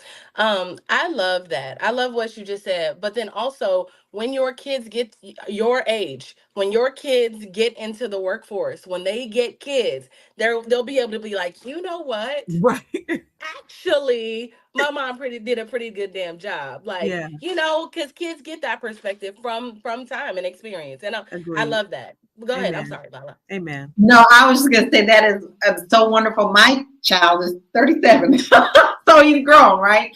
But he really went through a tough period of his life struggling with addiction. And it's okay for me to say that because he allows me to share his story. And at that time, I had to be the best mother that I could be. And that's when I had to rely on, this is the skills that I taught you. This was the best that I knew that I could do. But at some certain point, you have to learn to flap your wings and get strong enough to decide that you want to take over in your life. My son and I are very close, and I'm very happy to say just the last couple of weeks, he literally called me and said, Mom, I am so glad that you taught me this, this, and this, because most of the people my age don't know this. And even though I was going through my addiction, I always fell back on what you taught me. So I don't we sure lessen the fact that what we teach our children, what we structure our children in the best way that we possibly can, never really leaves them. So never think that you're being too short about what you're teaching them in life, because maybe just a small little thing will get them through a very tough time. And oh my God, I cannot believe that we have gone through this hour. I think we have really touched on a lot of great information about, you know, reality TV. Is it real? Is it not? How does this affect financial? How can you bounce back? There's hope for you if you're going through something like this as well. So I'm going to end the conversation by allowing my queens to give their final thoughts about this. And please also let us know where we can find you. We'll start with you, Tiara. So I just believe that we don't have to always go through experiences. I know we were just talking about experience being the best lesson, but I think it's so great that God allows us to watch other people's experiences and extract lessons from those things. So I don't have to have 14 kids and a terrible husband to know that I don't want that. I don't want that. I don't want 5 bankruptcies and 6 foreclosures. I don't want that life in my life, right? And so, thank goodness there's people around us that are having those experiences that we can watch and go, wow, nope, nope. But we had a conversation and it wasn't from a place of judgment. I love how, all of the queens, also extended grace, and it wasn't about bashing one person or the other. We're just all trying to have this experience, right? We're trying to all live this life out, and sometimes we don't always get it right. So that's what I got from today, and I love that. If you are interested in learning more about me, I am at Miss Black Hollywood across all platforms. That's MSBLACK Hollywood. And yeah, check me out. I also have a company. We're called Real Virtual. That's REEL virtual.net. And if you are interested in writing anything creative, your first film project, a book, anything creative, you reach out and let us know. You're muted. No, you are muted because she is Building going your in too. empire. Building your empire. I want that in. Proud of you. You so dope, Tiara. You so dope. Right? Superwoman. So, Constance, what are your final thoughts and where can we find you? Man, listen, you put that thing in perspective. I don't need to have 14 babies, 6 bankruptcies, 5 foreclosures, or whatever it was. That is crazy. You think your life is bad? Try 14 kids, a single mom, 6 bankruptcies, 5 foreclosures. It's crazy. In any case, I just think that, we just need to focus on just doing and being the best people and the best versions of ourselves that we can be. And I pray that she has a great life, and I pray that she can bounce back from this. And if she's able to parlay this into an opportunity, I think that will be awesome. There are a lot of things online, about her and the red flags and calling her stupid and all kind of things. But you got to think about it. When somebody has 14 kids, you have to put a lot of thought in separating yourself. So understand that, being married is tough. And I, when you talk about, hopefully she doesn't get back into that situation again. I pray I don't. I pray that I find, a great man that loves me and loves all of my kids, even though they damn near grown. So it's, you kind of like look at these situations and think to yourself, how can I improve from looking at somebody else? And that's what I've taken from this. But anyway, she can bounce back. He can bounce back. For me, follow me on I Am Constance Carter on all platforms. Go to ConstanceCarter.com to get more information. I have the Grow Your Money Club where you can learn all about how to grow your money and not blow your money. Just different ways. I have tons of trainings and masterminds. I also have the Net 7 Collective where I coach Black women from all over the country. I am getting ready to start my 4th cohort of the Net 7 Collective. And this is Black women from 25 to 80, from your startup entrepreneur to successful business owners, from me with a PhD, a public high school diploma, to actually I've coached Harvard PhDs. And I just show them in a very safe and very loving environment how to not only get money, but to be able to keep it, to be able to increase their net worth by 7 figures. And so that's my passion project at this juncture of my life. I went from helping thousands of people build wealth through real estate to helping Black women specifically, because I believe that the African proverb that says, when you teach a man, you teach an individual, but when you teach a woman, you teach a nation. And so my contribution to closing the wealth gap is really with Black women. And my passion right now is really with Black women and helping them to really be able to grow so that they can help themselves and the community. So that's where I'm at. And this is why I absolutely love being a part of this network, because if you notice, I am surrounded by queens that uplift others. And this is why it's really important that you make sure you still follow us, because no matter, I'm like tearing up, because I've got 2 queens here who have nothing but uplifting things to say. And my message to you is, Don't get so wrapped up in somebody else's life journey that you can't take care of your own. It's fun to look at other people and have your personal opinion about their lives. But are you looking at the skeletons in your closet? Are you cleaning out those cobwebs in your closet? Are you making sure that you're financially stable? Are you taking care of your body, mind, and spirit? Because all we got is this one life, and we want to make it the best life journey that we have. And you can find me, I made it real simple. Just go to bit.ly/Laura Key Info, and you'll find me on all of my platforms. Guys, woo, what a show. What a show. I want to take the time to say thank you to each and every one of you who have watched, who have commented, who have shared, who have just laughed with us and also put in your questions. This is really important to us. So we hope that it's just important to you that you never miss a show. We are here Monday through Friday at 1 p.m. Always catch us here, or you also can find us on Spotify. But if you don't want to miss an episode, all you have to do is text the word Queens, QUEENS, to 87948. And if you find yourself in a situation where you really need to get your financial house in order, you can come to our website, flynubianmoney.com, where we have free courses, free resources, and you can start really seeing and put things down on how you can also become financially successful as well. Once again, we thank you for being here. Make sure that you come and join us tomorrow, because we're going to be here 1 p.m. Eastern Standard Time. Queens, thank you for joining me today, and thank you for being my co-queens. We'll see you tomorrow, guys. Have a Okay, hello everybody. My name is Dr. Alicia, and I'm going to get right into it. Today we are picking up where we left off. This is my book club, and we meet pretty often.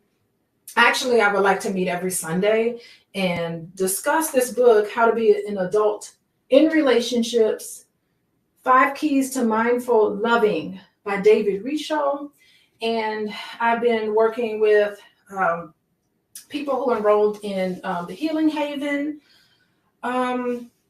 program.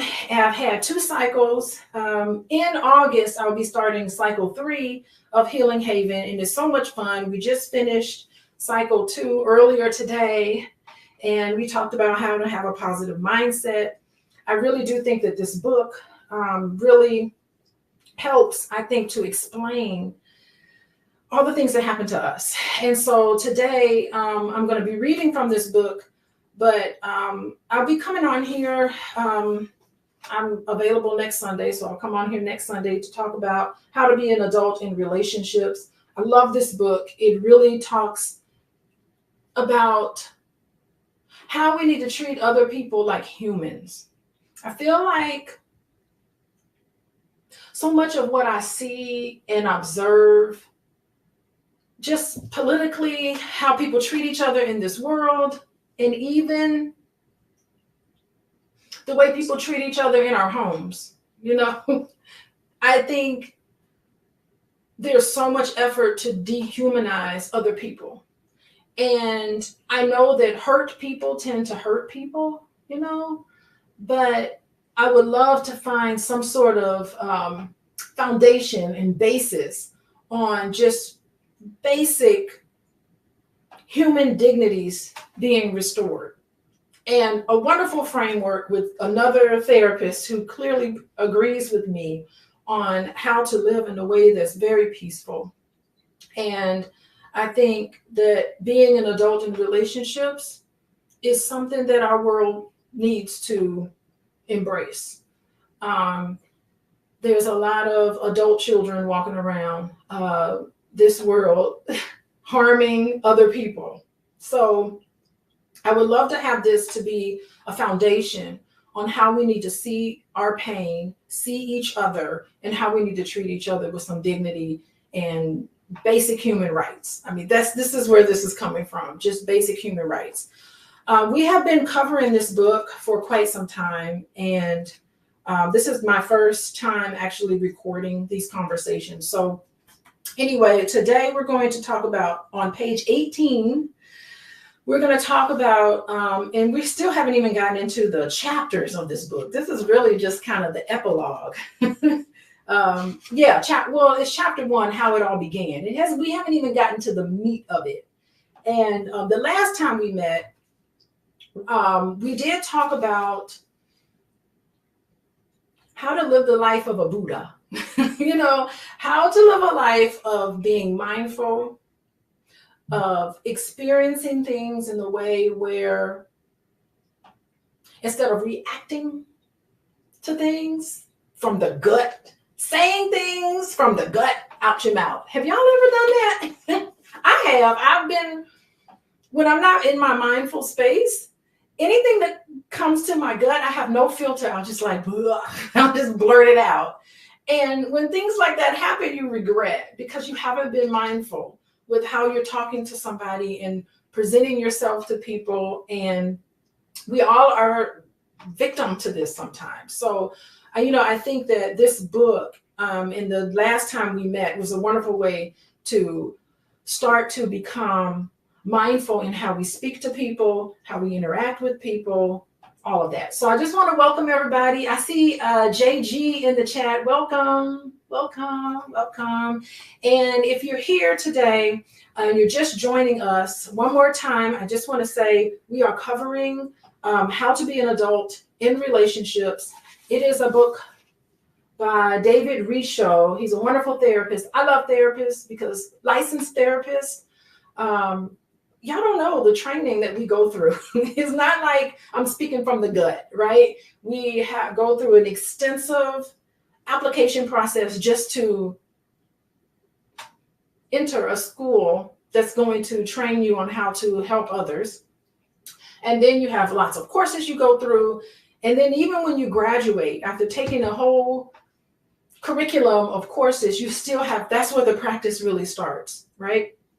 And so years and years of study and practice, so I sort of understand and I love drawing upon what other therapists have figured out. So anyway, he does a wonderful job. I love the title of this book. I think we're going to get right into it. I'm on page 18, and it talks about a positive spin on how it was and is. So the very first thing he mentions is that it may seem like a sign of weakness to have needs. Actually, needs direct us to grow in ways we were meant to.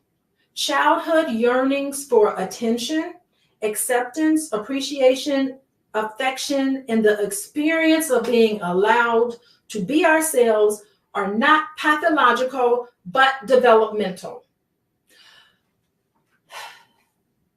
And I would say this does not only mean these are experiences you've had as a child. I think as adults, we still have these needs as adults.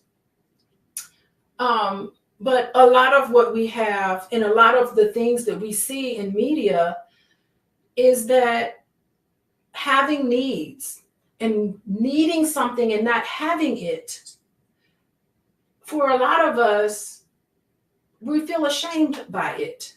Like there's something wrong with us because I have a need, an emotional need. It could be a physical need. It could be a materialistic need. Whatever needs that we have as children and as adults as well, there's always some shame just by having this need.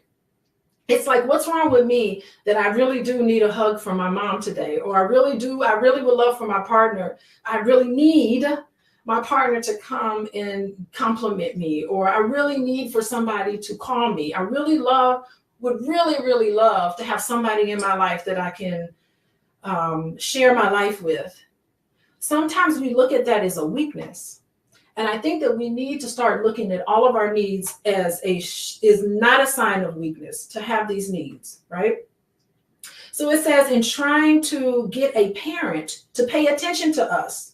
So all of us have these needs, but when we're growing up, to try to get a parent to pay attention to us, we were seeking what we needed for our healthy evolution.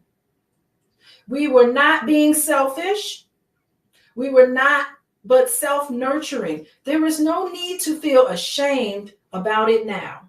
And I think that as children, when we grow up and we have some of the fundamental needs that were never met, a lot of times we get the message that needing love and attention and acceptance for yourself, needing to have our parents pay attention to us, sometimes we feel like we get the message from our parents that having these needs means that you're selfish. Well, I can't do that for you now. I'm tired.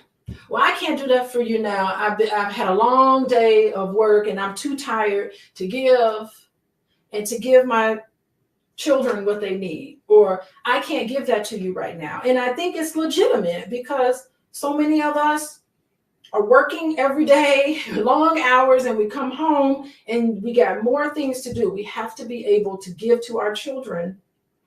But it's very difficult to do that when you're tired and exhausted. But the thing is, the dynamic of that's the reality, but the dynamic of that is often being told, can you please pay attention to me? We get the message that means we're selfish. And that's not the case, because when you feel like you're selfish because you have some need that you would really like to get met, you start to feel ashamed by that. You guys in the book club, does that resonate with you at all? Feeling like selfish because you want someone to pay attention to you. You want someone to stop what they're doing and to pay attention to you. Have you ever felt shame? How about you all in the chat? Have you ever felt ashamed because when you were growing up, because you want your parent, your mom or your dad, or to someone to see how good of a grade you got in school, or come home and wanted someone to just listen to your day? You know, you struggled. Maybe you got into a fight on the playground and you really needed somebody to sit and pay attention to how your day went. And a lot of us would have loved for that to have happened, but sometimes we can see that our parents are busy and they're not able to give us that, or you feel kind of ashamed for having this need to want somebody to pay attention to you. So a lot of times we are given messages that wanting individual attention from a parent or from a spouse or from a friend, that somehow you are being selfish for wanting that. So that's what he's talking about. You know, these are, it's seen as a sign of weakness and selfishness that we even need somebody to pay attention to us. Yeah, so JG is saying, I never want to feel like I'm using them or being a pest. Yeah, and particularly women, we're always given that we need to self-sacrifice, you know, that we need to sacrifice ourselves, that we need to like forfeit a nap or sleep just so that we can just give to other people. And we also have to be in a position where we can receive. Okay, so he goes on to say, childhood forces influence present choices. For the past is on a continuum with the present. Early business that is still unfinished does not have to be a sign of immaturity. So it's okay for all of us to have baggage from our childhood. All of us do. Every single one of us, myself included. We all have baggage. And it's not a sign of maturity when your baggage comes up, right? Rather, it's a signal.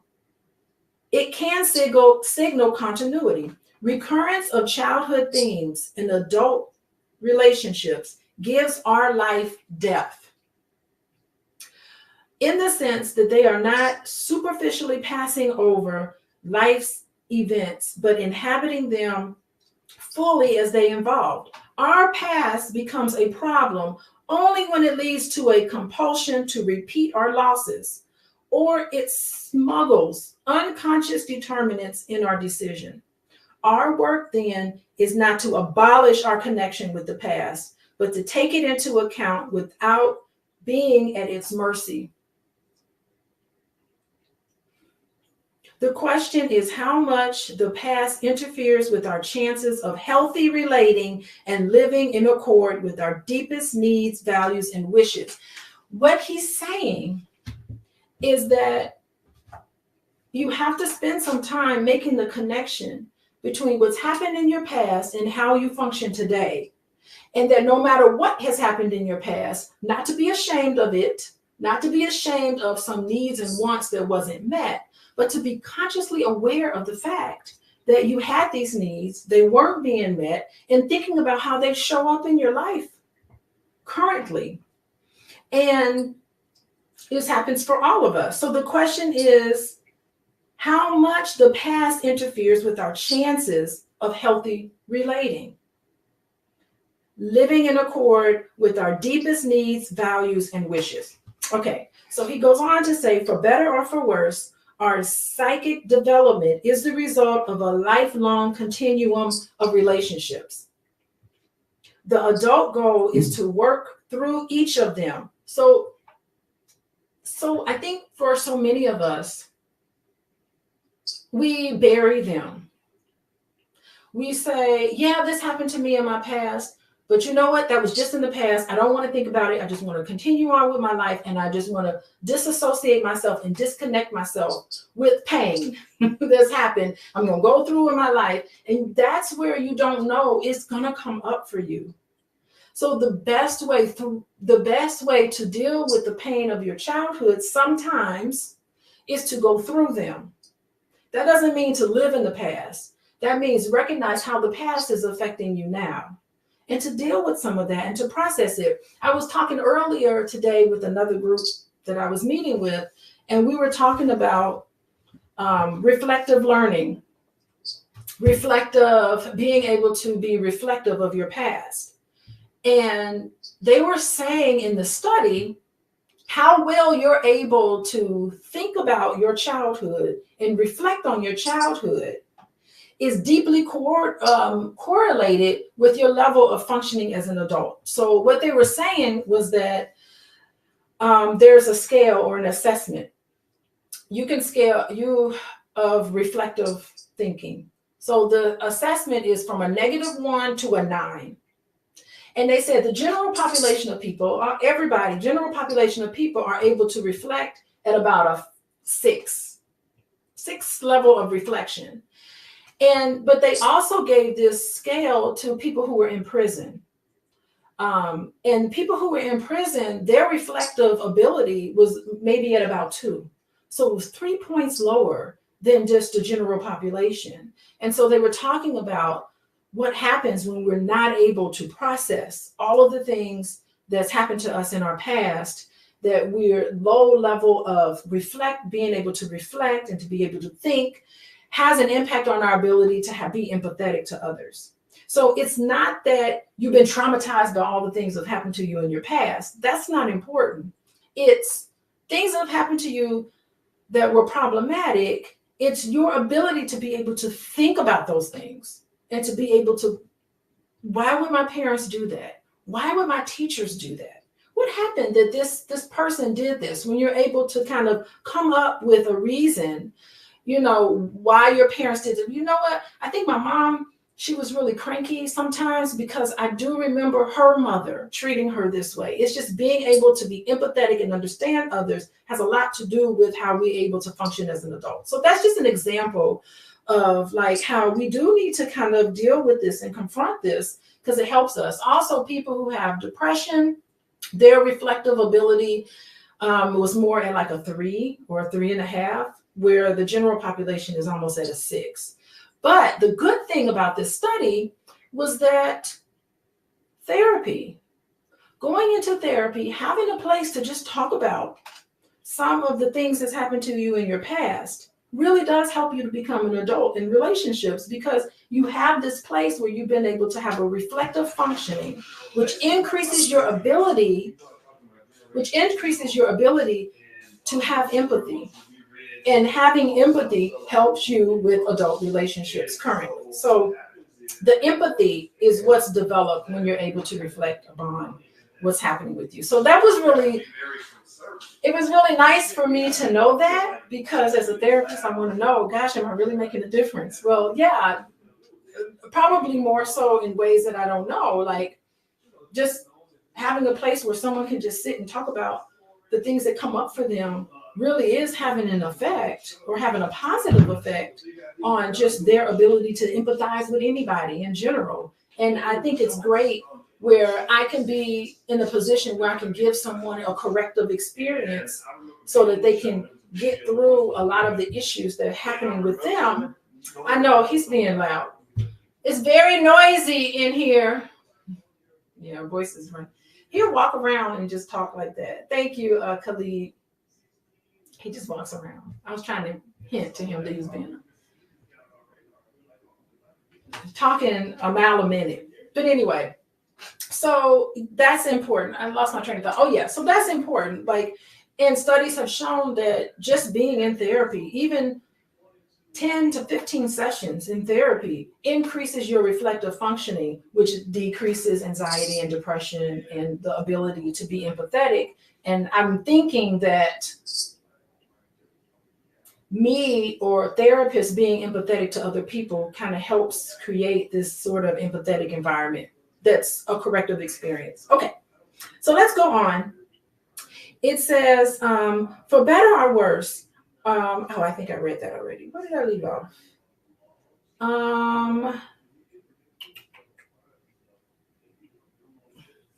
Okay, we wrestle with past relationships respectfully, like Jacob with the angel, until they yield their blessing. The blessing is the revelation of what we missed or lost. So the blessing is just in the realization of, wow, I needed this when I was growing up and I never got it. That's the blessing, that revelation. Can you believe that? This man is actually talking about the pain that you experienced when you were growing up is actually a blessing.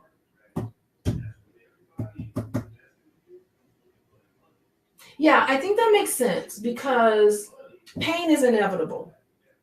Experiencing pain, all of us are going to. I'm not saying that it's a great thing that people are mistreated. But what I'm saying is that if you do enter into a situation where you do feel pain, I'm saying that these opportunities, if you process them and you deal with them, you can learn from them. So I'm not saying that this is great, that bad things happen to people, but I am saying that what this author is saying, that the revelation is a blessing. Knowing that gives us momentum to let go of the past and find need fulfillment in ourselves and in other people who can love us for affirming ways. Such love restores or repairs a psychic structure that was lost or damaged in early life. We can begin a coherent sense of who we are, which in turn makes it possible for us to love others in the same powerful ways. I like that, because you are not your past. There's so many people who get online and they say, oh, you came from a broken home, so there's something wrong with you. Or you came from a home where your mom wasn't there for you. Or you came from a home where your dad abandoned you. And they try to pigeonhole you and put you into a box based on your past experience, as if it's a determinant of how you're going to live your life right now. And it's not. It does not have to be that. The past does not have to dictate the present. I think this is what this man is saying. Yes, you can go through things that are unfortunate. And yes, relationships happen and relationships fail. And sometimes they don't fail. All of these things happen to you, but it does not have to define who and what you are. You can deal with it. And honestly, I really think that it gives people, personally, I think it gives people a lot of character and in substance. When you know, in a sense of sensitivity when people have gone through things. Does that make sense? Yes, it does. Okay, all right. Thank you. Okay. All right. We receive from others and thereby learn to give, for love teaches generosity. This maturation consists not in leaving needs behind, but in recruiting support of others who can give age-appropriate and generous responses to our needs. Excellent. Among childhood habits, defenses in particular have been looked upon as signs of inadequacy and pathology. However, we need many of our defenses for psychological survival. We are defending ourselves from things for which we do not feel ready. For example, closeness or full commitment. We learn to stand guard over our unique wishes and needs in early life.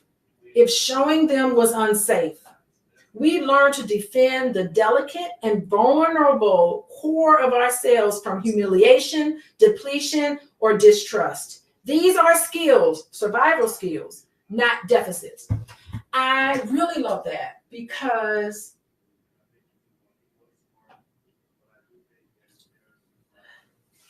it's the best thing that Freud ever did in his career is talk about our defenses. I think that when we were growing up, sometimes it's so painful to deal with disappointment, with anger towards somebody doing something that they shouldn't have done, or they didn't do something that they needed to have done. All of the disappointments that all of us have had growing up. I remember being 5 years old, waiting for somebody to pick me up somewhere, and my mom being late, and I'd be like, "Why were you late picking me up?" And she was like, "I was on the phone and lost track of time." And I remember thinking, "Hey, this lady can't get it together." Like all of these things that happen when you have disappointment. So that's just an example of a disappointment. And the defenses are some of the things that we have to tell ourselves so that we can deal with the pain of, is my mom picking me up, or is my mom going to be there for me when I need it? And for the people who in Healing Haven, I think I did a whole thing on this. Let me see if I can find it in our book. 50 defense mechanisms. Yeah, so our defense mechanisms, instead of looking at them as pathological, our defense mechanisms really keep us, it really keeps us grounded. You know, it really should be a place where we are able to look at it and be able to say, you know what, I needed to rationalize. On page 48 of our book, the Healing Haven book, I don't know if y'all have it in front of you, but they talk about defense mechanisms, or I wrote about defense mechanisms. All of the feelings that we have, anger, fear, disgust, sadness, surprise, and happiness. Those are basic feelings all of us have, but anger and sadness are the two things that for a lot of us is uncomfortable to feel.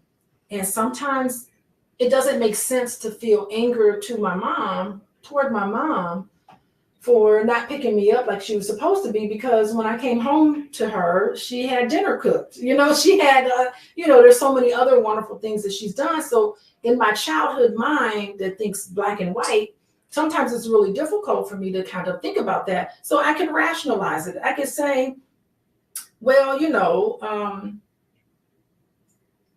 it wasn't really that big of a deal. I wasn't really that sad that she didn't pick me up like she said she was going to do. It's really not that big of a deal. That's a great way to kind of like minimize, because if I had to deal with, this is just an example, if you deal with the pain of being abandoned, which is very painful for some of us, sometimes we'll just deny it, or we'll minimize it, or we'll just say, I've had some experiences where I'd be like, I forgot about that whole thing. That was really terrible. Well, I just kind of suppressed it, right? We suppress some of the things. And some of that is the defenses that we have to do to kind of like deal with things that are painful. In that moment, it was appropriate to do. Now, I think the issue, and I'm wondering if he's going to get to this, and I think he will. These were survival skills, not deficits in the moment, in your past that you needed to do. Now, I think where it can become problematic is if you continue to adhere to these defenses when you're an adult and you're reacting to somebody as if they were your parent, but they're not. You're holding on to these defenses, right? Okay. So let's read on. I think we're going to get to that. If we feel unsafe as children, we may still feel that way and still be using our old defenses. Yeah, so he does get to it. We may run from or defend ourselves against intimacy now for fear of a replay of childhood betrayals that left us crouching behind the wall of fear, which is defenses, right? On this wall are graffiti that besiege our self-esteem. And part of that graffiti is don't let anyone get too close. Don't commit all the way. No relationship will ever work. No one can love you as you truly need to be loved. Men and women can't be trusted. Our work as adults is to replace these governing principles of behavior with healthy and more optimistic ones. Governing principles that limit our full potential for lively energy. The manifestation of our own unique life force are like the governor on a truck accelerator that prevents the truck from ever getting up to full speed. That fear, the abandonment issues. Thank you, Khalid. People in the chat are writing things. Thank you. That fear is what stops us from really having intimacy later in our life. And for many of us, I mean, I think it's appropriate to be cautious when you're dating or when you're loving someone. It is appropriate to be cautious, right? You don't want to just put all your love and energy into somebody right off the bat and you haven't really worked on things. I mean, it takes time to build up trust. But for some people, they just never quite feel like they can trust, you know, because of this abandonment issue. Or they instantly come in and they want to be instant friends or instantly start dating or cling to somebody because they're afraid that that person will abandon them. So it still comes up in your life. Any comment on that, you guys? I see you all in here. You're shy to talk. People in the chat are talking. How about you all in the chat? Khalid talked about abandonment issues.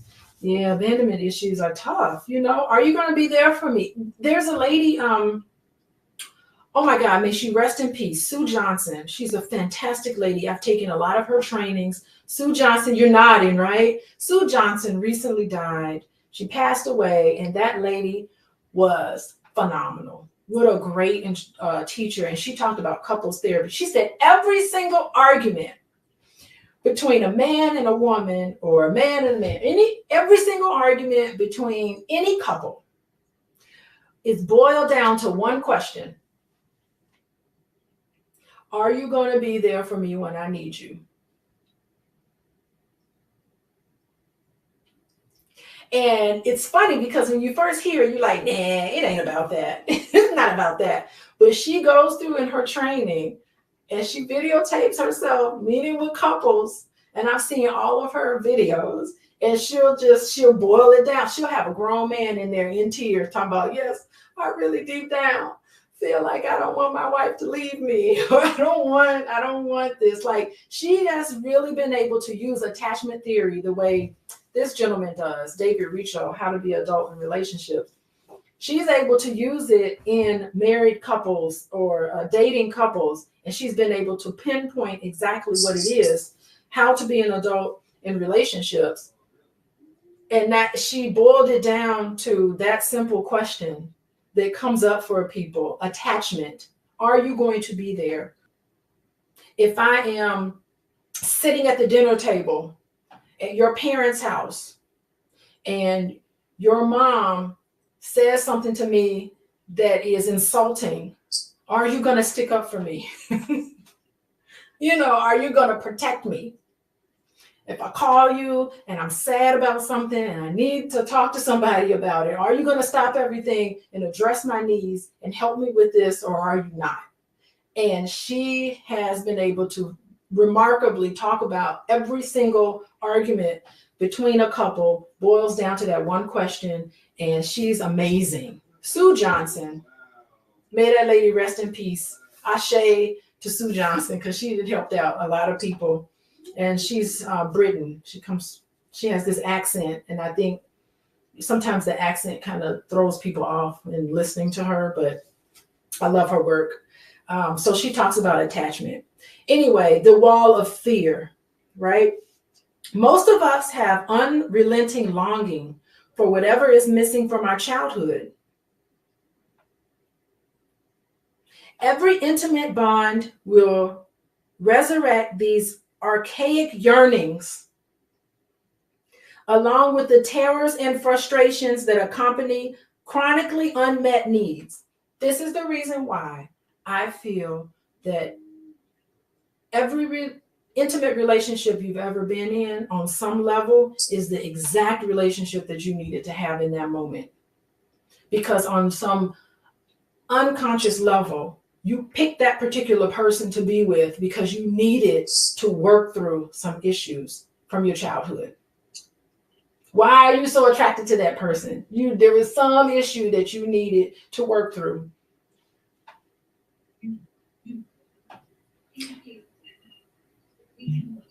I don't know, maybe on some level,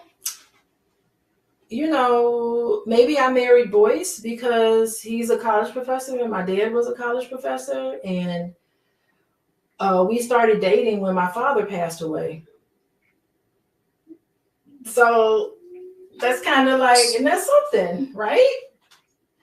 And my dad, he knew Boyce. He probably was the number one fan of Boyce, by the way. We used to talk. My dad and I used to have long conversations about Boyce way before we started dating, because I've been friends with Boyce for 30 years. But he would call me, he'd be like, what's going on with Boyce this time? I'm like, well, he was on CNN. This is back in the CNN day. Boy, he got shut down on CNN. They really handed it to him. He's like, man, he needs to do, and I would relay messages between them in our conversations or whatever. So I don't know. I'm sure Freud would have a fun time with that analogy. But anyway, okay. But this puts us in ideal position to revisit these thwarted needs, to revive our energy, and to reconstruct our inner world in accordance with life-affirming principles. A solid bond in a relationship, as in religious faith, endures despite the impact of events. Wow. Endures expect the impact of our events. So our resistance is the only obstacle to the growth that can emerge from pain. I've been talking about this for such a long time. I don't know if I need to talk about it some more, but there's growth from pain. I think when I started in my book, my workbook, we talked about mindfulness earlier today. And my quote was that I came up with, you may be forced to feel pain, but you are never forced to suffer from it. So it isn't an inevitable thing. So the issue with pain is a place of growth. Or it could be suffering. It's up to you to decide. But the pain that you experience in your life, a lot of times you can't decide that. But what you can decide is whether you're going to take that pain and grow from it, or if you're going to take that pain and suffer from it.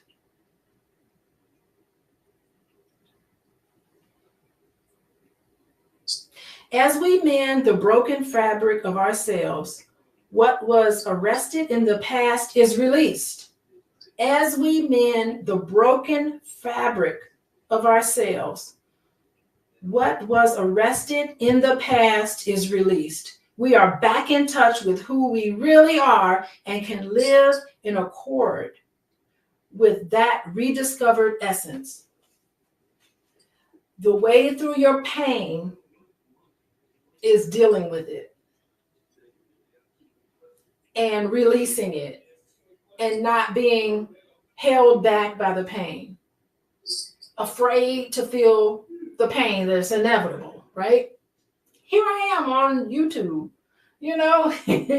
comments are great in here, but things come up, things happen. My husband can come by and talk real loud, talk over me real loud. All these things happen, but I can decide how I want to deal with it, right? So So yeah, I mean, to me, that's pretty heavy. That's heavy. Okay. Every person needs the nourishment of food throughout life. Likewise, psychologically healthy person needs the sustenance of the 5 A's. And y'all know what the 5 A's are: attention, acceptance, appreciation, affection, and allowing in our lives. It is true that unmet needs for the 5 A's in childhood can be made up for in later life, in the sense that they cannot be fulfilled so absolutely, so immediately, or so unfailingly that absolute immediate fulfillment of needs by one person is appropriate only to infants. But needs can be fulfilled in short or long installments throughout life. Yes, you find moments of where all of your needs are met, right? You're in a relationship with another person, and it ain't always going to be great, right? We have to be realistic. You're always going to have issues in your relationships, but what you need to do is cherish the moments where things are going smoothly. Because circles, one of my favorite songs is by, y'all download this song by Robbie Fitzsimmons. It's a white boy. We're transcending race here. He's got a song, Robbie Fitzsimmons. He's got a song called Circles. And Lord, he was on to something, because that's what happens. You have moments where things are going wonderfully and all of your needs are met. Cherish those times, because there will be some problems happening. You will experience pain. There will be things going on. Being an adult in relationship is being able to realize that things are going to get missed. You're going to feel some pain. You will, in a relationship, your spouse or your partner will get it wrong. It'll be like, y'all will miss each other. You'll be mad at that person because they didn't done something. That's inevitable. It's the wonderful way that human beings are with each other. Okay. So but in the midst of it, you're going to get it in doses. So it ain't going to be like that. It's not going to be rosy all the time. That's what he's saying there. Okay, and this is what he says. The problem is not that we seek gratification, but that we seek too much of it all at once, right? What we did not receive enough of before, we cannot receive enough of now. We did not receive enough of before. What we did not receive enough of before, we can receive enough of it now. It's not over for you. I remember I was working as a social, when I first began my work as a social worker, I worked in schools. I worked in a school in South Side Chicago. And I remember talking to the kids about college or whatever. And we were having this conversation. And one girl was just like, we can't do none of that stuff. We live in the projects. Just because we live in the projects, I mean, we can't do none of that stuff. We ain't going to be able to go to college and do all that stuff because we live in the projects. And I'm like, listen, just because you live in the projects, I mean, you're never going to become anything. Like, she really believed it. She used to tell me that. We live in the project. And I would be like, nobody knows you live in the project. If you went to college, filled out this college application, because I was helping some students process their application. And so if you fill out this college application and get into college and do okay on your ACT scores, you can go to college. No one knows you're from the projects unless you say you're from the projects. Like, you are not defined by some project girl, but she had embraced and just thought that projects was her life, and that's what she was going to be. That's where she was always going to be. Interestingly enough, those housing projects are gone, so God knows where she is now, but they knocked them all down and built really nice house. I wouldn't even recognize that part when I go there nowadays. It's really kind of sad because there were some beautiful people there who lived in the projects, but I don't know where they are. But she really thought that being a project girl was who and what she was, and she was defined by that. But and I would be like, come on, you don't have to be defined by. You can pick and choose what you want to be. Your past does not have to define you. There's no shame. You shouldn't have shame dealing with that. Not to be proud of the fact that you're from the projects, but It's just saying that, okay, that was my past. That was who and what I am, but it doesn't have to dictate my future, right? So no matter what you experienced, you don't have to, it doesn't have to have a hold on you. And instead of pushing it down and repressing it, at some point you need to work through the pain. I think that's the biggest thing for today, working through the pain. Okay.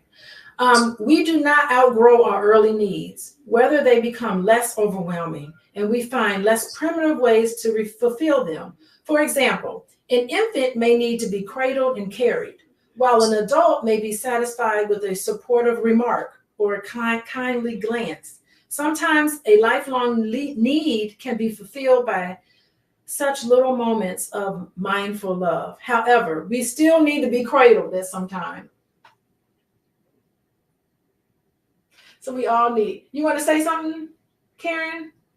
Yeah, I wanted to say, Dr. Alicia, that I like how the author says that the processing of the pain is the good part. The pain itself is painful, obviously, yes. But the blessing in it is that we get to process the pain.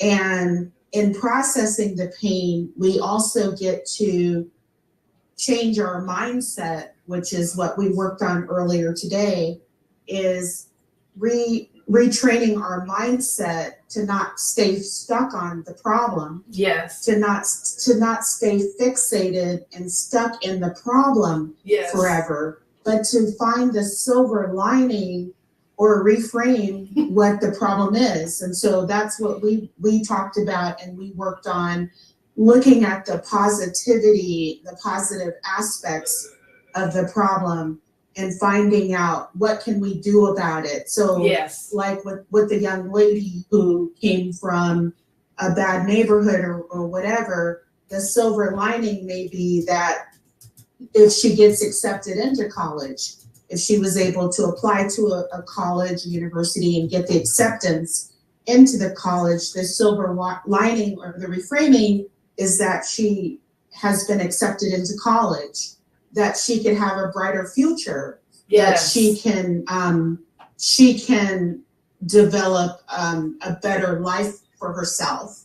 So, you know, again, it's what my takeaway is to not stay in the problem, to refocus our attention to the solution, the silver lining, and reframing it so that we can, again, that ties into our gratitude, our mindset, what are we grateful for, how can we find, you know, the solution to the problem. Yeah, I mean that's it. And again, that's a beautiful way of saying what I've been talking about, suffering from our pain versus growing, you know, like that is beautiful. Yeah. Thank you, Karen, for sharing. Welcome.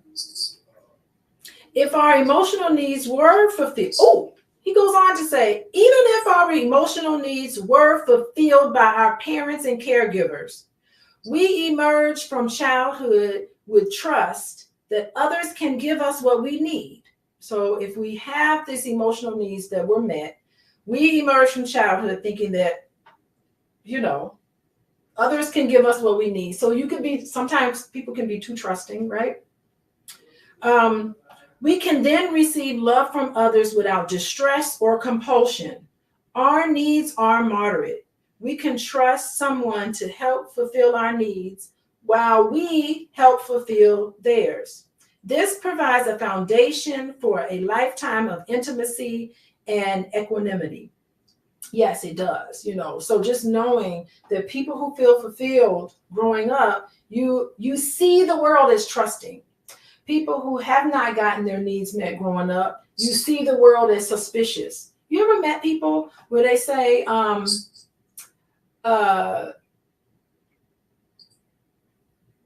don't trust none of these people.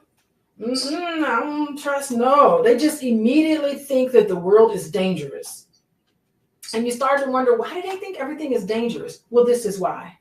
They think the world is dangerous because they've been taught that the world is scary, because in their homes, they experience a scary world. So therefore, the world in and of itself is somewhere where no one can be trusted. You don't even trust yourself to make good judgments. So that's what's required. Okay. Our life begins in a containing womb and then moves into an embrace. Our identity cannot grow in isolation because we are dialogical by nature. So that means that we have to have a human contact. The importance of human relationships, that is so important. Only if someone has her arms around the infant can the I am moment be endured, or rather risk. So he's quoting Winnicott. I love Winnicott, by the way. He's a fantastic child psychiatrist. You guys need to check him out. He's pretty awesome. The original emotional needs of life were fulfilled in the holding environments of the womb. So he goes on to talk about, listen, at one point, all of our needs were met, right? So this creates a safe and embracing environment. This is all attachment theory and childhood growing up. If their needs are unmet, on the other hand, they may have difficulty trusting a higher power than ego or acknowledging the need for spirituality in adult life. Faith commitments call for trust in an invisible source of nurturance. And when visible source of nurturance have let us down, we are less likely to trust the invisible sources. That's interesting. So, I do find,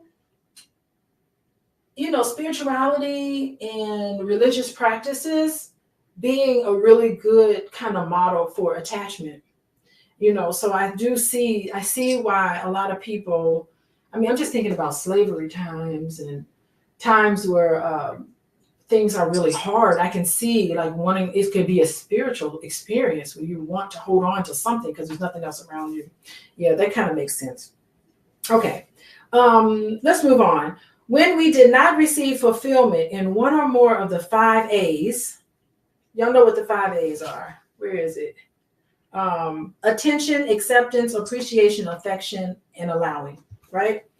When we did not receive fulfillment in one of the 5 A's, a bottomless pit was created in us, an unfulfillable yearning for the missing piece of our puzzling and arid past. Mourning in an unfulfilled childhood is painful. He's going back to this pain, the pain that we experience. We fear grief because we know we will not be able to control its intensity, its duration, or its range. And so we look for ways around it. Instead of dealing with the pain, we look for ways around it, right? But engaging with our grief, you have to grieve your childhood. Your dad wasn't there for you when you needed him to be. You have to grieve that loss. Your mom treated you poorly. You have to grieve that loss of having those 5 A's met in your life. Engaging with our grief is a form of self-nourishment and liberation from neediness. Paradoxically, to let ourselves experience our wounded feelings fully places us in the path of healthy intimacy. You have to deal with the pain, or you'll never, ever be able to have a healthy relationship. And you know what? Honestly, I think that this is why so many people turn to addictions, shopping addictions, porn addictions, substance abuse, alcohol abuse, everything to kind of numb yourself out so you can't deal with the things that are happening for you. And it's a learned ability of these defenses. The defenses are there because they protected you when you were young. But when you're an adult, I think that you have that responsibility to deal with what's going on with you head on, or it will haunt you forever. And nothing is costly and pricey, and nothing destroys a relationship more than addictions.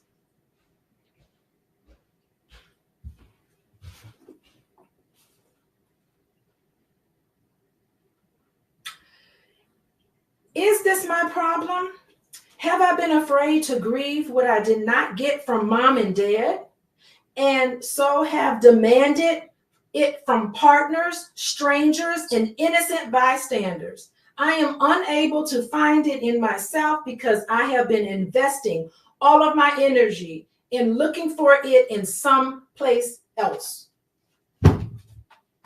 You're not going to get it in a Gucci belt. You're not going to get it from driving a fancy car and from all of the external things that you think can make you worthy. You're definitely not going to get it from how much money is in your bank.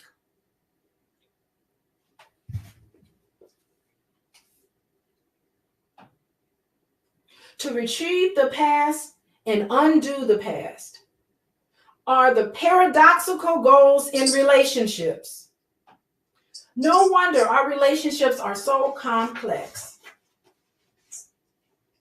But their complexity is not about the transactions between two adults, but the fact that such transactions ever begin. Instead, two children are tugging at each other's sleeves, shouting in unison.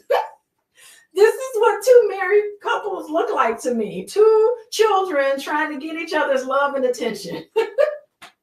It's so great. It's like being married means, will you be my friend? Yeah, I'll be your friend for life. Will you be everything for me? That's what two married people. And it's funny because when you bicker with each other, it's like you really do regress. You go back to like children bickering. It is really amazing how adults be regressing, bickering. This is quite fascinating. Look what happened to me when I was a kid. Make it stop. Make it better for me. In effect, we are asking an innocent bystander to repair a problem he or she has no knowledge of and little skill to repair. That's deep down inside what you're asking for in your partner. And all the time and energy that goes into that transaction distracts us from the first part of our work, repairing our own lives, which may require some work in therapy. He's telling you right now in this book that sometimes you have blind spots.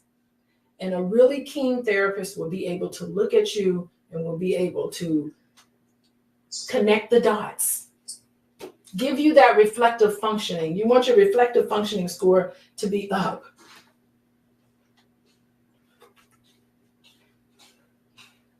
Okay. The cold ground of our psyche is like cryogenic laboratory where our unmet needs from childhood remain frozen in its original state, awaiting healing and fulfillment, usually without revealing to us the full extent to which we felt forlorn and bereft. The path to love begins in our own past and its healing, then moves outward to relationship with others. It is frozen inside of you. He's talking about trauma and dealing with a lot of that and seeing a lot of that. I think if it's frozen, it helps to melt it away. Okay. Even if our childhood needs were met, we may need to work on ourselves as an adult. So there's no escaping it. Everybody got some stuff to work on. Even people who grow up and become adults and have healthy attachments, there's still some things that come up for you. And I can attest to that, right? Nurturant parents make sure our childhood environments are safe and soothing. And as an adults, we may keep looking for people or things that we can create that miracle. It's a miracle thing. It is a miracle. If you grew up, and I would have to say personally, like, I'm a second generation therapist. So both my parents have advanced degrees in, not to say that I'm not better than anyone else, but they had advanced degrees in child development. And my parents were in their 30s when they had me. So it's not like they were just seasoned people. My dad had a PhD. My mom had a master's. She's got 2 master's degrees in childhood development. She's a therapist too, and all of that. And my dad taught, like I do right now. So I had 2 parents that really sent me into adulthood with a secure attachment. I'm just self-disclosing that, but that doesn't mean that I don't have my issues. You know, I still got my issues. Maybe I'm a little spoiled sometimes. I don't know. I like to get my way. I don't know. You have to ask Dr. Boyce. What are my issues? What are your?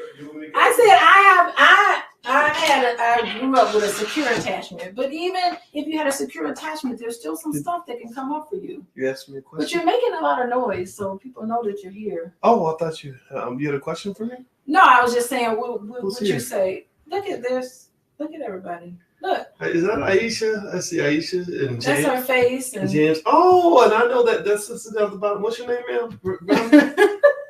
Wait, wow, why are you looking? You are so hilarious. What? No, but anyway. Hi, everybody. How you doing? Oh, that's Errol. Okay, yeah. Okay, now I see. Okay. Someone asked a question. Okay, what's the question? Do you and Dr. Boyce Watkins read together to continue to enhance your relationship? No.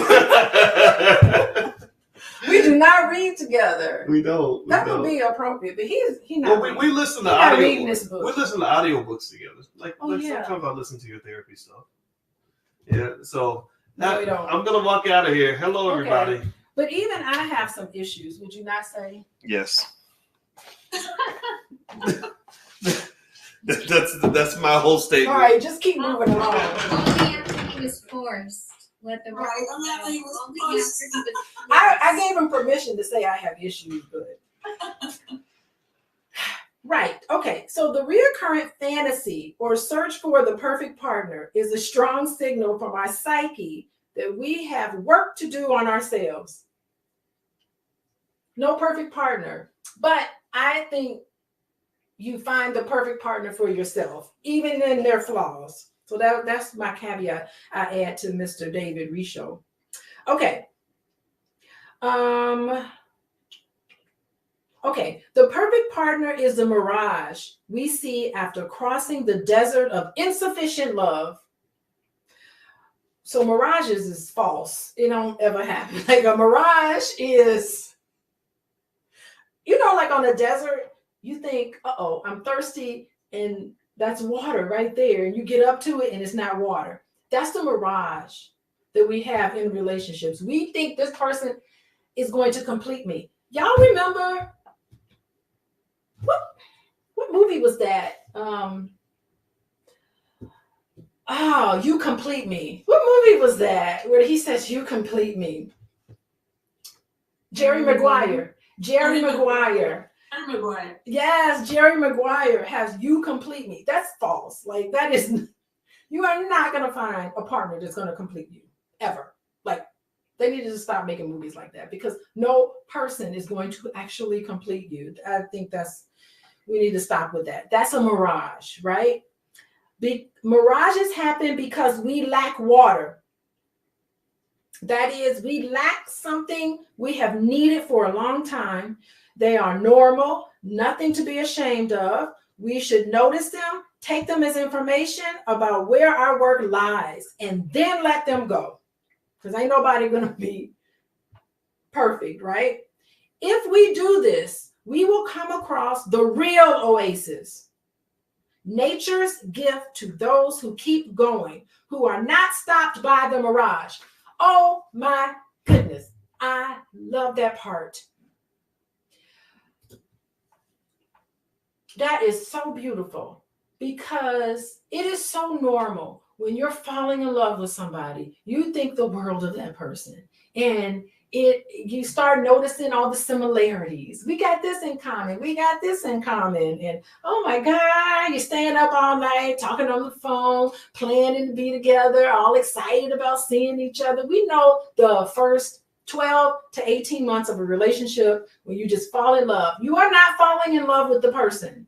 It is infatuation, and that's what it is, right? And I don't want to say love bombing, but it's normal to do a little bit of love bombing. Love bombing is normal. You don't want to go overboard with it because then that's a deep sense of insecurity. But it's important that beginning stages of relationship, you want to put your best foot forward. That makes sense. And you just love everything it is about each other. But after that 12 to 18 months, The real oasis is getting over the disappointment and the letdowns that will happen in your relationships. It is normal. And so many people break up with someone. There's a lot of people I work with in my client and my caseload where they're just unrealistic about relationships. Like, it is normal. We should expect to just fall in love and, you know, think the world of this person. And it's also normal to get past the differences, because eventually you're going to start noticing the differences. God, I never noticed that he scrapes his teeth when he eats. Good grief, I never really noticed he snores so loud. But golly, does he have to be talking so loud? You start noticing things.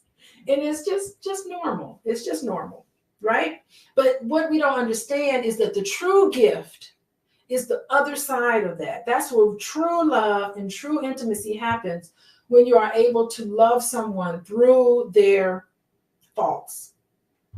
As long as it's not toxic or some of the awful things. I mean, there's some caveats to that. I'm not saying people should stay together. Sometimes there's some things you can't deal with. But for the most part, being realistic about relationships, the true gift is those who keep going, who are not stopped by the mirage. Yet it is a given of life that nothing is permanently and finally satisfying. Despite this fact, many of us believe that somewhere there is a person or a thing that will be permanently satisfying. Such a chimerical belief and the restless, desperate seeking that follows from it can become deeply disheartening and self-defeating. In mindfulness, though, we can surrender to reality with all its impermanence and frustration. And from that position of surrendering, something wonderful, encouraging can happen. We find that we want a partner who walks beside us in the world, not one who will change its given or provide an escape hatch from them. That's the commitment. Someone who's going to be your companion, even through ups and downs. And to have that in another person is a blessing, even in their faults.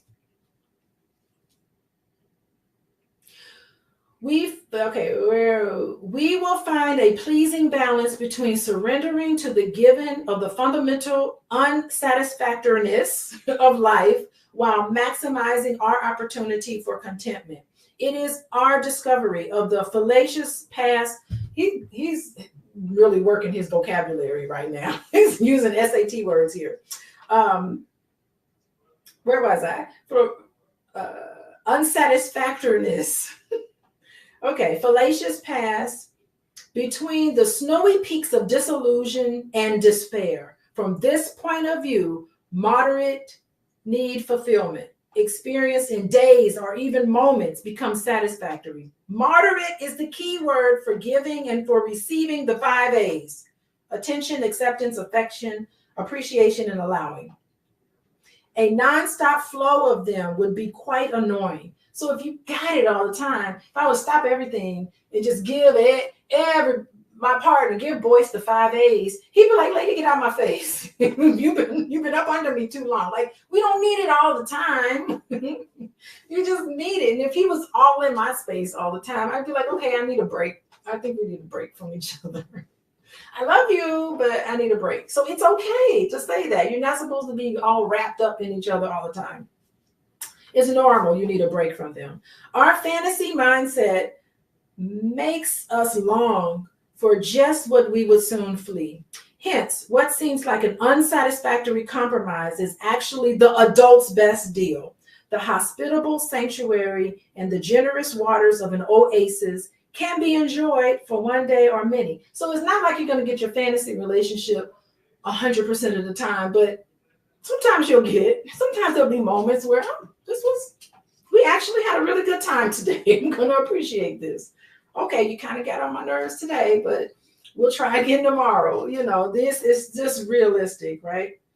Sooner or later, they will cloy, and our hearts will long for what comes next, the desert and what lies behind it. whatever their mystery or hardship beckon, and they cannot be evaded or renounced.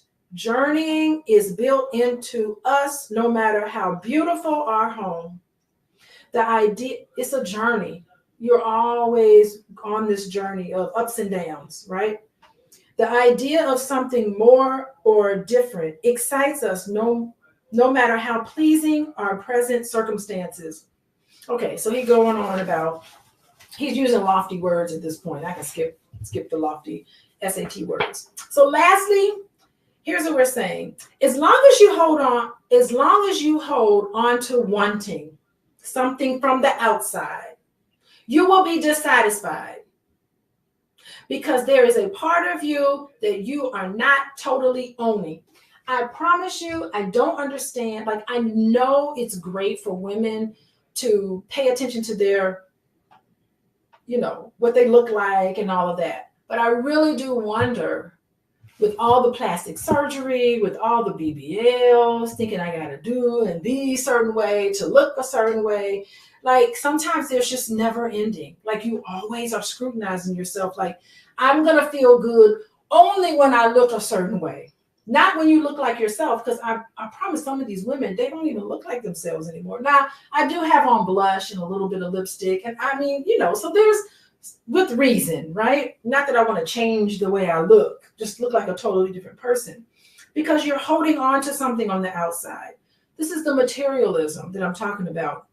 And that's the bottomless pit. Be content with love who and what you are right now, is what he's trying to say. How can you be complete and fulfilled if you believe that you cannot own this part of yourself until somebody else does something? Are you going to be beautiful because somebody calls you beautiful? Or are you just going to be beautiful because you believe in the beauty of who and what you are? Because beauty is really what you do and how you are and how you treat people and treat yourself. That's the beauty, right? If it's conditional, it will not totally be yours. If you believe that you cannot own this part of yourself until somebody else does something, waiting on somebody else to fulfill you, and moments where you're not fulfilled by that person is conditional. If it's conditional, it's not totally yours. So we'll leave it here, page 24. Let me mark my page. I do want to come back next Sunday. I ain't doing nothing Sunday evening.